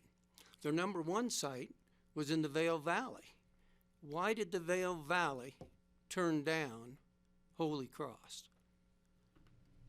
That's a very good question that needs to be answered. And I think Kelly's idea of what are the other sites that are available for this type of a solar array. You have to also take into consideration that this council doesn't need to put on their resume that they have a solar farm and Pitkin County is the leader at the expense of the residents in the area. We don't need the solar farm to say, I'm a Zynga or I'm a Gucci. Look at us in Pitkin County. Pitkin County's above that. Let the actions take it, but don't take it at the expense of the people in the area, and with only Holy Cross and maybe Metro getting a few dollars a month as a benefit for this solar farm. I request that you deny this and keep that piece of property in the Pitkin County Reserve for down the road for the future. Thanks, Marty. We're not doing a pause. Okay, after Marty, we had Tom Moore, and behind him, Craig Ward. You're in the chute. I'm starting the clock. Don't push him. Don't push him. Don't push an old ski racer. Hi, Tom. Hi. I want to start by saying, first of all, that property down that you're working with there's an 8-foot fence all the way around it. Therefore, there's no, obviously, wildlife problem. They can't get in. They never have been able to get in since it became a sewage plant dump site adjacent to my property, which is just across the fence from the sludge dump. And we were able to smell that for a good 25 or 30 years because they were dumping raw sewage in there. And now they've finally found newer ways to take care of that problem. There is a wildlife problem down there, and I don't care what this gentleman back here says or not. You can go by my house this afternoon, and there'll be 400 elk there, and they go down the river probably on and off 3 or 4 times a week, and they are not in your piece of subjected elk problem there, and I consider them mine because nobody else can shoot them and nobody else can, because they're on my property. And they also, it's been basically condemned anyway because of the sewage and whatever was coming in there. I wanted to find out if there was a Superfund problem there, because you can't, if I come to you folks and say I really would like to use my land down there for some other worthy cause, you'd tell me to go to hell because there's sewage buried there. Now you're going to go down and dig it all up, and you're going to put brand new fences, and you're going to spread that dirt around that is not the cleanest dirt, for sure. And who knows what's in that dirt. Greg, we're at the 3-minute. And my time's up? You're out of time, Tom. Thank you. Okay, we know how long you could talk, so. Well, you're getting rooster pooped by these guys about the wildlife. Okay. Thanks, Tom. Sorry the expression. Okay, Craig Ward, are you still here? Craig Ward is still here. Come on down. Mr. Pooped. I'm writing that one down, Tom. Okay, welcome. Hi, my name is Craig Ward. I've never heard of rooster poop before, but anyhow, that'll be a part of the quiz. I'm in support of this project. I know there's lots of people in the room that are friends of mine and that may be taking the other side, but I think to agree with Chris Davenport and with Auden and with Jennifer Craig, I think that we need to do more. I just put a 20 solar panels on my house. Just finished it 2 weeks ago. It's hooked up to the grid. That electricity that I produce may go to somebody in Rifle, but we need to produce renewable power here in the valley We need to do it in Vail. We need to do it everywhere. Thank you very much. Thank you, Craig. Welcome to the Solar Rooftop Club. I have Filerman. Is it? I'm not sure what the first name is. Begins with a Phi. Oh, it's you. Okay, Phi. All right, come on down. And then after that, I have Lily Justice after you. Well, I will be very short, but first of all, it surprises me to hear people that say that this project will not affect them directly. Climate change affects all of us, and while you may not be using the energy, if the climate gets worse, we will all be impacted. And I think you can just ask your neighbors down valley who had to flee their homes during the Lake Christine fire, or those in California who've lost their homes. So this project may not save the world on its own, but it contributes to the solution. And Pitkin County, we should be proud to have the opportunity and the resources that we can take in action to make a difference. You know, before this is all over, we all may be asked to make sacrifices much greater than this affects my viewshed. So I hope you vote yes and back up your climate emergency. Thank you, Phi. Okay, Lily Justice. Lily's here. Come on down. Welcome. Hello, and thank you for having me. My name is Lily Justice, and I speak for my fellow Aspen Junior environmentalists. I would just like to start off with the fact that we're all in support of the Pitkin County Solar Project. In considering the climate crisis, our county needs to make the transition to sustainable renewable energy resources. Aspen is a leader in the environmental movement, and we need to keep taking steps forward.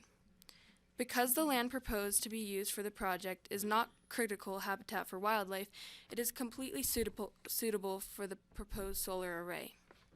Imagine about 1,000 homes being powered by one renewable source.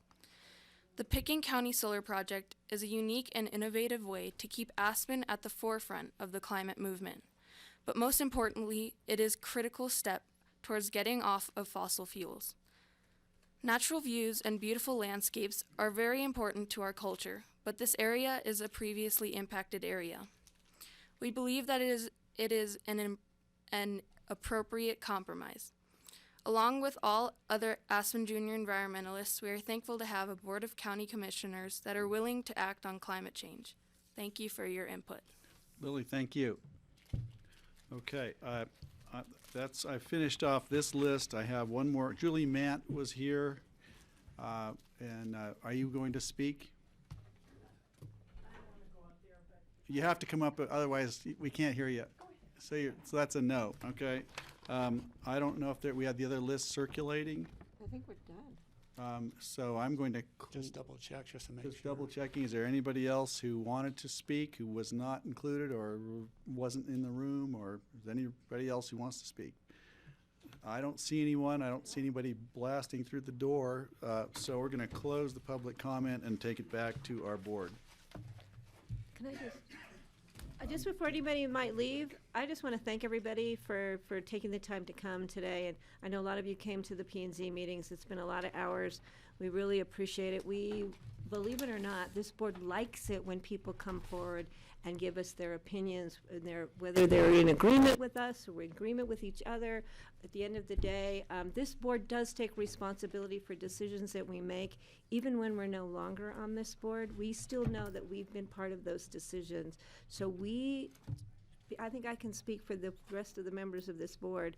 We really take all this information into serious consideration in making our decisions. We did not predetermine, we did not have secret meetings and come up with a predetermined decision on how I have no idea how the rest of my board may come out at the end of the day. Just want people to know that we sat here today wanting to hear from you, the applicants, our staff, but really from the public, and I appreciate you all being here. Thank you, Patty. Appreciate that. And then I have 4 pages of questions that Okay. Okay. Only 3. What do you like to start? Well, if people have questions, I'll wait to questions before I make any of my comments. You want to ask questions? No, I thought Patty did. I do have some questions. I have some specific questions about I just want to respond about the power lines that went up Brush Creek.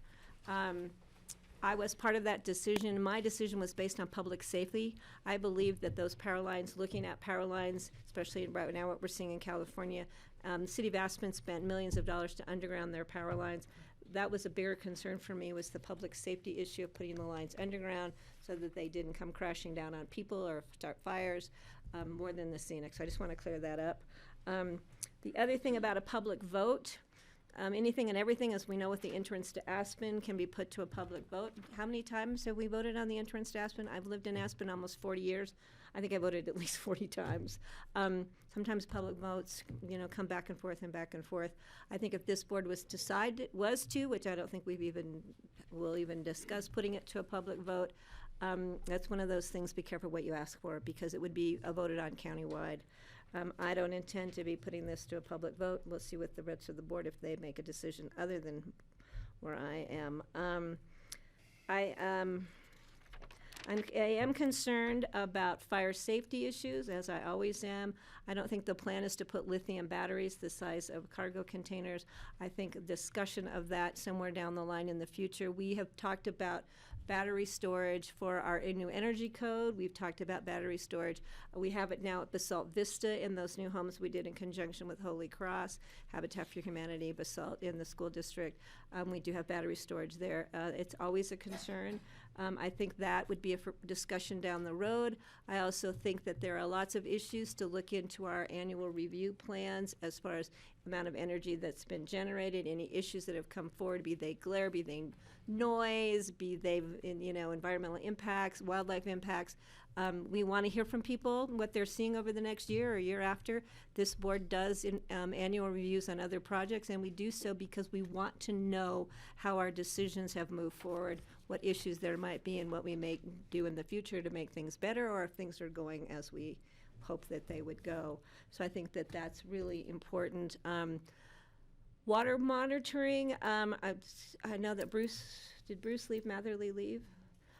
As far as what Aspen Consolidated Sand District has done there, it's my understanding that they have been monitoring, but I'd like someone to follow up on that, especially for water quality in that section of the Roaring Fork River. That is a critical section of river for many reasons, of recreational, environment, habitat, fly fishing, the personal interest there, but I think we need to make sure. I don't know if disturbing this property, if this approval is to move forward, would impact that, but I think that's something we should make note of, at least in the annual review process, Leslie, at some point. I think that's critical. I do have concerns about the PM10 and air quality. I'd like to see if there's an opportunity to do some monitoring as far as speciation of the PM10, not just that we have PM10, but what might be in it during the construction phase. So that might be written into a condition in the construction management plan. Most of my questions are actually coming from public comment. The issue about the glass, and I know this gentleman left, of reflection from the glass windows, this is different. It's not, we've all realized the repercussions of, I look at Red Mountain every day and Smuggler Mountain, and there's a lot of glare coming out the glass windows. Now we do coating on those windows because we didn't plan on those windows, blinding you most of the day, or especially when you're driving up and down Valley, you can see them. But it's my understanding these panels will be coated so they don't have that glass reflectivity. I am definitely concerned about glare. I would like there to be a bond of, in a language acceptable to the county attorney's office. As to mitigation for glare, I would say a 2-year time frame. If there's issues of glare within the 2 years after this, if this is approved after it's up and running, if there's issues reported from the neighbors, adjacent neighbors, people driving down anybody, if we have concerns about glare, that we look at mitigation efforts. And I think that there needs to be some assurance that those things can actually be done financially. So maybe we can do a condition related to the glare that puts a 2-year time frame. And if for some reason in the life of this solar farm there was to be a change in technology, that glare issue would be again put into a clause for a 2-year time frame to see if new technology may create glare in the future. We don't want there to be glare coming off of this site. that is a nuisance or anything for the people who live adjacent to it, for people who drive by it, airplanes that fly over it. That's of great concern to me. I did have a question, but Tom Moore brought up that this property is already fenced. Is there significant, I know there was barbed wire, but is there other fencing around this property? I'm not aware of fencing other than the barbed wire fencing that's in place. So maybe that's what Tom was referring to, and that's going to come down, and we're just going to have that specially treated brown mat or something, fencing that goes up there so we don't have a big wall of chain link. That's correct, and that fence was recommended by our wildlife consultants as well.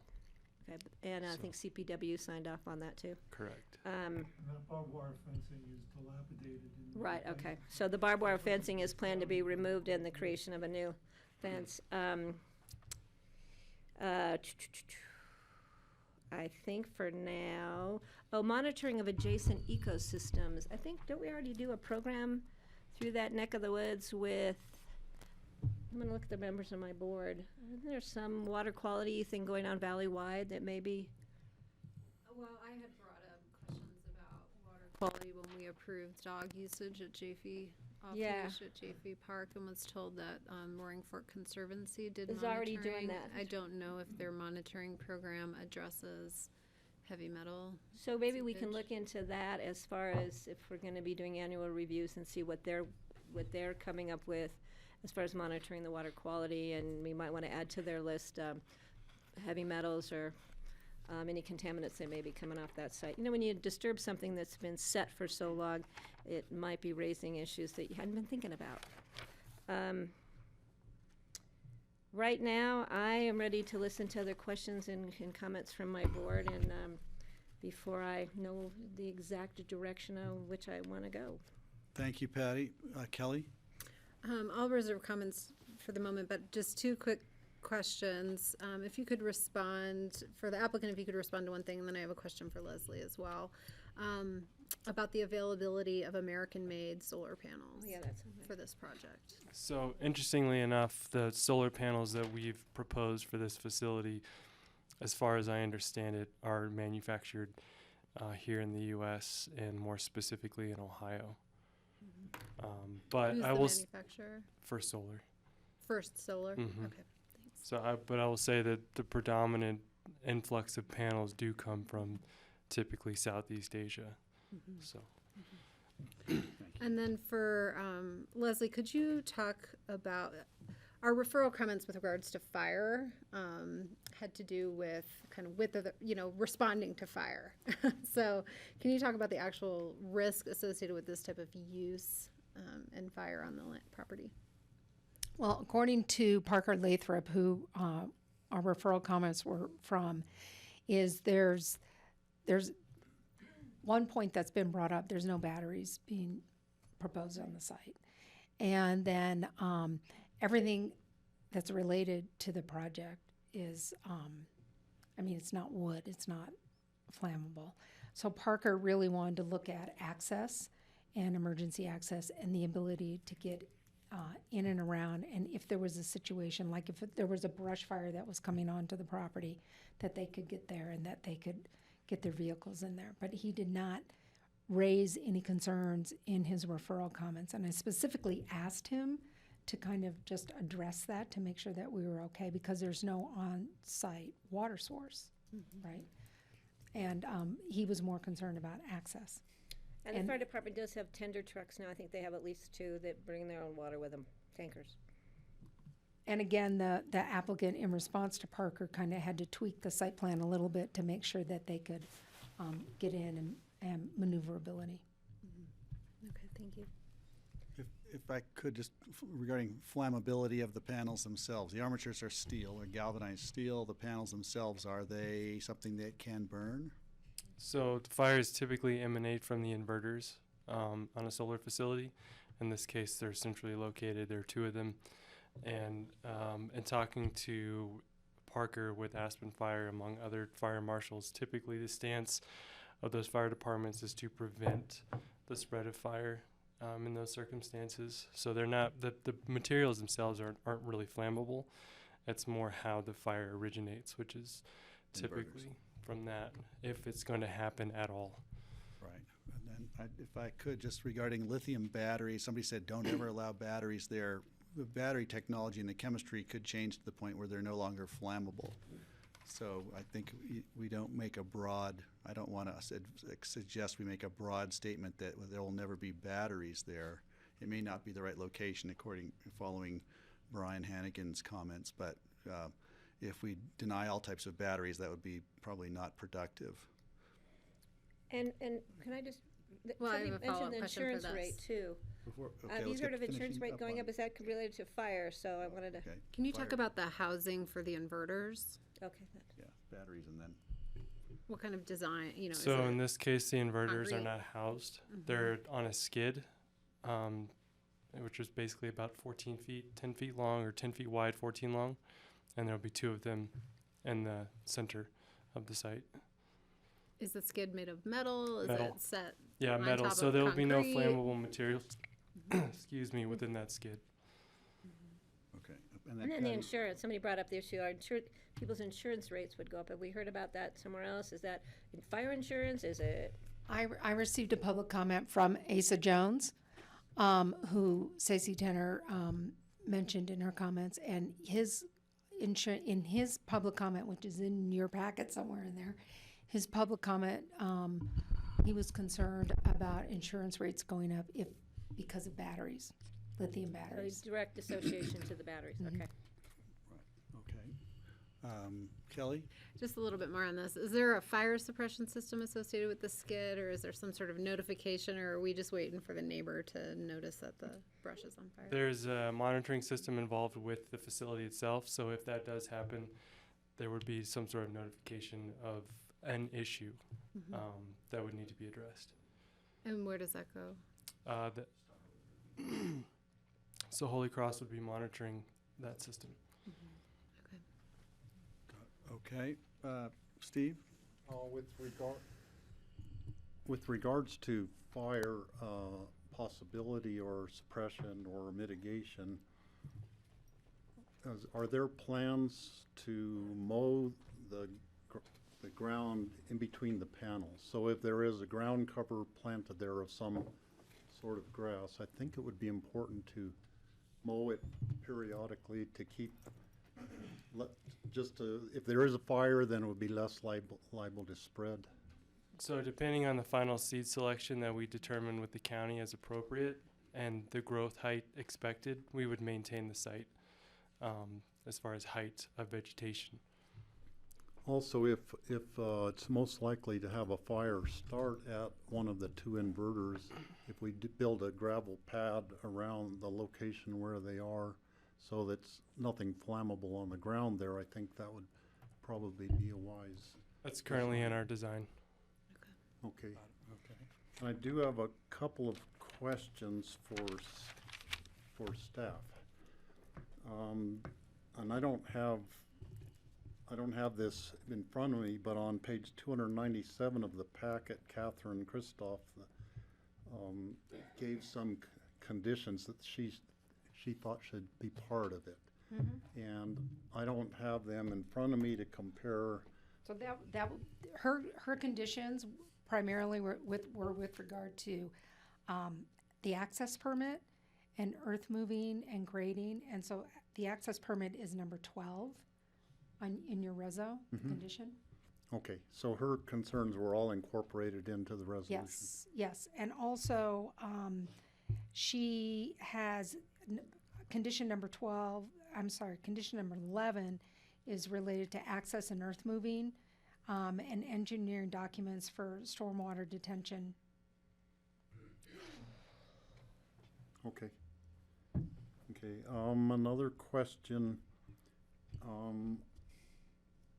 This is on page 39 of the packet as part of the resolution.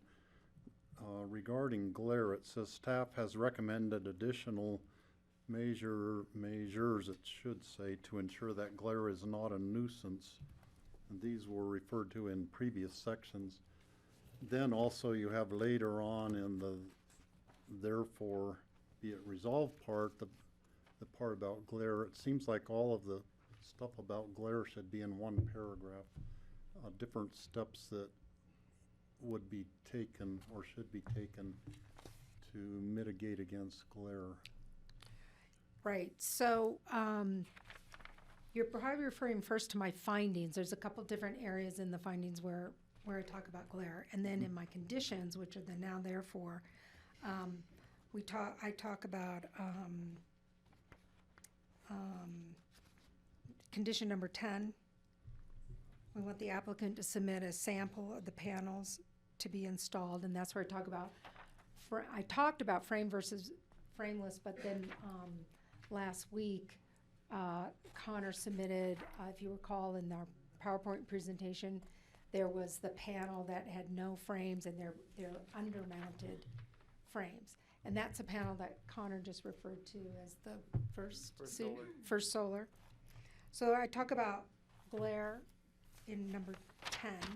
And then we also have a condition of approval related, number 14, and that talks about glare as it relates to the airport.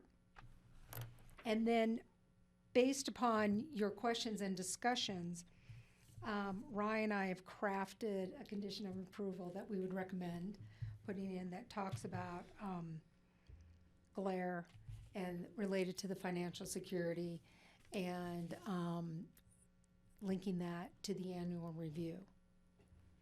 Okay. And I'm happy to read that now for you, or we can save that for when we get to tweaking conditions of approval, if that's where you go.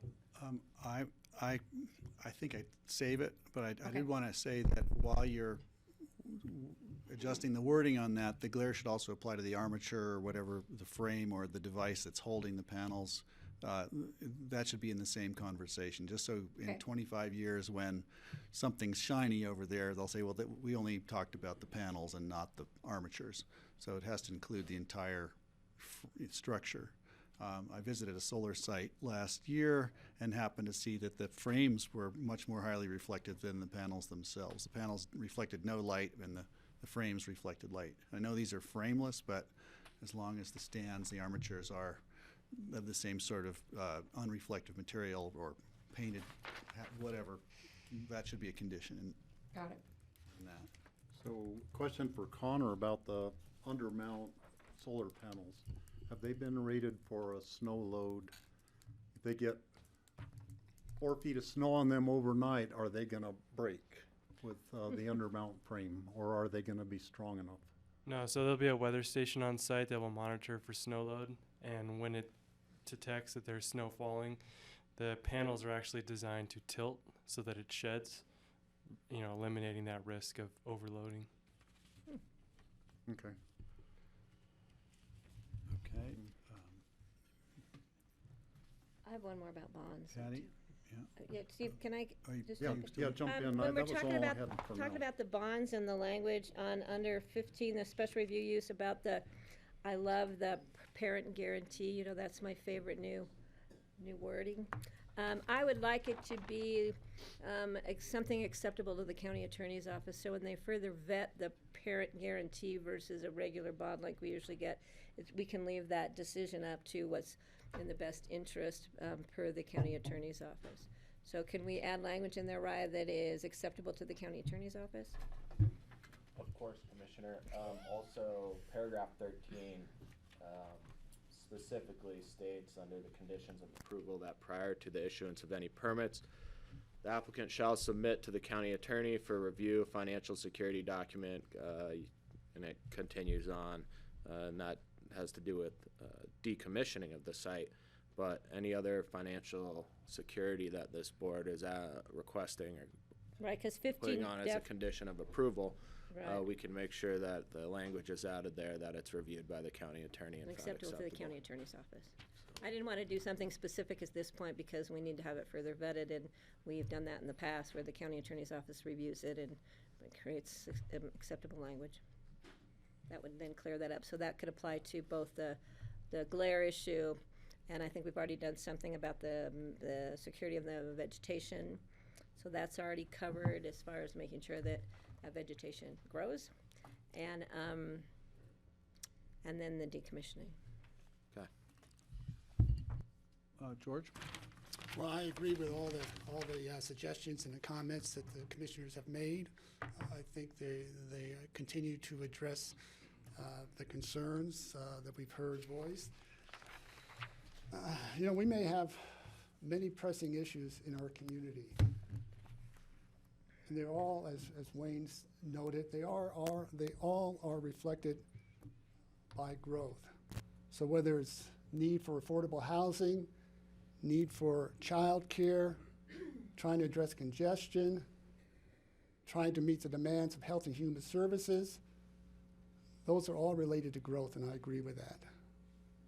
However, one way we can try to address the impact of that growth is by transitioning from fossil fuels to renewables. I think that as someone stated, for me, looking at all of the input that staff and P&Z has looked at from the master plans that are in place, even looking at the adjacent caucus master plans, the reports from the Colorado Parks and Wildlife, the airport consultants, as well as the FAA, listening to all of you. Thank you for all attending. Many of you attended long meetings at the P&Z as well. So hearing from the proponents and for the opponents, I think that for me, all these boxes have been checked. I think we've tried to address many of the concerns, and I think that my fellow commissioners have highlighted some of those as well. I remember, as many of you probably have, watching Vice President Al Gore's award-winning documentary, An Inconvenient Truth, 2006.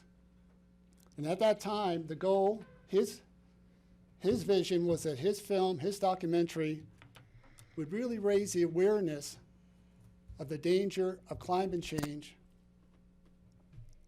and call for immediate action. Very little has actually been done since 2006. And what little that has been done is now in jeopardy with our current administration.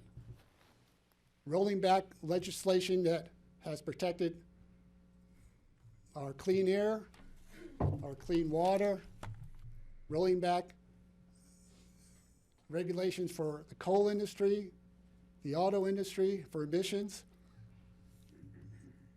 and even scarier, to withdraw, an unprecedented withdrawal from an international agreement from the Paris Accord. So we can't rely on our federal government to try to fix this problem. We have to rely on our cities, our counties, our states, our businesses, because it's not only an environmental issue, it's an economic issue for all of us. I recently did a road trip down through the West, and it's always a pleasure to drive out in our West. And as I was driving south through Monticello, I noticed a wind farm with a backdrop of the Abajo mountain range. Beautiful area. As I further went south, I was driving through Monument Valley. What an iconic valley. And part of that valley, I came across a huge solar array. It didn't distract from the beauty of the Bajos or Monument Valley. For me, it was a message that these communities understand the need to make that transition from fossil fuels to renewables. They understand the environmental ethic and the environmental need to do that. And these are beautiful, beautiful places. Monument Valley. It's as iconic to me as the Maroon Bells. Pitkin County has always had a strong environmental ethic when it comes to renewables, reducing our greenhouse gas emissions. And we've heard that Starting back from 1989, the Ecological Bill of Rights that we signed with the City of Aspen. We went on to our 2002 Aspen Area Community Plan, our 2017 Climate Action Plan that we started to implement through ComDev's work and a lot of the community members' work in terms of updating our energy codes, our building codes. And most recently, what we saw from our next generation, as we saw today, they get it. And so they asked us to declare a climate emergency, and we did.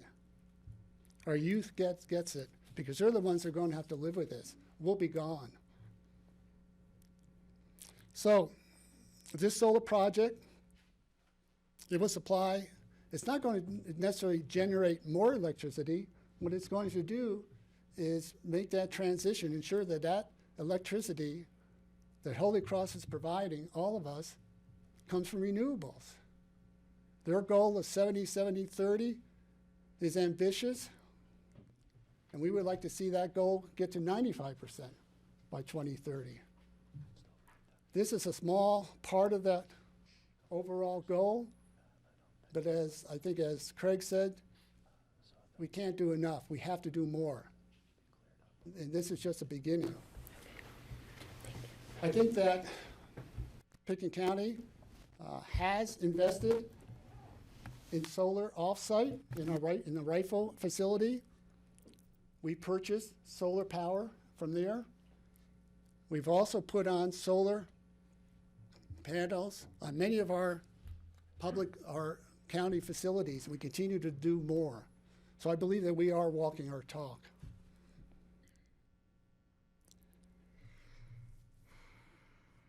I think that, as I said earlier, our young people get it. They're the ones that are going to have to live with what we leave them.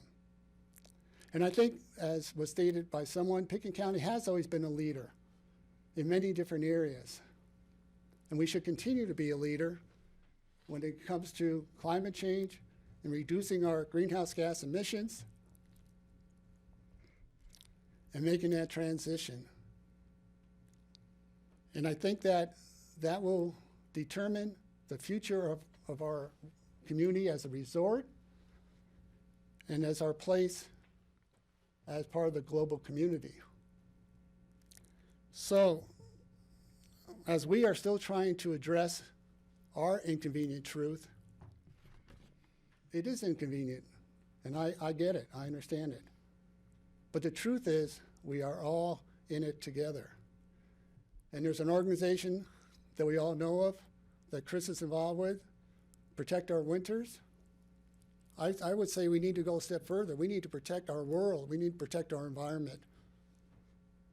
And whatever we can do as an international resort where people come from around the world, and we could show them that, yes, we believe that renewables are critical, and we should showcase, we should be proud of having solar energy that's visible for the public to see that this community walks its talk. We need to take this seriously. We need to do more. So I'm going to support this resolution. I think that it's necessary. I think it's appropriate. I think it's what we all need. Thank you, George. Anyone else want to add something? Steve? First of all, I have at least one more condition I would like to place in the resolution. And that would be to add a reference to our declaration of climate change emergency. On the second page on the recitals, there is the reference to the 2017 Climate Action Plan. And immediately after that, I would suggest that we add that Pitkin County passed in October 2019 a resolution declaring a climate change emergency as one of the reasons for in the recitals for this. So I would hope I the agree. rest of the board would concur with that. I have some comments real quick. Thank you, Steve. In response to Wayne Etheridge's point about growth, since my tenure on this board, which has been long, I've been involved in 2, maybe 3. I think 2 of them we actually did. One we attempted to do land use code major revisions, which address growth. So I'm not old enough to have been here that 40 years ago and been on the board. So, and we are looking at, after the first of the year, Kelly brought it forward, George has brought it forward, and we've all agreed we're going to be looking at growth at the larger picture in all aspects of the county to see. We are also in the process right now of our land use code revisions for energy use and our energy code to match up. So we are taking those efforts as part of our community development department and our building department to work on that. I think that's huge. So Wayne, we're working on it, and after the first of the year, we're gonna schedule some time. I think we've already scheduled time. We're gonna start it, not just talk about it. And I think that this is a really worst case scenario, but looking at ways that electricity is generated now, especially throughout the West with coal-fired plants, thank God we don't have an application before us for a coal-fired plant on that property, because we do have an abundance of coal in this valley from our history of mining coal. So I don't think that would ever happen, but one never knows, and you know what goes on in this world. I have children that live here that were born and raised here. I get emotional. I have 3 grandbabies now, born and raised here. I want them to live here in a very clean environment, pristine environment. They work hard. They're all energy-minded. Leslie's gonna cry too. It's really a difficult decision. My children thought it would be easy. Oh, Mom, it's a piece of cake decision. Why don't you just, move it forward? But listening to the concerns of the community, the people who live across from it, the people who are gonna be impacted, I take that to heart. But I have to look at the bigger picture of Pickens County and the next generations. And I am biased because they're my babies. But they believe in the environment. They believe in doing the right thing. So I'm going to be supporting this resolution as it moves forward with the specific conditions we've had to address as many of the concerns of those who have presented concerns, especially about glare, fire safety, water quality, air quality, those things that I think are also part of our environment and we need to be very careful with. So I'm glad that the board has supported including those in the resolution. I'm sorry, I get emotional about some of these things. Thank you, Patty. Kelly. Thanks. Yeah. Also, just to speak a little bit to the topic of growth management that we've had. We have been having these conversations this year, and during our joint meetings with other municipalities, have also expressed interest in being stakeholders in that conversation. So I'm very hopeful that we are going to have meaningful dialogue. Because all of the issues that we're wrestling with right now are touching on this. As George has mentioned, some additional ones are, the overuse of our recreational amenities, our stress on wildlife, on our backcountries. Those kind of things are all things that we need to sort of look at what our next vision is going to be in the future for our community and our interaction with our natural resources. I have been working on the issue of climate change since I was the age of Aspen Junior environmentalists when we called it acid rain and worried about the ozone layer. So looking at a project like this today for me is, kind of a long haul to advancing progress on this issue. It's not going to solve everything. It is a small slice. Our climate action plan, acknowledges that the county has produced over 500,000 metric tons of greenhouse gas equivalent, and this application is going to address about 9,000 metric tons of that. So it is just a small slice, but I think that we are going to have to address this on many fronts. This is not a solution to the problem of growth. This is a partial solution to our current impact. Additionally, I want to kind of raise a point that the criteria discussed and it looked at, is there a non-structural alternative to this type of project? And that was something that had to be reviewed. in this application. Now, I don't know what a non-structural alternative to a solar farm would be, but it did make me think about all the non-structural alternatives to addressing the problem of climate change, and we are tackling those as a board. We are looking at multiple ways and different slices to get at this solution, including, on-site solutions in our land use code, putting solar and other generation on our facilities, looking at localized grids, things like that. So I think this is one aspect of a larger portfolio of solutions that I'm proud to be on this board to be tackling. With regards to this specific application, I was a little disappointed that there wasn't more dialogue about alternative locations. Since they have been vetted and could be discussed, they weren't here. However, I do want to acknowledge that this is a specific land use application on a specific piece of property that the landowner is allowed to come forward with. I expect that maybe some of those other sites will also come forward in the future, and we would have to have that dialogue about those at that time. So even though we didn't discuss those alternatives here, I do think that this is an appropriate project to support. We'll get called hypocrites no matter how we vote on this, depending if you look at the wildlife considerations, our commitment to our climate emergency. I will say that I feel like the wildlife question has been addressed. I won't say that there's no impact, but I will say that because of the surrounding area and the uses of the immediately adjacent lands to this project, that there's not a pinch point for wildlife that can't be mitigated, and that was sufficiently addressed for me and supported by CPW. So I think I'm ready to support this with the conditions that we've raised.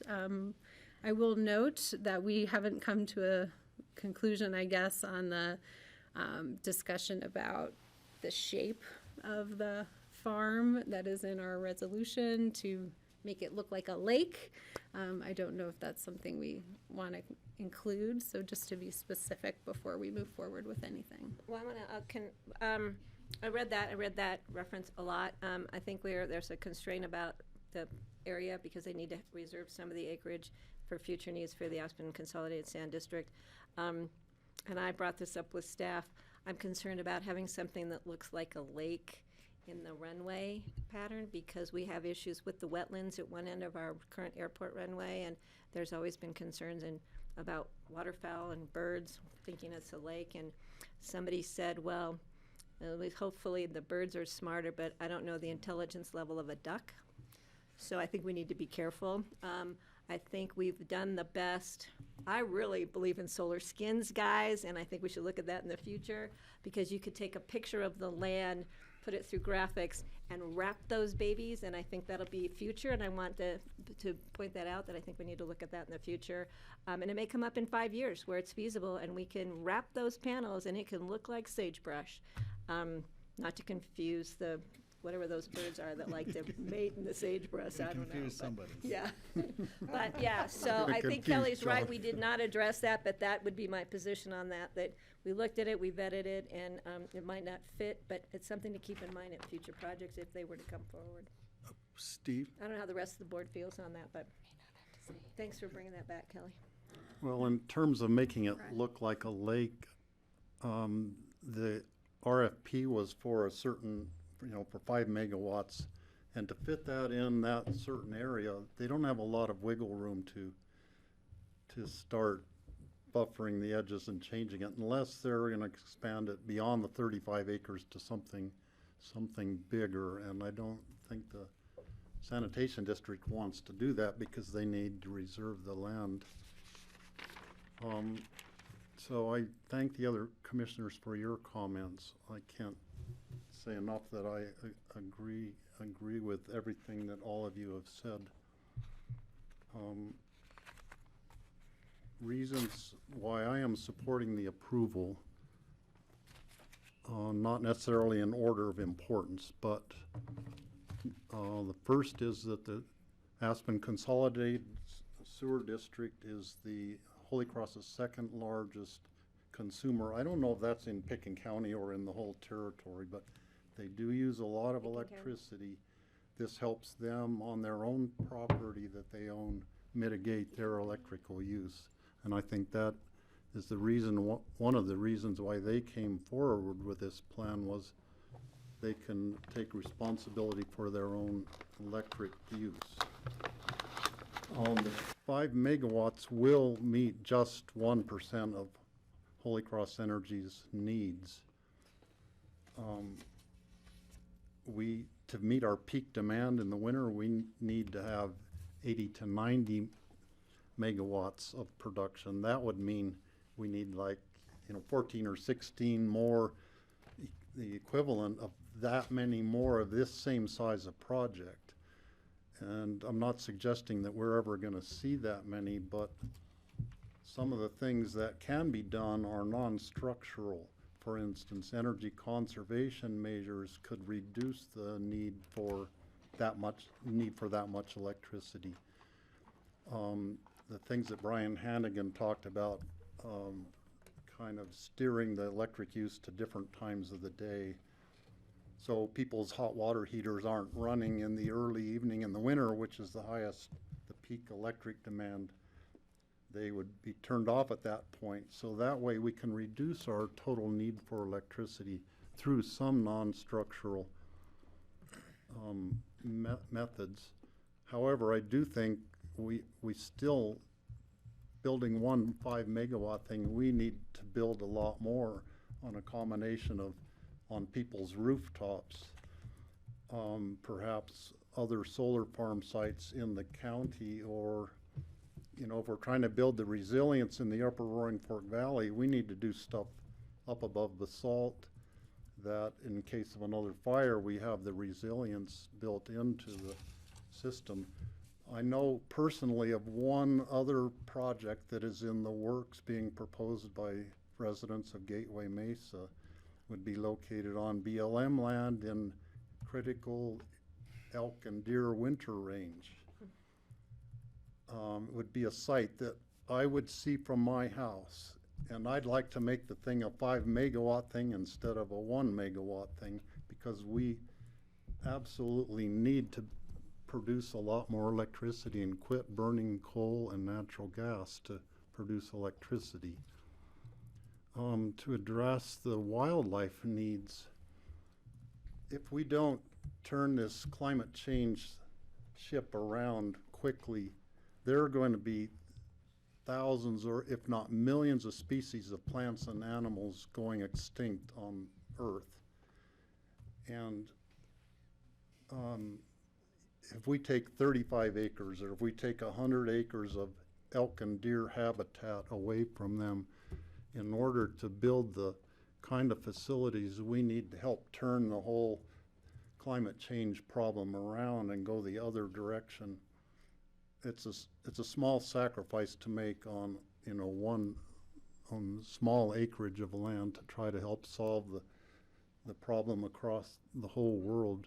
So even on critical deer and elk winter range, I think we should consider putting solar things there because the need is so great.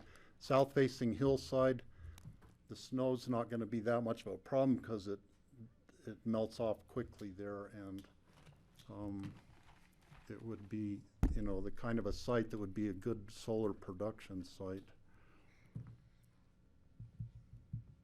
A lot of people say, well, let's do more nuclear electricity production to produce electricity. The amount of water that is needed by a nuclear power plant to cool the plant is the reason why power plants are built by the ocean, like in Fukushima, Japan. We don't have that much water in the western United States to be building a lot of nuclear power plants. Coal plants use a huge amount of water also. Those are really negatives in the western United States for reasons why we should not be building those kind of power plants.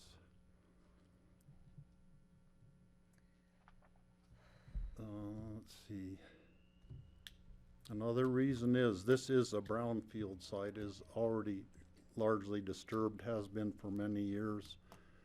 That makes it a much more appropriate site to put any sort of a facility like this on, rather than going out in the adjoining sagebrush on someone else's property and bulldozing that out to put in a solar farm. I think would be biologically would be a mistake, but we're not doing that in this case.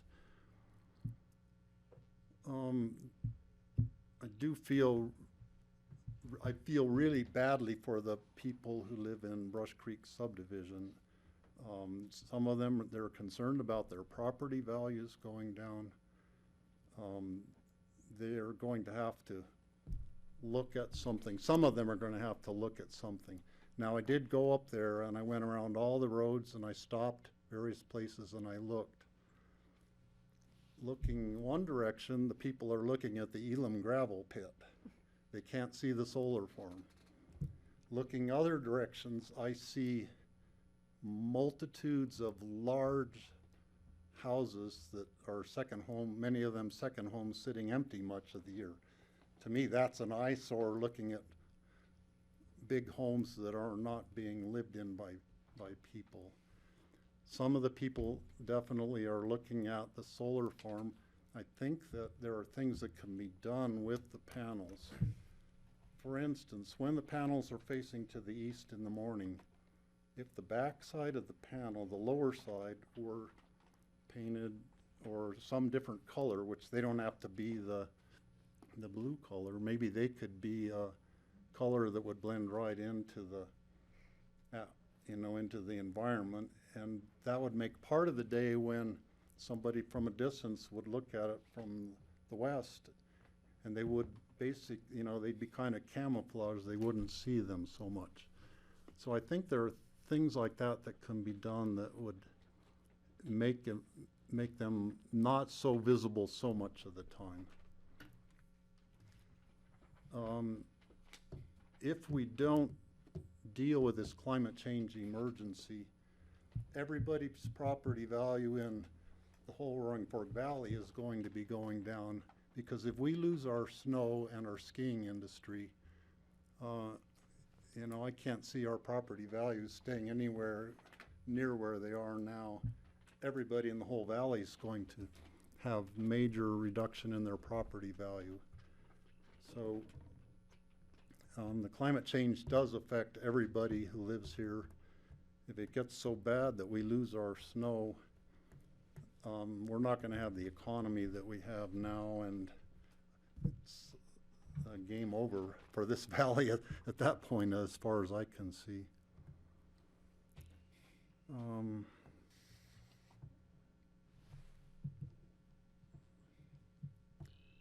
Talking about the visual reminder, I think it's important, and I had this discussion with Mona Newton years ago about when we were talking about, well, where should a solar farm be located? And I said, well, let's try to put it at the landfill.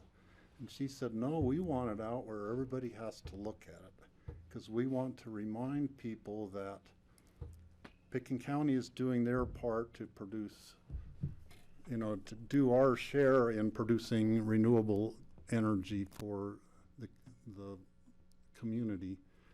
When I talk to commissioners from around western Colorado and around the state, they tend to kind of just laugh at Pickens County and Aspen, because they actually, I can guarantee you, there will be people who would be shocked if they hear Pickens County approved a solar farm here, because they believe that we are just a community of not in my backyard, that we want all the impacts of energy development and everything to be in Garfield County and other places, any place but here.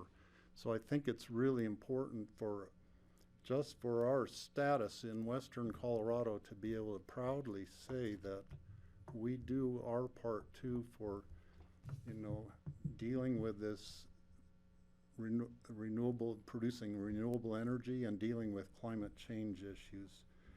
And having a solar farm in a place where everybody looks at it, to me is fine.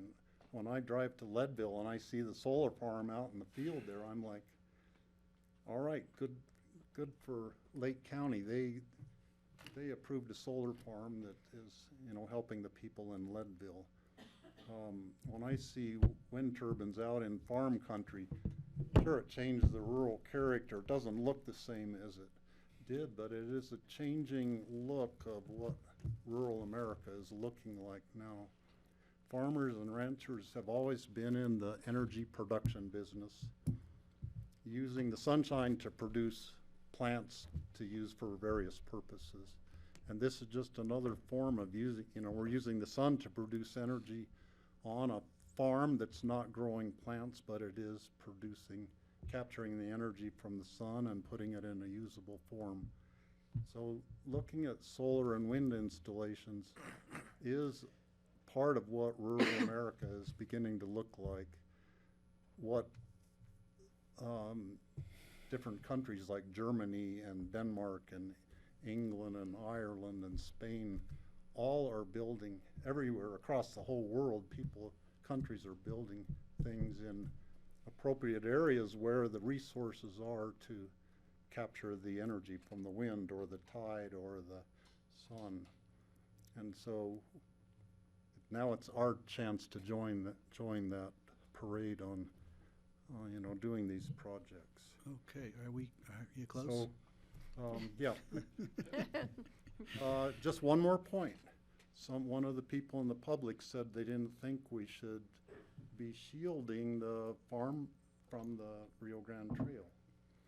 And I kind of tend to agree with them. What's wrong with walking or riding by on an eighth of a mile of the trail and looking at a solar farm that's right there? We don't need to hide it from the people, and I personally don't really see the need for doing all of this major berming. Sure, there's going to be some vegetation planted, but in terms of building a bunch of berms and stuff, it's like, you know, let the people look at it. There'll be people riding out there just to look at the solar farm. So why do we want to block it from their view, is my viewpoint. I agree with the gentleman who said that. Okay, thank you, Steve. Did you talk yet? Why, yes, I did. Sorry.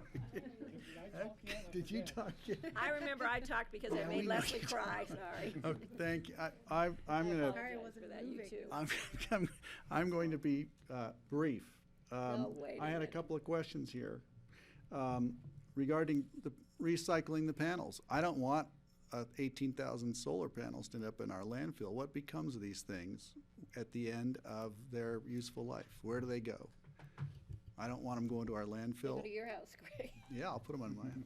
I'll build a house out of them. So the predominant materials in there are glass and aluminum, which are predominantly recyclable as of today. You know, there are a lot of these solar farms going in across the U.S. As those solar farms come offline, there's going to be a huge market opportunity as this recycling continues. Okay, thank you for that. I think we answered the questions regarding fencing that I had, adjacent ecosystems. I think those questions have been addressed, and more will emerge, but I'm comfortable with that. I wanted to ask our board, are we voting right? Can we vote this afternoon to add the climate emergency to our climate resolution? As Steve suggested that earlier, the wording? As a condition. We've got a lot of That could be in a condition condition. changes. Okay, I just wanted to make sure that's part of it. Can I finish? And then I'll, as for shaping it in the shape of a lake, I think that's a bad idea, only because you reminded me, certain waterfowl land already on pavement, on the runways, and it's a problem. If we create an artificial lake, we're gonna have the grebes just pancaking into it. We'd have a lot of fried I duck. don't think we want to shape this thing like a lake. You know, it's like, let's just let them, if this thing goes in, and We'll mark it it for- should look like a solar farm. That's all there is to it. Regarding screening of it, I think we should do what we can in the immediate vicinity. The Rio Grande Trail runs right next to it. If we can add some screening, that will affect the highway view. It'll affect the Rio Grande Trail view. It might might help break up the monotony for us up in Brush Creek who are looking at it.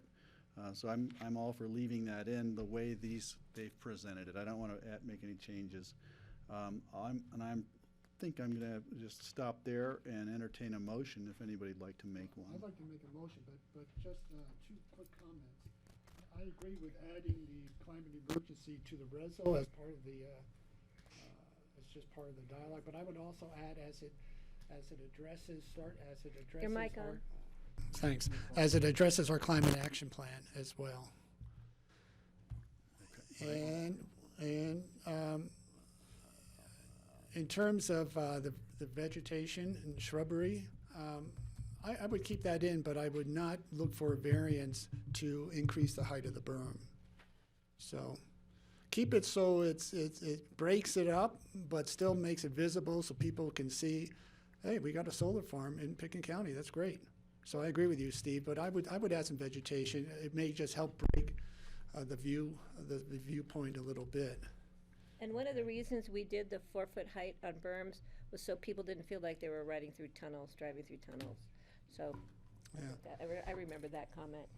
I think it was Did you- Rachel who made it, actually. I was going to make a motion. Oh, I have an additional. Go ahead. For the conditions. I think with regard to the decommissioning plan and the point that you've raised is maybe a reference to, the highest standards of construction and demolition reuse, something along those lines. So the deconstruct, because who knows where we are moving forward with deconstruction in part of our land use code. And in 26, 30 years, hopefully we'll have it totally fine-tuned by then. But I think it might have actually evolved into even more, and so I agree that it should be per the best practice for deconstructing and repurposing of the solar panels. How's that, Kelly? Capture Okay. Well, it would be all of it, not just the solar panels, but. Yeah, but all the Right. solar. All of it involved with decommissioning. Sounds like this is a recyclable thing. Yeah, staff can write that up. Leslie's jotting those notes down, and you can just word it correctly.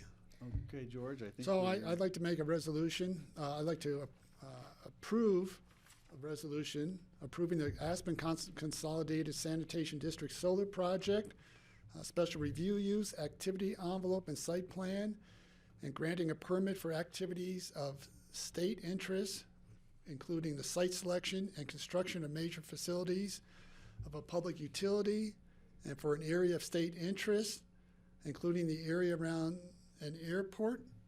Is that how this is written? Yeah, that's a lot. That's how it's written. Second. Can we have a second? I just want to make one last comment. I intend, because I do this, and George keeps it in his new techno era, I do paper, and I recycle as much paper, and I'm sorry for the trees, but that's how I do business. I'm going to intend to keep this, so when we do our first annual review, the points that we've made, the points that we brought up, we look for those specifically in the annual review, because I want the public to know, again, we take the annual review process very seriously, and part of that is, if things are not succeeding the way they were intended, we can withdraw this approval. Is that not correct? So Yes. we're putting our money, we're putting your money where our mouth is, and we mean it when we say it. So Okay, Before Kelly. you call the question, I just want to check in with Leslie to see if you have all. I wanted to the- check in with you Okay. guys. George first. had a list too, I think, of some of the conditions.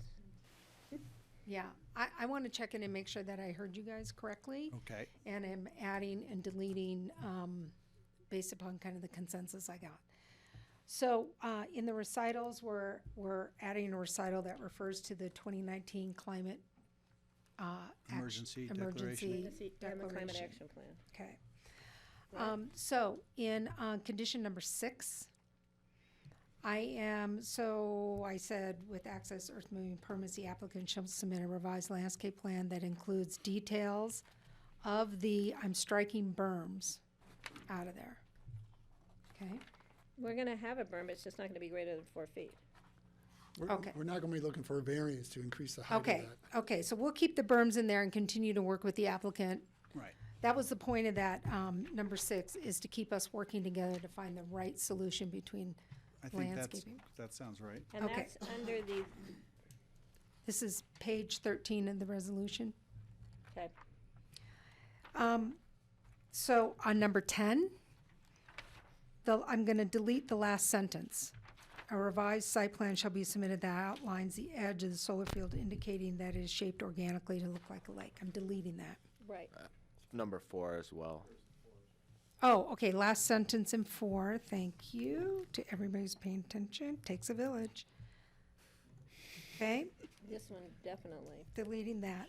Now, would you like me to add a condition that says the structure of the panels shall be a matte brown or black color to reduce the bright look of the infrastructure? This is the structure, the armatures. Structure. Yeah, the I think that should be included armature? in the, well, I call it an armature. It's the thing that holds this Right. object, right? The infrastructure, Right. Is that, They can certainly make it so it doesn't glare. It's not stainless steel or galvy that shines, so I the thought our decision non-glare. was if it became an issue, we would require that as part of the mitigation. Right. Okay. So they could just put it in that way from Yeah, the beginning. rather than require it from the get-go. If it becomes an issue as part of our annual review, then we will require that as part of mitigation for glare Right, factor. that's the note that I have that you made, Yeah. that, Is that okay, basically Greg? that the glare from the entire project shall not become a problem. Thank you. So That if includes all during that. that annual review, it's identified that there's some kind of glare from the structures holding up the panels, that would be addressed as mitigation for that. I'd like to be really clear on the glare issue relative to timing. You on your mic? Relative to timing, because our office will get the calls if there are any glare. If there's glare, is it an annual review timing, or is it within 30 days of an identified issue, or how does the board really want to deal with that? A documented issue? I think what would, as I have a suggestion about that, I think what would need to happen is that if there were some issue that came up with glare, it would need to be addressed by this board, likely at the annual review process. But I guess if you wanted to call a special meeting to deal with glare, I just don't think the community development department can deal with it independently without coming to this board I first. think if it's, glare is a significant issue for me.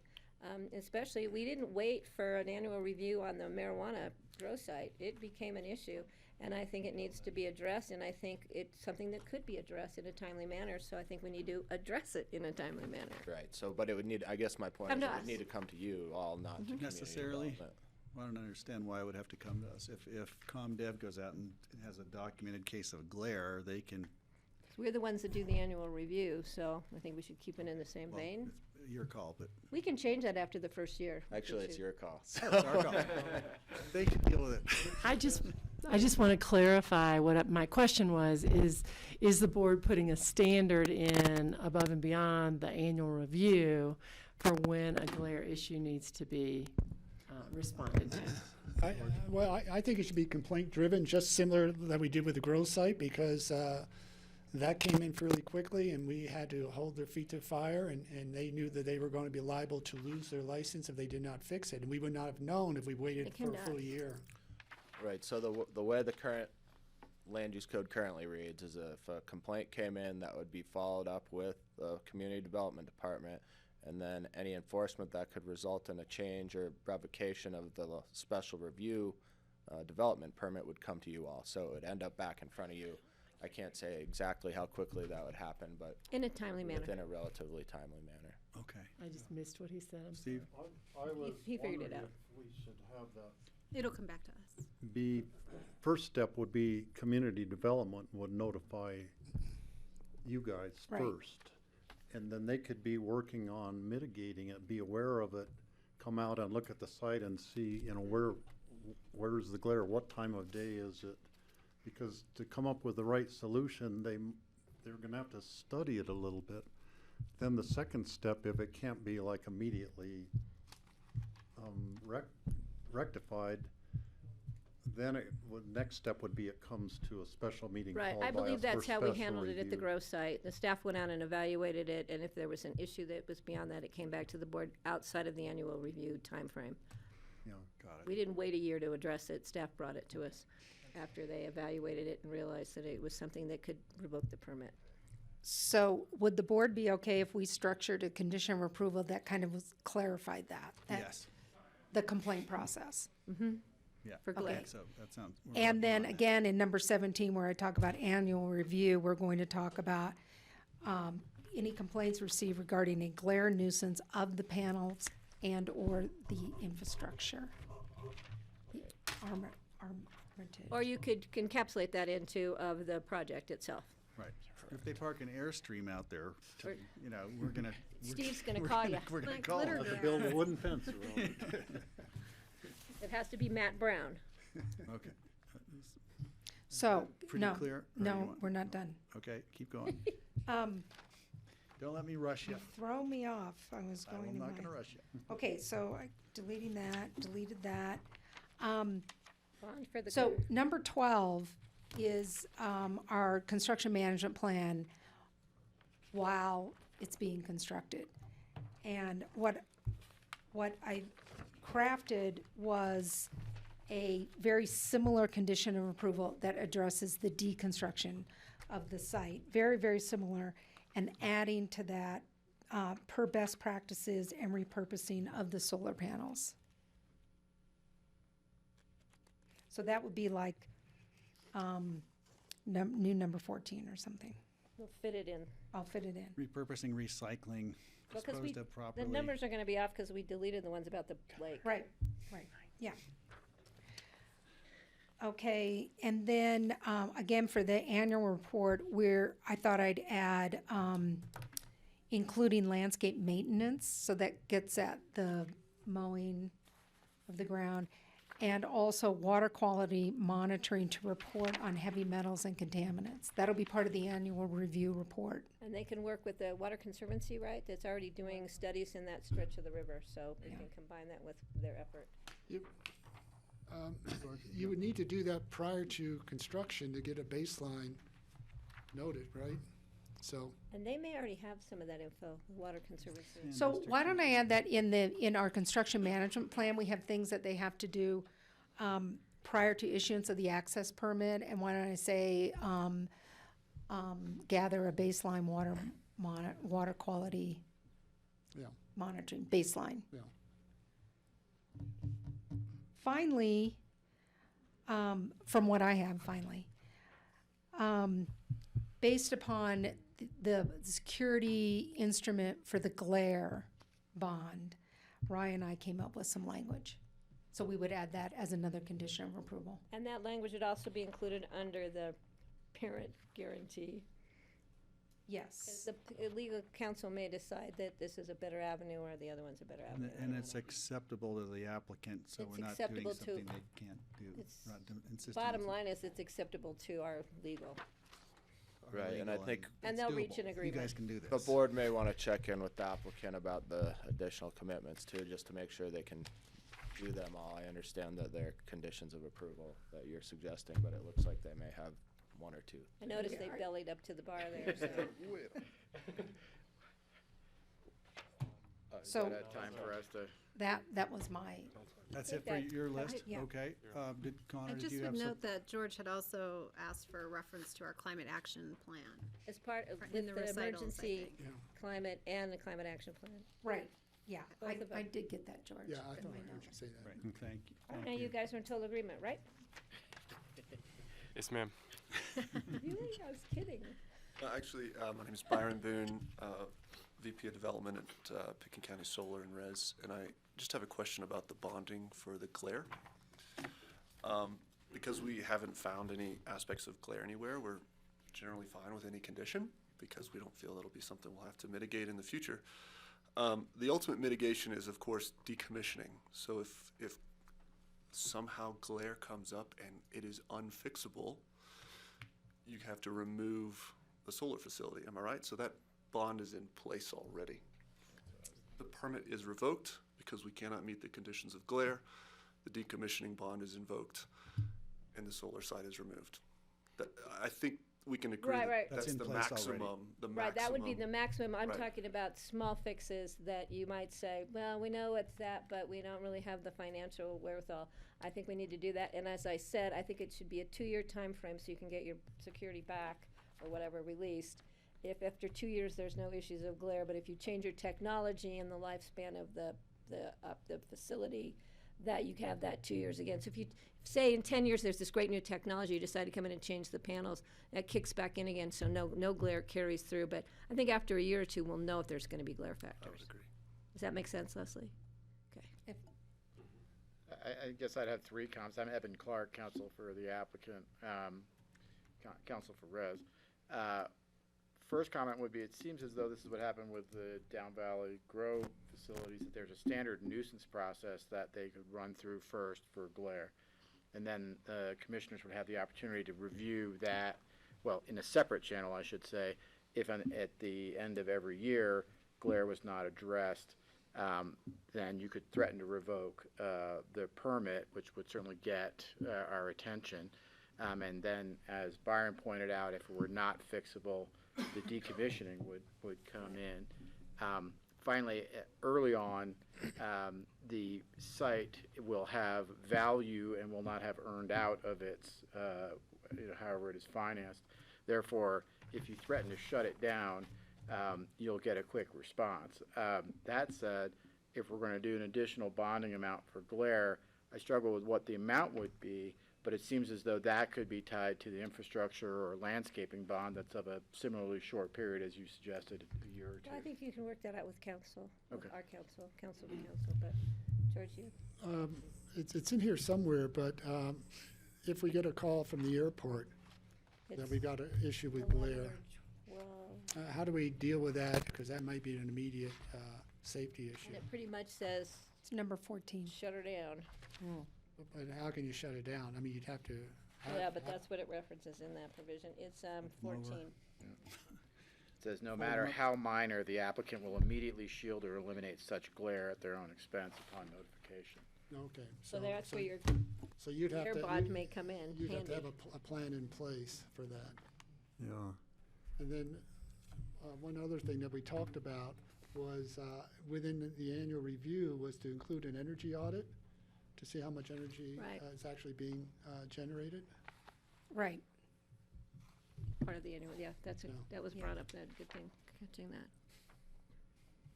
Steve? So if there are planes flying over and they typically follow almost the exact same flight path at that point, and they're getting glare off of the, say they're all pointing straight up is probably the most likely at that point. The sun's coming at a certain angle and the glare is going back at them. Maybe just tipping several degrees off would solve that problem. So if there's, I don't know how you can manually control them if someone has to come to the site to change them, or if you could do that remotely, that just offset the things a couple of degrees might solve the thing just like that. There's no more glare in the flight path for the sun being at that part of the sky. Right. So again, the FAA has reviewed, the project on an annual basis on what's going to occur throughout the year. Every hour of the day, I think it's 15-minute intervals or something, and so they've signed off on those results at this point. But if there is a case where that happens, then we do have the ability to make minor adjustments via that tracking system.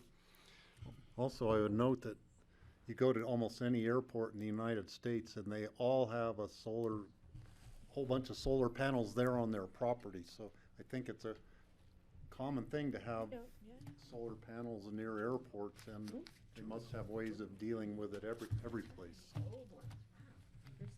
Okay. I saw one last thing I want to add, but it's short.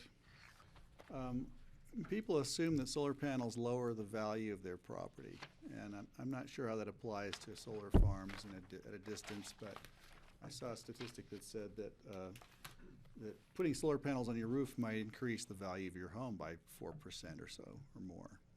And that's a statistic I saw in an article. I can't back it up right now, but it'd be interesting to know, is there any basis to this idea that adding a solar facility increases or decreases the value? I just don't think the evidence is there either way, perhaps, before I commit to that. I wanted to thank everybody. The P&Z did incredible heavy lifting on this with their 2 long meetings. I wanted to thank the community for so much input we've received. It's in the several hundreds of comments approaching 1,000, I think. A lot. The letters and the phone calls, we've been absorbing all of it and distributing it amongst ourselves over the course of the whole thing. So I want to thank my fellow board members, and I want to thank the public for their patience, and the comments pro or con for this were all welcome, and we're grateful to hear it. It keeps us all paying attention to what the mood and the pulse of the community is expecting. With that, I'm going to call the question. Yeah, real quick. I want your comment about the public comment. I think the public needs to make sure that they know that we took a lot of public comment, both pro and con, into consideration and actually put that into conditions of approval to make sure that, so people know that we just didn't sit here and you were talking. We actually listened and heard what people said and took it to heart and built a lot of those things into the approval. And we took that information from every meeting we held. I think we've all been pretty Rye has some that makes me Just real quick, Greg, I just wanted to follow up on this potential approval withdrawal procedure if there was some violation of the special review.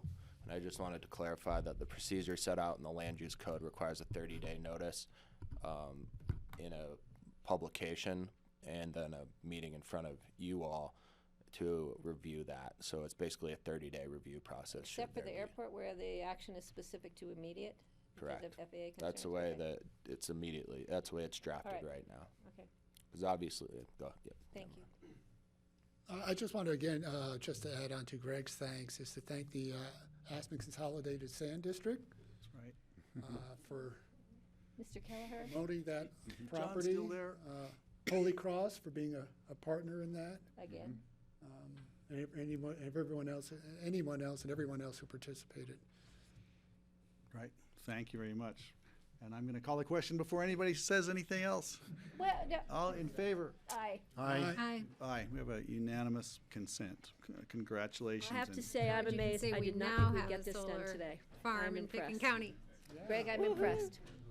You got her done today. Thank you. Grassroots, we Thank you. are, do I need a motion to adjourn? Special meeting, so moved. Special meeting, I need a motion to adjourn. Do I want to be a You too. I made a motion. I'll second it. All in Okay, I'm favor? done. Aye. Aye. One abstain. Say aye. Okay.